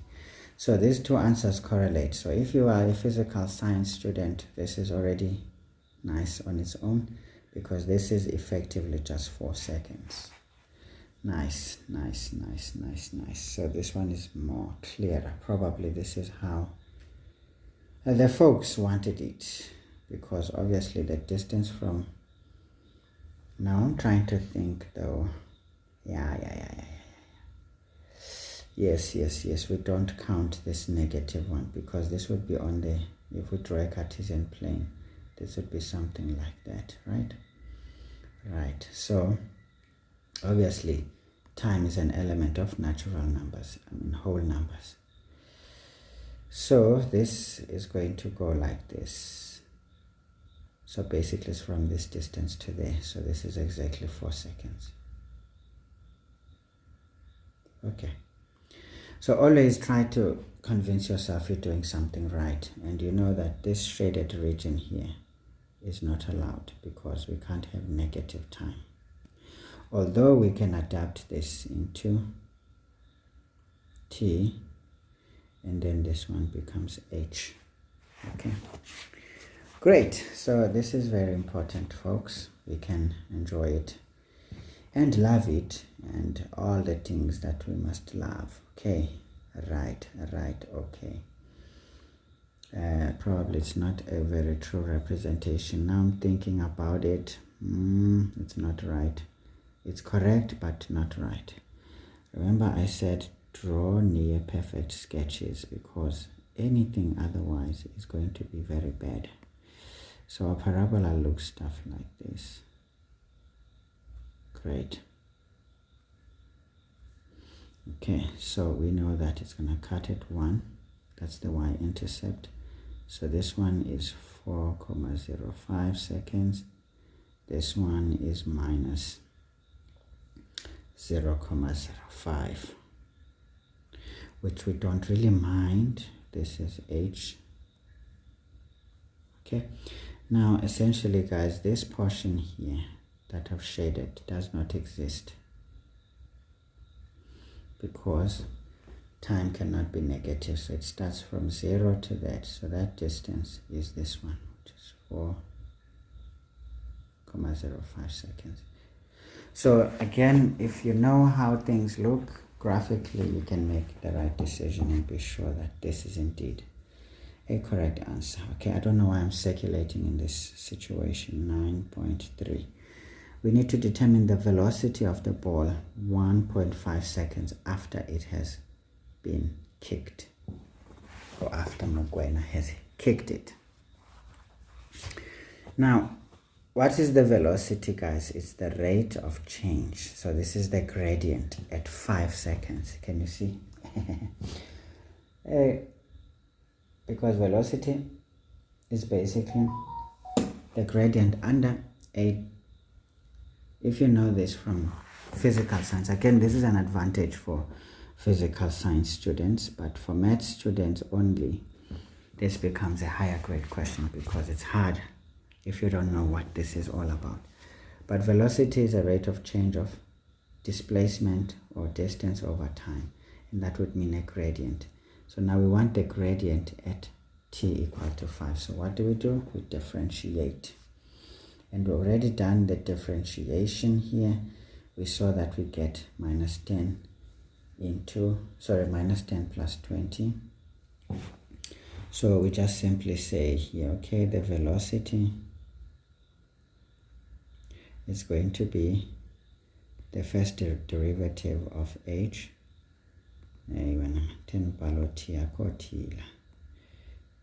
It's h prime of 1,5. Okay, so this is going to be minus 10t, so this is minus 10 into 1,5 plus 20, right? That's it. So we can say this is equal to, okay, we can just leave it at that. So this is minus 10 into 1,5 plus 20. So this is 5 meters. Sorry, this is 5. Remember, this is meters per second. Some people write it like me. That's also good.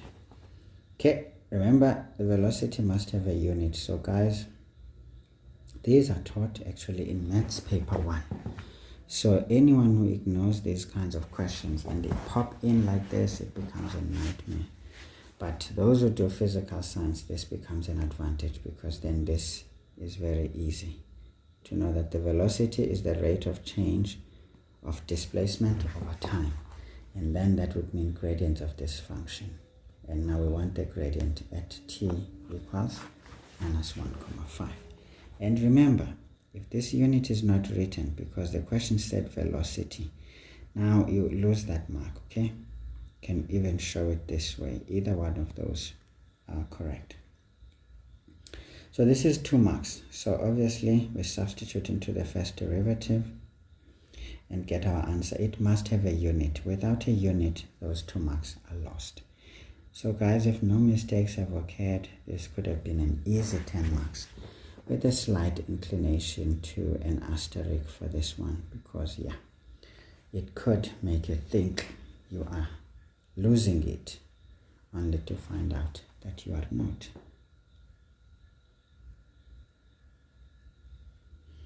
Okay guys, ngilambile futhi ngosekufanele ndithi nasigqibezeleni ke.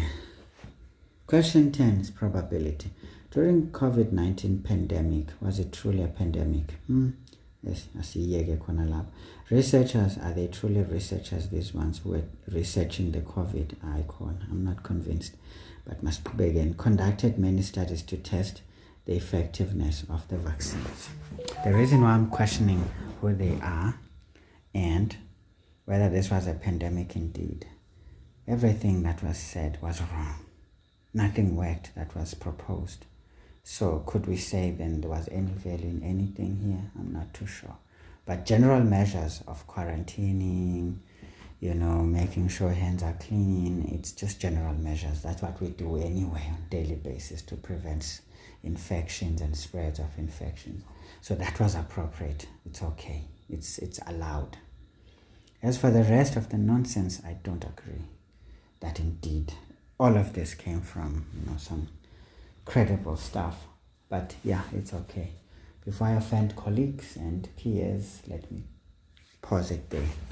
But I have a problem with that because first, they said it's a droplet spread, but it's not airborne. And then I'm like, droplets remain suspended in air, so they can travel with air. So that's already wrong. That was the first wrong. Then the second wrong was to think that a vaccine is going to prevent a disease from spreading. Honestly, are you serious right now? How long does it take to mount an immunity when given a vaccine?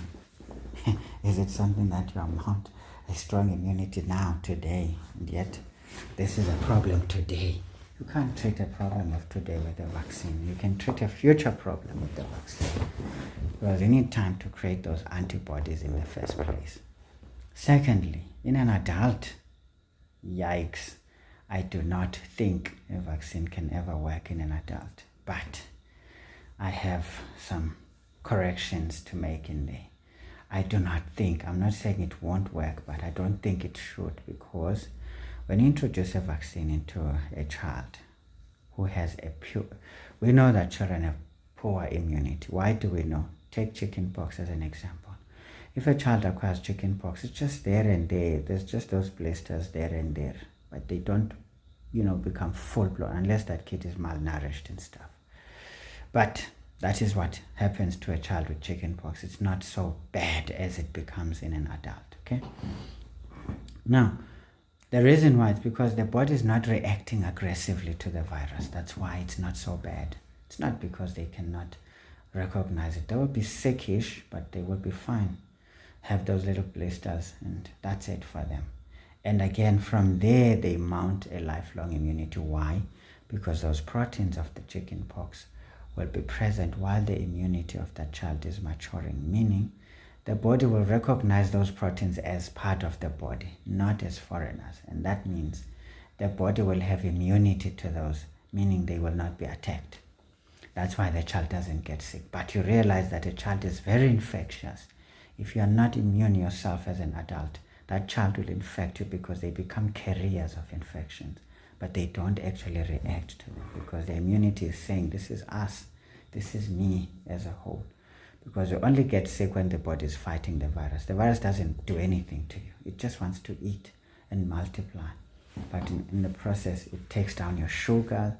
If it is bacteria, especially because they multiply faster, they will take your sugar down, and then once you become hypoglycemic, you can get strokes. That's the bad thing. But remember, the bacteria was just eating and multiplying. It wasn't trying to kill you. But your body, by trying to fight the bugs, it expends energy, then you become tired and weak. Again, it tries to raise the temperature because now it's trying to kill something. The metabolic rate increases. So the temperature rises, then you feel hot, feverish. You see, all of these things, it's just normal things that the body is doing to try and address what it feels is a problem. And unfortunately, that makes you feel sick. That's why sometimes medicating is something that is not also very advisable, that you just medicate for everything, because the problem is if you cut down the ability of your body to fight, then you're allowing this thing to spread, and as they spread, they will take over the territory because they want food, they want to spread, and now certain organs are not going to survive this because those organs are actually organs that are not supposed to have immune activity taking place there. But now it's going to be dragged into those places, those safe havens, like the brain. You don't want inflammation taking place there because that causes meningitis. Meningitis can kill you. All right, so stuff like that. So you can see, guys, a lot of things. But I'm just trying to give you guys, you need to understand the stuff that you do so that you can be the master. So now this is just striking a chord because I had my issues with this situation. But hey, who am I? Nobody. So let's keep it there. Let me stay in the caves where I belong. Anyway, so this is the story, and now we've got our two-way contingency table. So you need to know how to use this. And I've done videos last year preparing someone for the finals, and if you've been watching those videos, you should find this easy. But if, of course, you skip and scan, you will always find surprises because you'll find that a question is asked and you're not ready. And the good thing is that this table is filled up, so we just use it. But the usual question here, it's usually an inclined to a higher grade, where you need to fill the table first before you can answer this question. So this one is by far standard grade stuff because you just take and use. Okay, so let's answer 10.1. With 10.1.1, we're told here, calculate the probability that a randomly selected person is a female. So how many females do we have in total? There they are. So we take totals. So the probability of being female Maybe let's write in full because no one knows what F is. It's going to be the total number of females.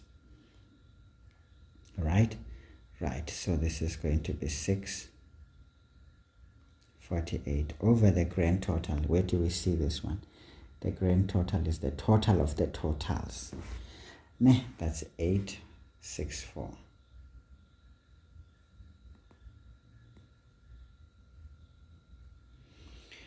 So obviously we always show this as a decimal fraction or a percentage. So 648 divided by 864. This gives us a nice lovely fraction there, 3/4. And we can leave it here, not complicate our lives. So what is important is just the answer here. Even if you left it at that, it's still okay. Nice and easy. So that was a gift from the examiners because there's nothing strange about that question. Now it says, is the probability of testing positive for COVID-19 independent of gender? Now this is a higher grade question, but maybe fitting both standard grade and higher grade. It's not that out of reach. And of course, we need to show calculations to motivate for our answer. Now, let's first check the probability of having COVID and having a particular gender. So, since we spoke about being female, we can choose a female gender here.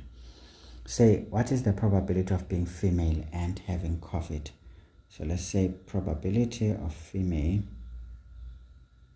intersect COVID. Positive. What is that? Who are these females? Now the females that are COVID positive are 81. So we'll take that 81 over the grand total, which is 864. Let's see. 81 divided by 864. It gives us a nice one, which is 3/32. Okay, we can leave it at that. So this is a positive, this is a female and having COVID positive. Okay, now let's look at this one. So we're going to look at the probability now of being just COVID positive, irrespective of gender. So we can just say the probability of being COVID positive. The total number of all COVID positive people here is those ones. So this is 108 divided by the grand total, 864. So let's see, 108 divided by 864. Gives us a nice one, which is 1/8. Okay, great stuff. So we are working here also. Now let's have a look. Is the probability, now remember, for things to be independent, it means P of A intersect B should be P of A multiplied by P of B. Now let's multiply the probability of being female with the probability of being COVID and see if we get this value right there. So let's check. We can say then probability of being female multiplied by the probability of being COVID positive. What is it going to be? This is equal to 3/4 times 1/8, and it looks like it.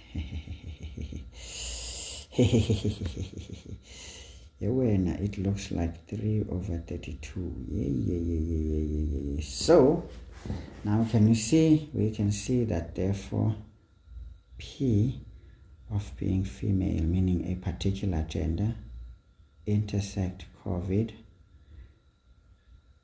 positive, is equal to the probability of being female multiplied by the probability of being positive. If this is the case, therefore we can say, therefore the probability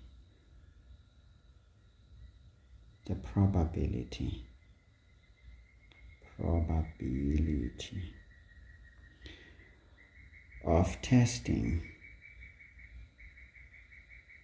Okay guys, write in full, don't be in a hurry, of testing positive for COVID-19 is independent of gender. Okay, so this is already a justification. This is the conclusion. Or one can write the conclusion and then use this as the reason for that, because now we can see that this dude is equal to that dude, and if the product rule is proven true, then it means those two events are independent of each other. How nice. But here the trick was you need to choose a particular gender. One can choose a male gender, one can choose a female gender, but here you have choices. So now yours to do at home, please choose the male gender and COVID-19 positive, and do the calculations and prove that indeed this also concurs. It should. So this is for you guys to use as a bit of a nice check. I can't give you everything. Time is money, papa. All right, let's have a look, guys. So this is important. We get a mark here. This is important. We get a mark there. And this is important. We get a mark 3 in the conclusion with the justification. Make sense? So that's how we score those 4 marks. Nice and easy. Okay, all right. But the female one looks a bit strange. Much better now. Okay, we need to finish, guys. So 10.2.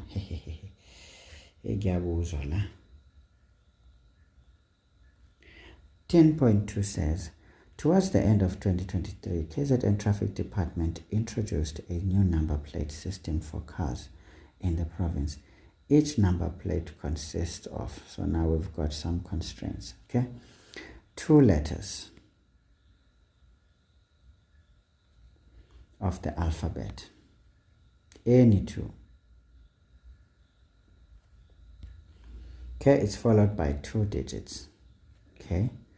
Now followed by letters of the alphabet, followed by 2 letters of the alphabet, okay? And ending with letters ZN. Hey, there's this. This is an example of a number plate. 2 letters of the alphabet, 2 digits, 2 letters of the alphabet plus ZN. But now this one is fixed. Remember that one. It's fixed for every car. And obviously, we will find out now. If this is fixed, we already have Z and N out if we are not to repeat letters. But as you can see, RR is repeated. So it means we can repeat. Seems like it. Now we're told all 26 letters of the alphabet, excluding, can you see? Excluding Q. And 5 vowels. And the 5 vowels. Excluding Q and the 5 vowels. So how many letters are we excluding here? We're excluding 6 letters. Okay, may be used. So all 26 minus, so basically we only have 20. So I don't know why they are using the word all, but obviously this is created to create confusion. And then any 2 digits. Now the digits, there's no restriction, so we're happy. Okay, going to deal with this. Now the question says,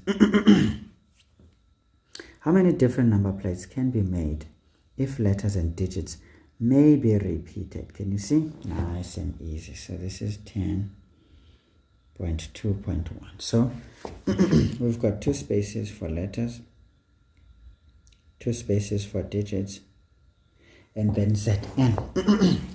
So Zn, I'm trying to think, guys, is a fixed. So Zn, there's always going to be one Z, there's always going to be one N to choose from, right? Right. There's nothing that we can do there. We can't repeat that. It's fixed. It's a Z and an N. But now here we can play. Now here, remember, we only have 20 digits to play with because we're excluding Q and 5 other vowels. So that's a total of 6 letters. So if we're repeating, say, this is going to be 20 options for the letters. Okay, I didn't complete my story. This is not complete. So there's 2 more spaces here. So this is where there's fixation. Now digits, any one of these digits can be used. So again, we can repeat. So how many are they? They are 10. So we can have 10, 10. And then this is followed by some other alphabets again. So we've got 20 options because we can repeat. So what do we end up with? We're going to end up with 20 times 20 times 20 times 20, and then by 4. So this is 20 to the exponent 4, right? Yeah, you can simplify it like that. Then we've got 10 squared, and then we can say times 1 times 1. Yeah, interesting. So this is 20 to the exponent 4 multiplied by 10 squared. Of course, 1 asimbale nokumbala. Yo, imalini lena? This is 160 million. Are you sure? No, man, this is 16 million. Bali nonsense lab. This is 16 mil, ne? Yeah. 1, 2, 3, 4, 5, 6. Yeah, 16 million number plates.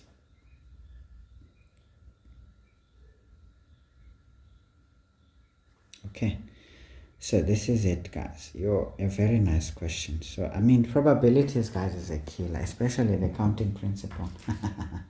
You already know that apha kuzawukhala induku kube sethiwa he bafana thathani izinto, ukhala induku, ukhala isibhaqa, uyayibona le nto. So actually, guys, ziyabuya xa sezibuya, yaqonda. So ke ningalili ne, ndiyanicela ndiniqera kakhulu, man. Do not cry, because crying is not paying nothing. Okay, so guys, masenzeni ke ngoku siqede laphana, because uma singaqedi sizokhala izinyembezi. Sithi izinyembezi zakowethu, nifuna ukwenze njani manje? Navele nazehlela nje. It's because nathi yabethula. Ngoba nina anifuni kufunda. Ndinibonile. So ke niqhubeke nenze lento yeni. Channel nansi khona apha. Animameli channel, niyayeka nje. Nizoxakana nezinto. Hayi kodwa abantu nisupportile shem. Yo, ndiyabonga. If bendikwazi ukunibona nonke one by one, benze nithengele chocolate. Kanye ndinibrayile igusha yonke, okanye inkomo, icala lenkomo ndilibrayile lonke nilidle, because you have been the ones for me. All right, how many different number plates may be made if the letters and digits may not be repeated? Siyabangena ngalo Jesu. 1 2 1 2 1 2 1 2. These ones are fixed. Now we've already taken O, Z, no N this time. So out of 20 we have 18 letters now.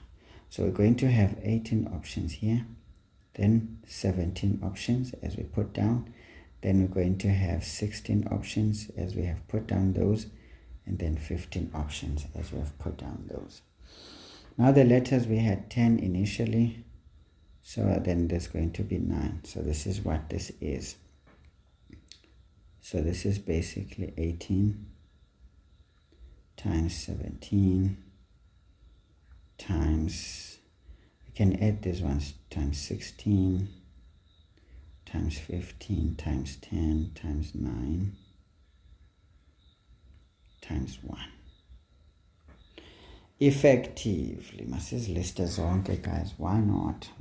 So we've got 18 times 17 times 16 times 15 times 10 times 9 basically. So what do we have in there? We will have our own song. We will have our own song, boys and girls. So now remember guys, the question says how many different number plates of if letters and digits may not be repeated. Okay, so if letters as repeat is thola lento siyibona la. Right, ithi-ke senze sure ukuthi konke sikwenzile guys kwenza sense, because we are saying letters cannot do what? Cannot repeat. Ithi-ke nibone, sometimes kulula ukucingela uba ubale kahle kanti ubale zomqala akho. These questions here are not friendly folks, so ndizama ukuninqanda uba ningasifumani nisenyakanyakeni ne. Yeah mos, it's like this. Imake sitheni kanene, besithe kuqala what we said first, sithe kuqala as letters are 20, because we have excluded, this is the opening statement, we've excluded 6 letters, so we've got 20. Out of 20 we take out 2. These ones are fixed, right? So there's only one Z, there's only one N, and once they are out, we have how many letters from 20? We have got 18. And then there will be 17 as we keep putting down. Then there's going to be 16 there because there's letters again. There's going to be 15. Okay, 18, 17, 16, 15. Ne? And then these ones, the digits. Is 0 allowed? Yes, it is allowed, because there's nothing that says it must be a particular number. So 0 can be put. So basically this is 10 numbers. So we can put 10 and then 9 for that option. And we're not repeating, and that's it. So I think that's good. So let's try and just do this nicely.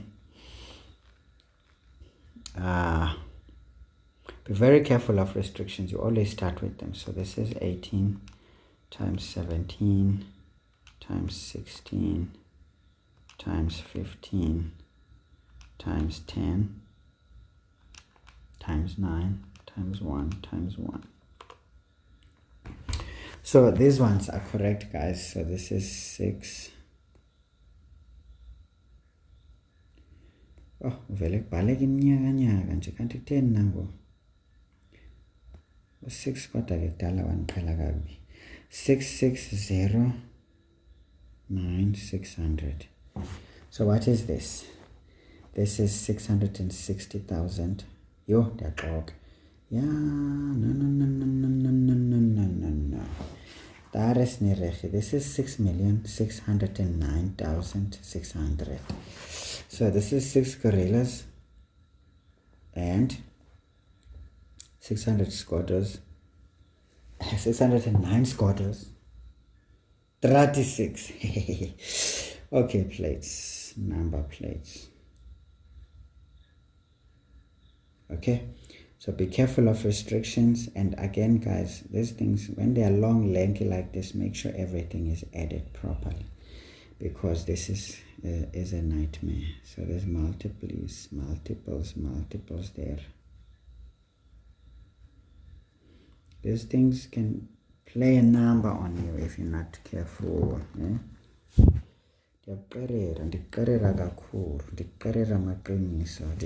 This one. Now remember, this is 10.2.3. Sorry. Now this one says, if letters and digits may not be repeated, okay? What is the probability that a number plate from this form will start with the letter B and C in any order? Okay, masiqale senze lanto 1 2 1 2 1 2 1 2, right? Right, so these ones are fixed. Remember, Zn is 1 and 1, so nothing changes here. Very careful of restrictions. They like to pose a bit of a challenge. So literally out of 20 letters, we've taken 2 out, so we've got 18. So this is going to be 18, but remember, we are told now we are only starting with B or C, so this is going to be 2 factorial. So we've got 2 for the first one, and then we've got 1 for that one, and this is fixed also. Okay, so if we take 2 more out, remember we had 18 left, now we took 2 more out, so that becomes 16. So we will have 16 for this one, and then 15 for that one. And then of course the digits, we've got 10, 9, right?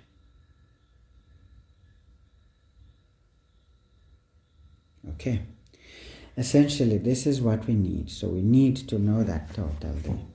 So this is 2 factorial times 10 times 9 times 16 times 15 times 1. We can even say 1 factorial. Ah, Lord, that's so weak. Okay, so this is 2 factorial times 10 times 9 times 16 times 15 times 1 factorial, just like this. So I'm getting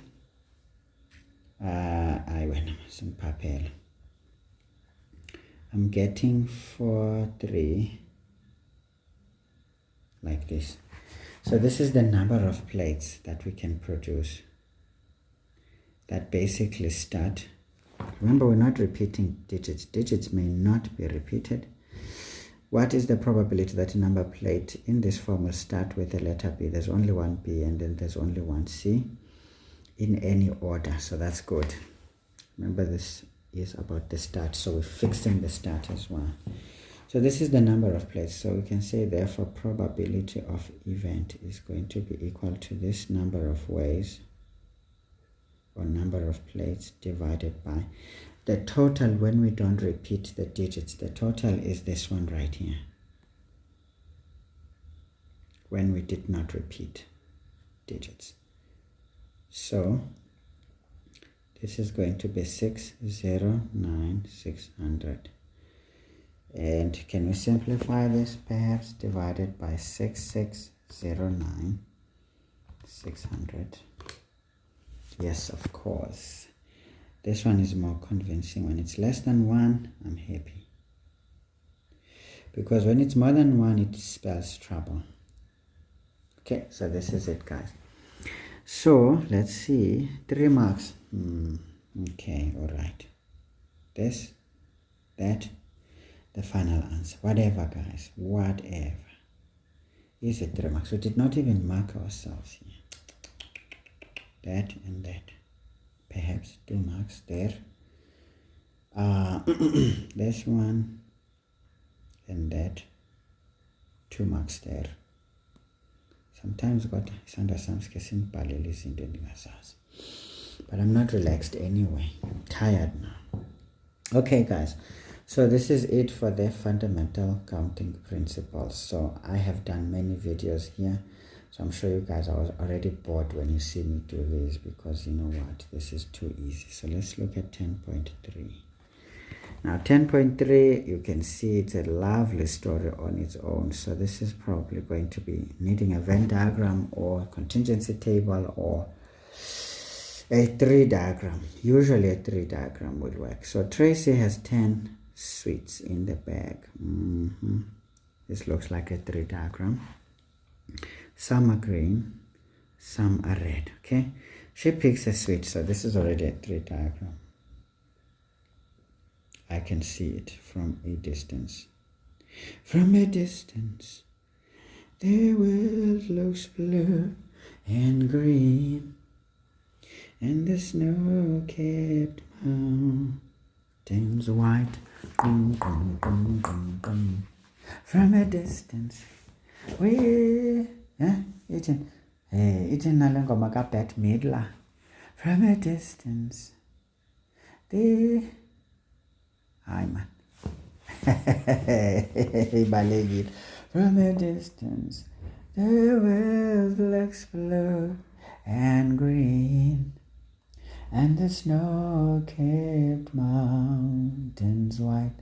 Bang and bang and bang. From a distance, the ocean meets the stream, and the eagle takes to flight. Bang, bang. Ay, I see you again.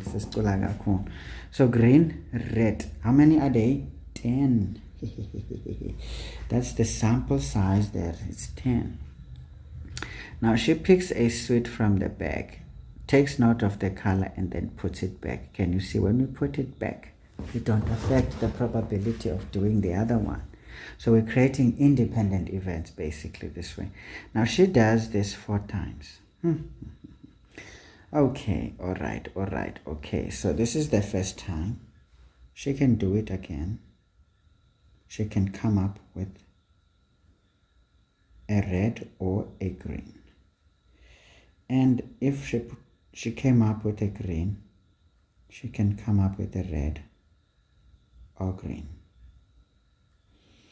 Yo ingathi sawuqhelana kabi, masithathe sibeke ezantsi. Ngathi ke ngoku sesixelela inyaka sesixelela umathanda kungoku.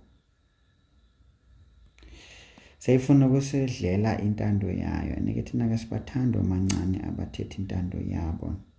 Nathi sibadala. This could be red, could be groen dydings, could be rooi dydings, or groen. Yeah, toch, this thing is doing things I don't like now. Damn it, man. So masikususe wena ngathi ufuna usichallenge kancinci. Asivumi challenge yomancane apha man. Omancane abangamangqondo. Okay guys, nani nayo ingqondo ni ngithethe ingane, so ningakulinge nimqhele kabi. Nithi nithethe nani into ezi-snacks. Khange mina ngithethe into ezi-snacks. It could be rooi, could be groen, rooi. This one is going its own way, guys. It's rooi. It's groen goedertjie. Now this is 1, 2, 3. Now we're going to go the 4 time. 4 time. Yo. Nisiqhela kabi nina examiners. Nisiqhela inqatha. Elazi inqatha. Yeah, nisiqhela la way. Don't senze i-tree diagram ephambene kangaka. Yabona khona ngoba niqhela kabi yona le nto le.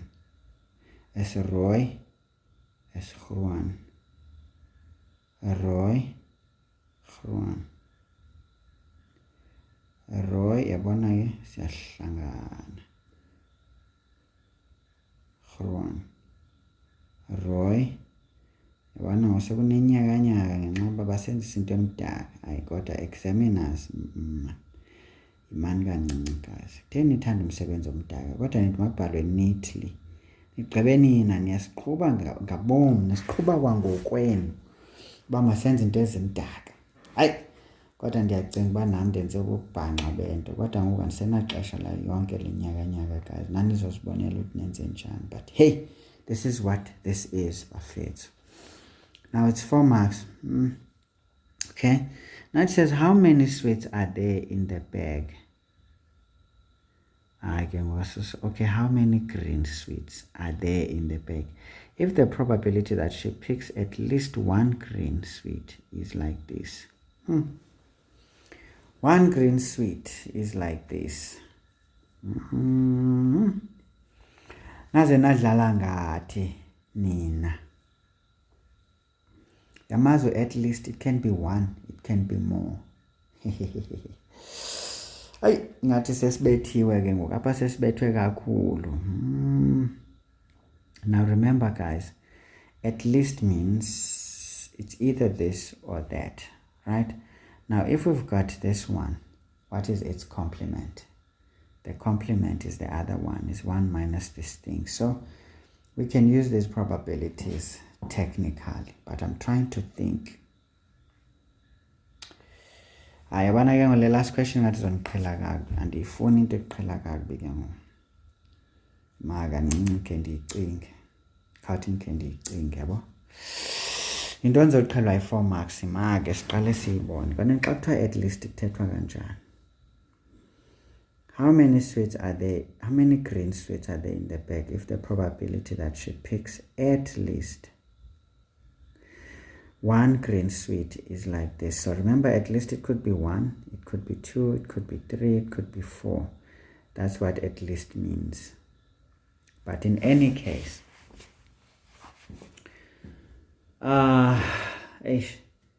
ndisacinga ke ngoku guys. Xa sithetha nge-at least sithetha ngantoni? It's a complement, man, at least. Yeah, it's a complement, this one. It's a complement. This is a complement.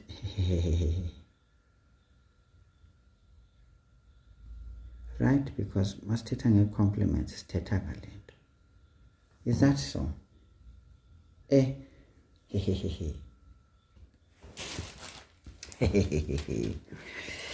Ingathi ifuna ukusibetha. Ndilambile nolamba guys. Telling one of the questions is but now let's have a look guys. Because yeah, I'm trying to think now, what are we going to do?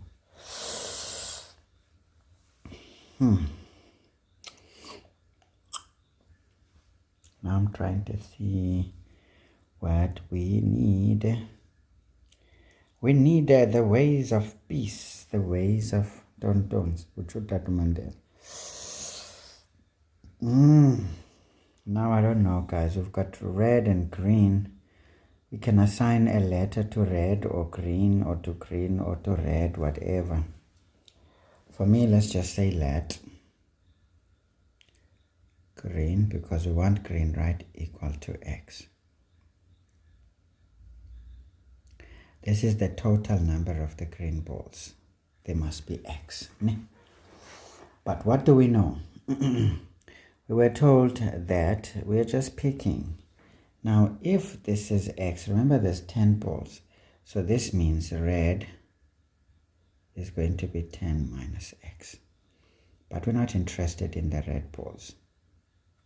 But this is perhaps an opening statement that we need to make so that we can work through this.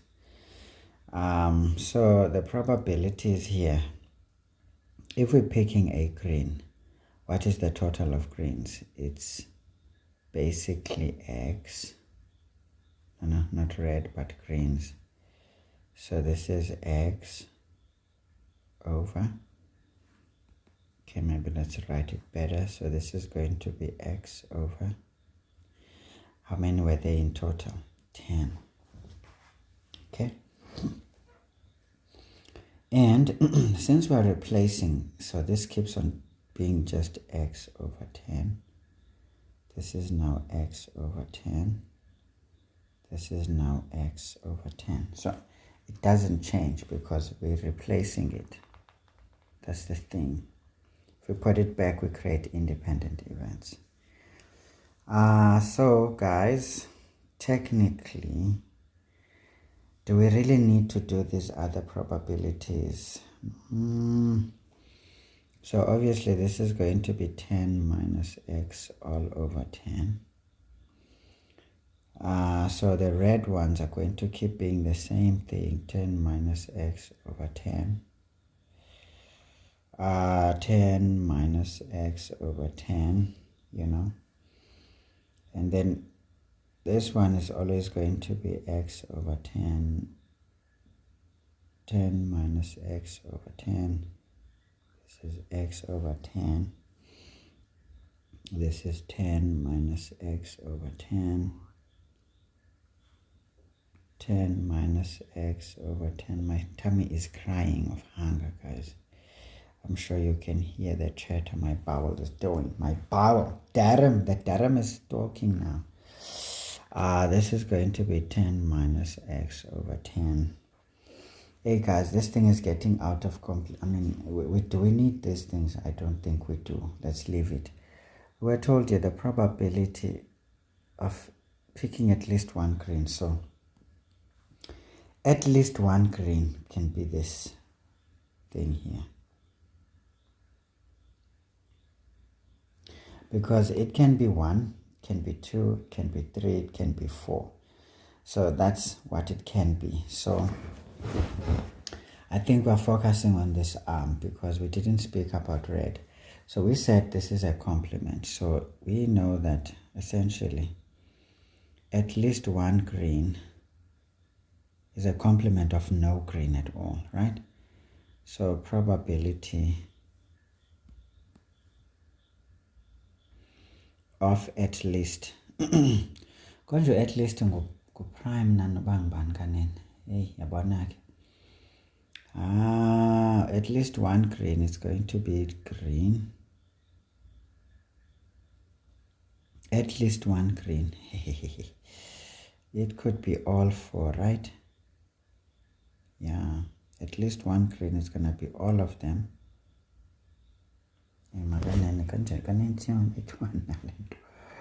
Yo, my lord. Hey.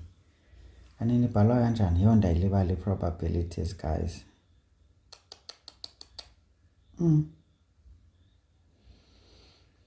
Konje at least uthetha ukuthini na, guys? Awuthi ndimbhale kanje. So vele sithi probability of at least one green.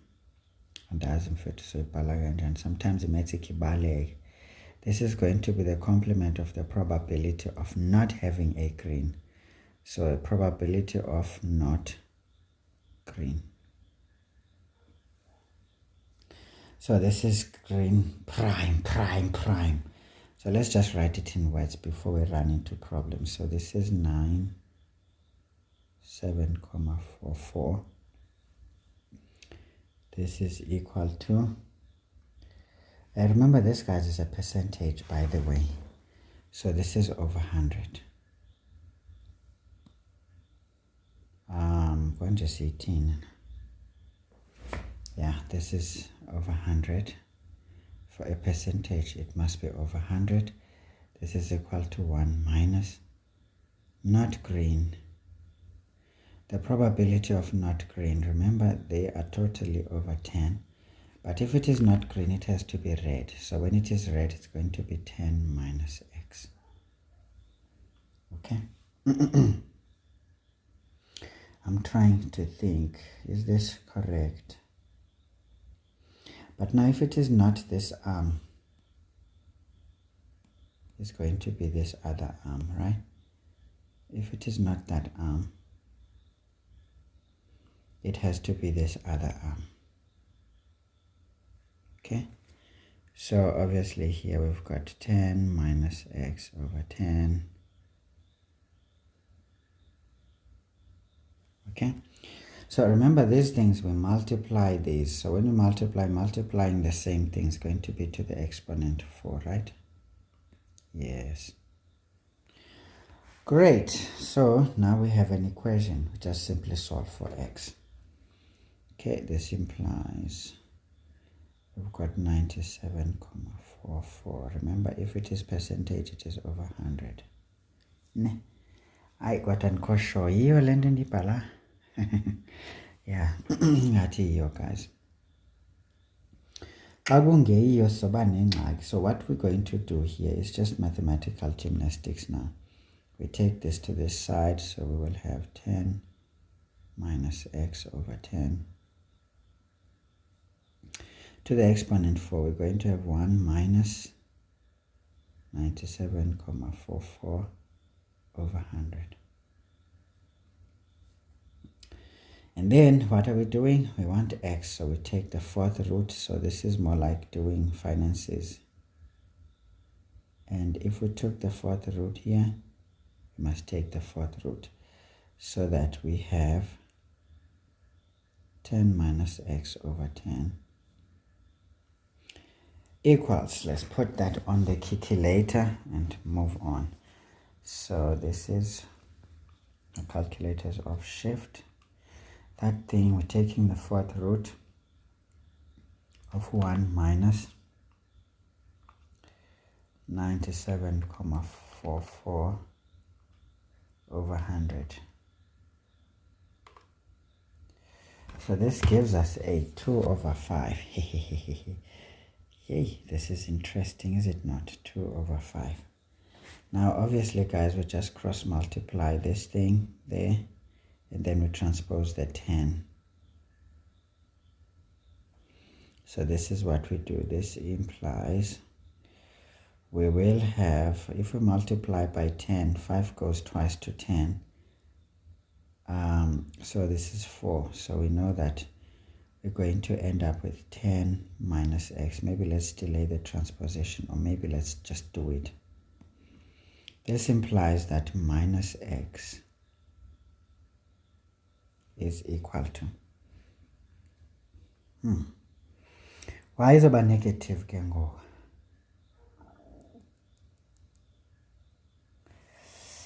Why is about negative? Tingathi senze iblanda apha.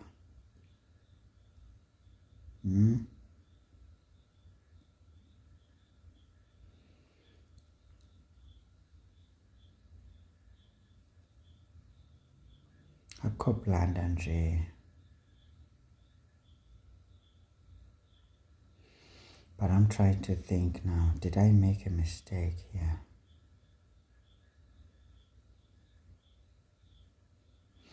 Because my problem is that this is coming out negative and it should not. So it means my equation is probably not right. Meh. It's probably not right. My Lord.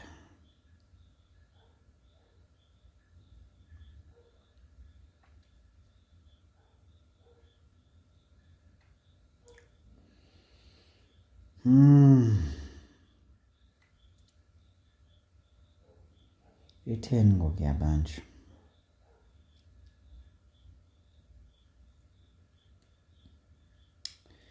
Andisayazi ke ngoku. But since this is negative, why don't we take the negative answer? Because we're taking an even root. It can be plus or minus, right? So when we take an even root, it can be plus or minus. Is that allowed? Then a skeptical. But anyway, let's solve, guys. Sometimes the maths will not just be as we want. So this is going to be 2 over 5 times 10, then minus 10. I'm trying to think now. What is this one? So we can say this implies that minus x is equal to, oh, it's about positive. Yay! I besen from lila. 5 to 10. Ayizospana, guys, and that's why ngilahla umlilo ngo. Ke lahla mollo libelba lo 10 positive uzazoba negative. So this is basically 4 minus 10. Therefore our x here is minus 6. Therefore x is equal to 6. Now what do we know? We can say therefore the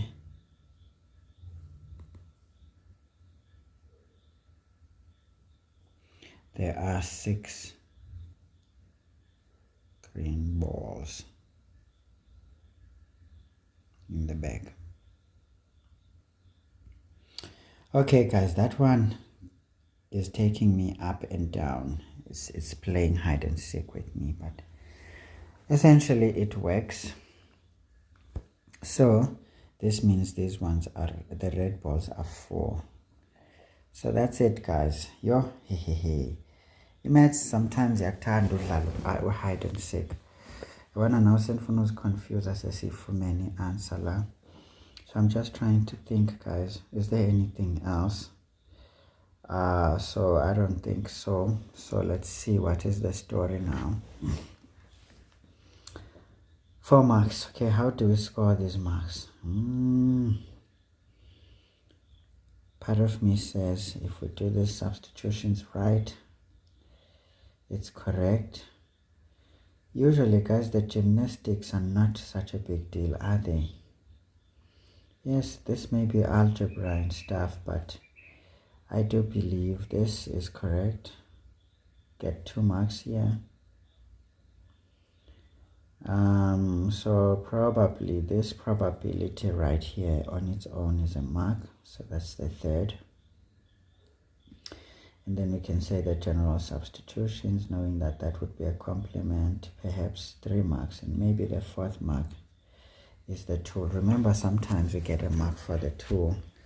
I don't know guys. Hey, if you wouldn't work and it won't kahle. Ndizocela ni double check guys. Ingathi kanti ndiniqhathile. Kamnandi, this thing has a memo, so you can look at it. In fact, aske siyijongeni lena uba size nayo na, otherwise uba ngaba siyichanile. We could take these 16 marks with a little bit of a higher grade question at the end. This one, no standard grader can survive it. It's the terra likota. Mtate terra likota. Kiyon twin. Kiyena kabuyena mthweni. Akethi kuye lowo kyakujeda kathe kikujediye kathi lethelena hayi ayidlali le bathwana. Ayidlali le bathwana yababulaya kuphela kyakujeda ke coach. Kumele ukuthi siyade lawe lesiphuthu ukuthi silimi lelikhona la ngemzansi. Hey, wayiqonda stand. I'm interested. Kathi siqobe kule memo yabo, ikhona imemo la guys. That's why in Spanish futhi bengafanelanga uSpanish. Hallelujah, hallelujah. There are 6 ntontons. So sishapile. Singqube ngqubiyane, ne? Great. Well, the technique abayispanisile bona bathe red balls maybe ngu X and then whatever, but anyway yaspana bafethu, as you can see sishayile. Hayi bese ngifuna ukungena ko May, June, July and sidle custard nejeli nje kube njalo nje. Kanti hawo ngamanzi amancinci. Hayi kodwa ntwana imethi yaxoke kodwa yona soze nibhayizise kwaphela. But you can see guys that I also get biased by the questions, so it takes me a bit of a time to solve them. So obviously in the exam you're not as comfortable as I would be. You don't have all the time in the world. You don't have 5 hours to write a paper. You only have 3 hours. So, but again, I was taking the liberty to teach you guys. I can assure you, if I was writing this exam, I would have finished this thing in 1 hour and a half or maybe 2 hours tops. Then have questions like this one, giving me a bit of a challenge. And which one else gave me a bit of a scare?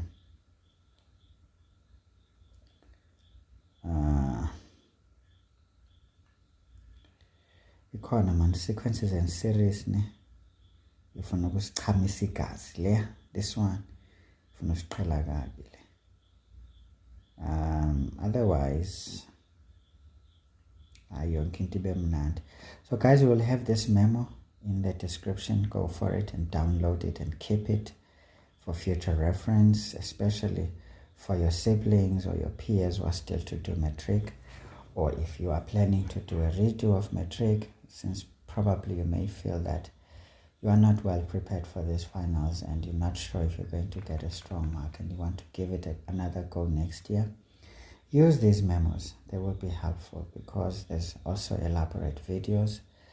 Download these videos because you don't know what may happen tomorrow.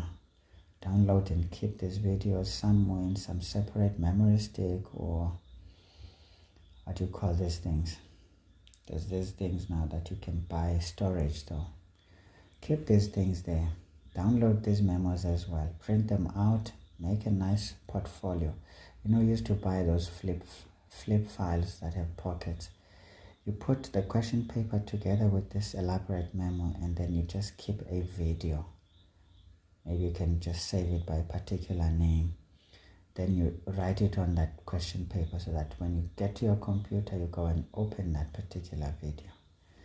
And you first try this thing. Secondly, you see the memo. If you feel like you've forgotten how things work, you go and watch the video for that section.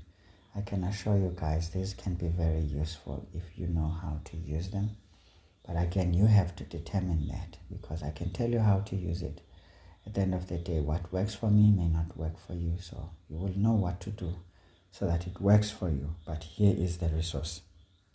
Put it to good use and score marks, guys. Don't play.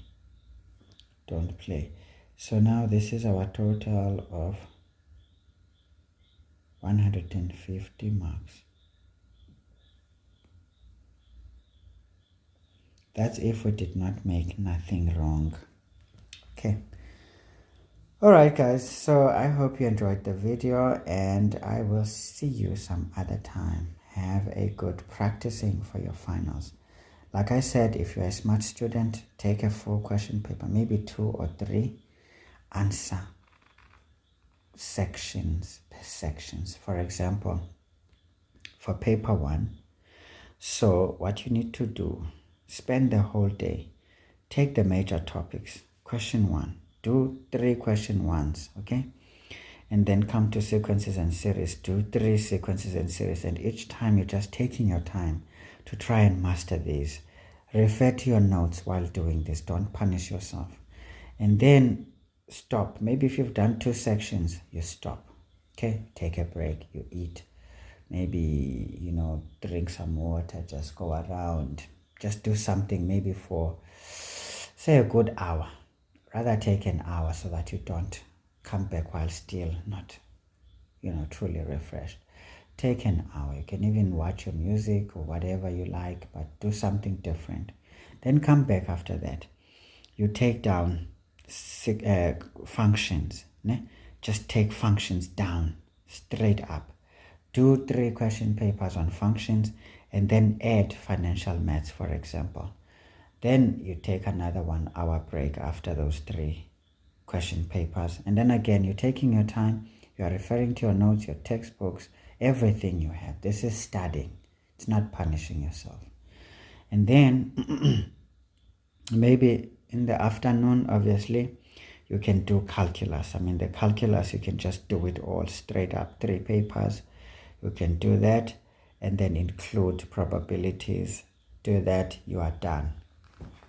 Now, once you are done, you can stop then. That would be late evening or early evening. You have your supper, you take your shower, you watch your best movie, something that relaxes your mind.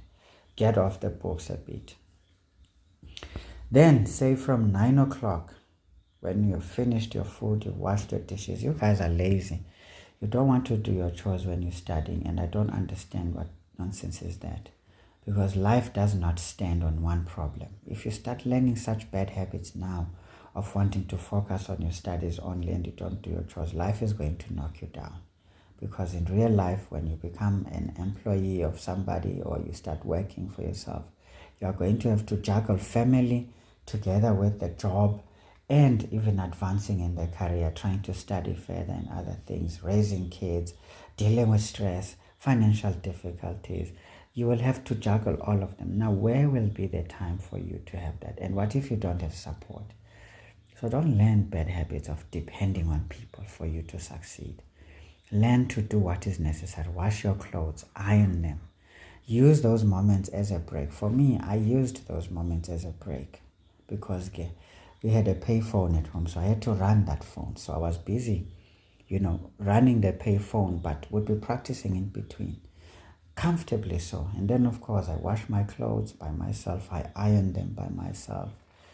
Clean the house when it's my turn. I cook when I had to cook. So wash the dishes. So these were breaks, and meaningful breaks, because when you take a break and do something different, it becomes a better break than to just sit and relax, because now that's not relaxed. That's not taking a break. That's being lazy, because you will not think. You will not unthink what you just did if you just sit and not do anything. So you've got to stop studying and do something. That is the right time for chores. So parents must actually run you for this one. They must not do your chores. Uyafunda, then bangamaqanda nje week. Can't be like that. No. In real life, you're not going to have support. It's not guaranteed. So don't rely on it even now. Learn now while you're still young. Because when you're older, you can't unlearn these things. That's why a lot of people are adults who are full of stress, depressions and anxieties and many other issues from life real problems, because they didn't learn how to grow up. Growing up is not a smooth transit, guys. It's an emotional state of serious changes that create a lot of mayhem in your promising life. But by prevailing, you make it sweet at the end. Okay? Everlasting joy is for you and me. But if you're going to learn stupid, bad habits, obviously, guys, you're not ready for life. So you might as well stop everything and just be like a paper. Roll where the wind goes. That's fine. But if you want to be serious about life, you're not going to skip your chores because you're studying. No, that's wrong. Ndiyanixelela ke bantwana besikolo. So ndinixelela ke ngoku hard facts, hard truths that you don't want to hear, because all you want is comfort food. No, there's no such a thing. It's sub-story after another, guys. And in fact, we don't care about your sub-stories actually, because I also have my own sub-stories. Who listens to me for those? No one. And does it matter? No, it doesn't, because it's not killing me anyway. But of course, yandiqoqozelisa ngelixesha ndiqonda uba yegcamathuta entsetshile njalo. Akitsebe hore ke ye kae. Empa ke a tsamaya fela. Hobane ke a itseba hore direction ena ke nkile. Hlomi tlompe ya mo ke batlang. Jwale he re ke ye monna. Le haeba ke tlo fihla kapa ke no fihla hona taba. Ha ntse ke tsamaya fela ho lokile. That is what you should do, guys. Uyahamba qha. As long as unayo direction, landela lo direction. But yekani uba ngamavila. Ngamaqeleko nizoba ngabantu abadala aba-useless. Trust me, senifundile ningoogqirha abazizipeshali, nizoba ngamadlabha kwalapha esibhedlela. Umuntu ubutsala igazi kwisigulane, ndibabona abagqirha abancinci abafikayo. Ubetsala igazi kwi-patient, ufika kugcwele inaliti ebhedini, kuchiphizeka amagazi phantsi, kugcwele i-alcohol swabs, ii-syringes are all over the place, because ezi mfene azikwazi ukuziklinela, zilindele unesi azoklina. Uba nothe unesi sisicaka sikagqirha. That's rubbish. It already shows that you may have passed with your distinctions and probably you're a good doctor, but you're clumsy. Uzawubeka i-patient yakho in danger of getting a needle stick injury, or your colleagues, because they will come not knowing what you did. Then they get a needle stick injury. Then you've given them HIV. Can you see, guys? So all I'm trying to say is you cannot be complacent in this life. It doesn't matter how young you are. As young as you are, you have a role to play in your family situation, and you're not going to skip that because you're busy with a career choice that you're probably going to change the rest of the family positively, maybe. But of what use will you be when you are useless? You're not able to wash after yourself. You can't cook. You can't clean. You will start abusing people, because that's what happens to such people. When they become moneyed and yet they are useless personally, they become abusers because they have the money. They start talking nonsense, talking trash. I bring money on the table. Who cares? Everyone who's a family member or a close associate, whatever partner, will have to fend for the other, depending on their strengths, of course. And it's not something that is, special. It's a must. It's a must. There's no jumping around that rope. If you have a family, you need to feed your family. And feeding it, it's not something you can go around telling us, I feed you, I buy you clothes. You are supposed to do that, okay? It's your job. So stop crying over nonsense here. If you don't want to do it, stop. Who forces you anyway? Nobody. But of course, guess who's going to feel guilty? It's going to be the very same you if you pull out, because when it's difficult, it feels like you must just pull out. But you will see your kid grow and get someone to help them, and then they become more successful, and you start needing them, and then they don't look at you because you don't know what is right. Some parents who study because people make them not do anything, they only study only. You know what? When you become an adult, you become a parent, you will expect someone to raise your child, to do homeworks with your child, to feed your child, to do these things for your child. So you will basically not form any bond with your children, because providing money for food is not raising a kid. Buying them clothes, taking them to expensive schools, it's actually not raising that kid. That can actually destroy that kid. We've seen them. We grew up with lots of people who were raised like that. I cannot say much about them now. It's sad, of course. I feel sorry for them, but they were deprived of a true childhood because parents thought they were doing the right thing when they were actually messing up those kids. They needed to grow up doing their chores, taking a part, playing a role in the family, irrespective of what they will bring later. That's not important. What is important is pulling together with your family while advancing yourself at the same time. Because in real life, when you become an adult, depending on whether you're going to have a partner to support you or not, you should still be able to be successful, even as an individual, if it has to go that way. Right? Right. Anyway, guys, sendishumayelile ngoba ke ndingutata umshumayeli obhedayo futhi ngaphezulu ongathethi izinto ezimnandi, thethi izinto ezihlabayo, right? Ngibisela itolofiya. Ameva, prekhiphe. Yiyo yonke loo nto. Imnandi le nto kodwa iyahlaba, yayifumana injalo. Ndikunikeza imetsi ehlabayo, yeah. Nenyaniso ehlabayo kodwa emnandi, ne? Alright guys, papa yini ke ndizonibona next time. Ningalili kakhulu ne. Ndizama unifundisa izinto ezi-right, ngoba izinto ezi-right ayizizo ezenizixelelwayo ngabangani benu ixesha elininzi. Abangani benu banixelela amaphupha, banixelela inyani. So lumkani sanuthatha yonke into eniyivayo. Even nalapha kum ningathathi yonke, kodwa niqaphele kuyo yonke into endiyenzayo. Andiyenzi nje for fun, ndiyenza ngoba ndiyayazi, okay? Futhi ndiyayiqonda into yoba iza kufika ungayilindelanga. Yiyo loo nto ndithatha ixesha ndikubonisa, ngithatha isikhathi bese ngiyakubonisa ukuthi ube suyayazi, ibe seyiba yeyakho le nto, uyi-own, ube suyayisebenzisa, wabona? You take this and make it yours and use it effectively. All right, guys, I cannot say more. Goodbye. This was a good paper, an excellent question paper. Congratulations to the examiners. They truly did a maths paper here, not just, in this kapu. And I'm sure every student in the KZN who has been a fan of my channel would have known all of these tricks and techniques that I keep dishing up. And obviously each paper is unique. It has some more tricks for you, but I'm sure you are getting the hang of things. Goodbye until we meet next time. Remember, download the question paper as well as this memo in the description below. You can even download the video and keep it for future reference. Bye-bye.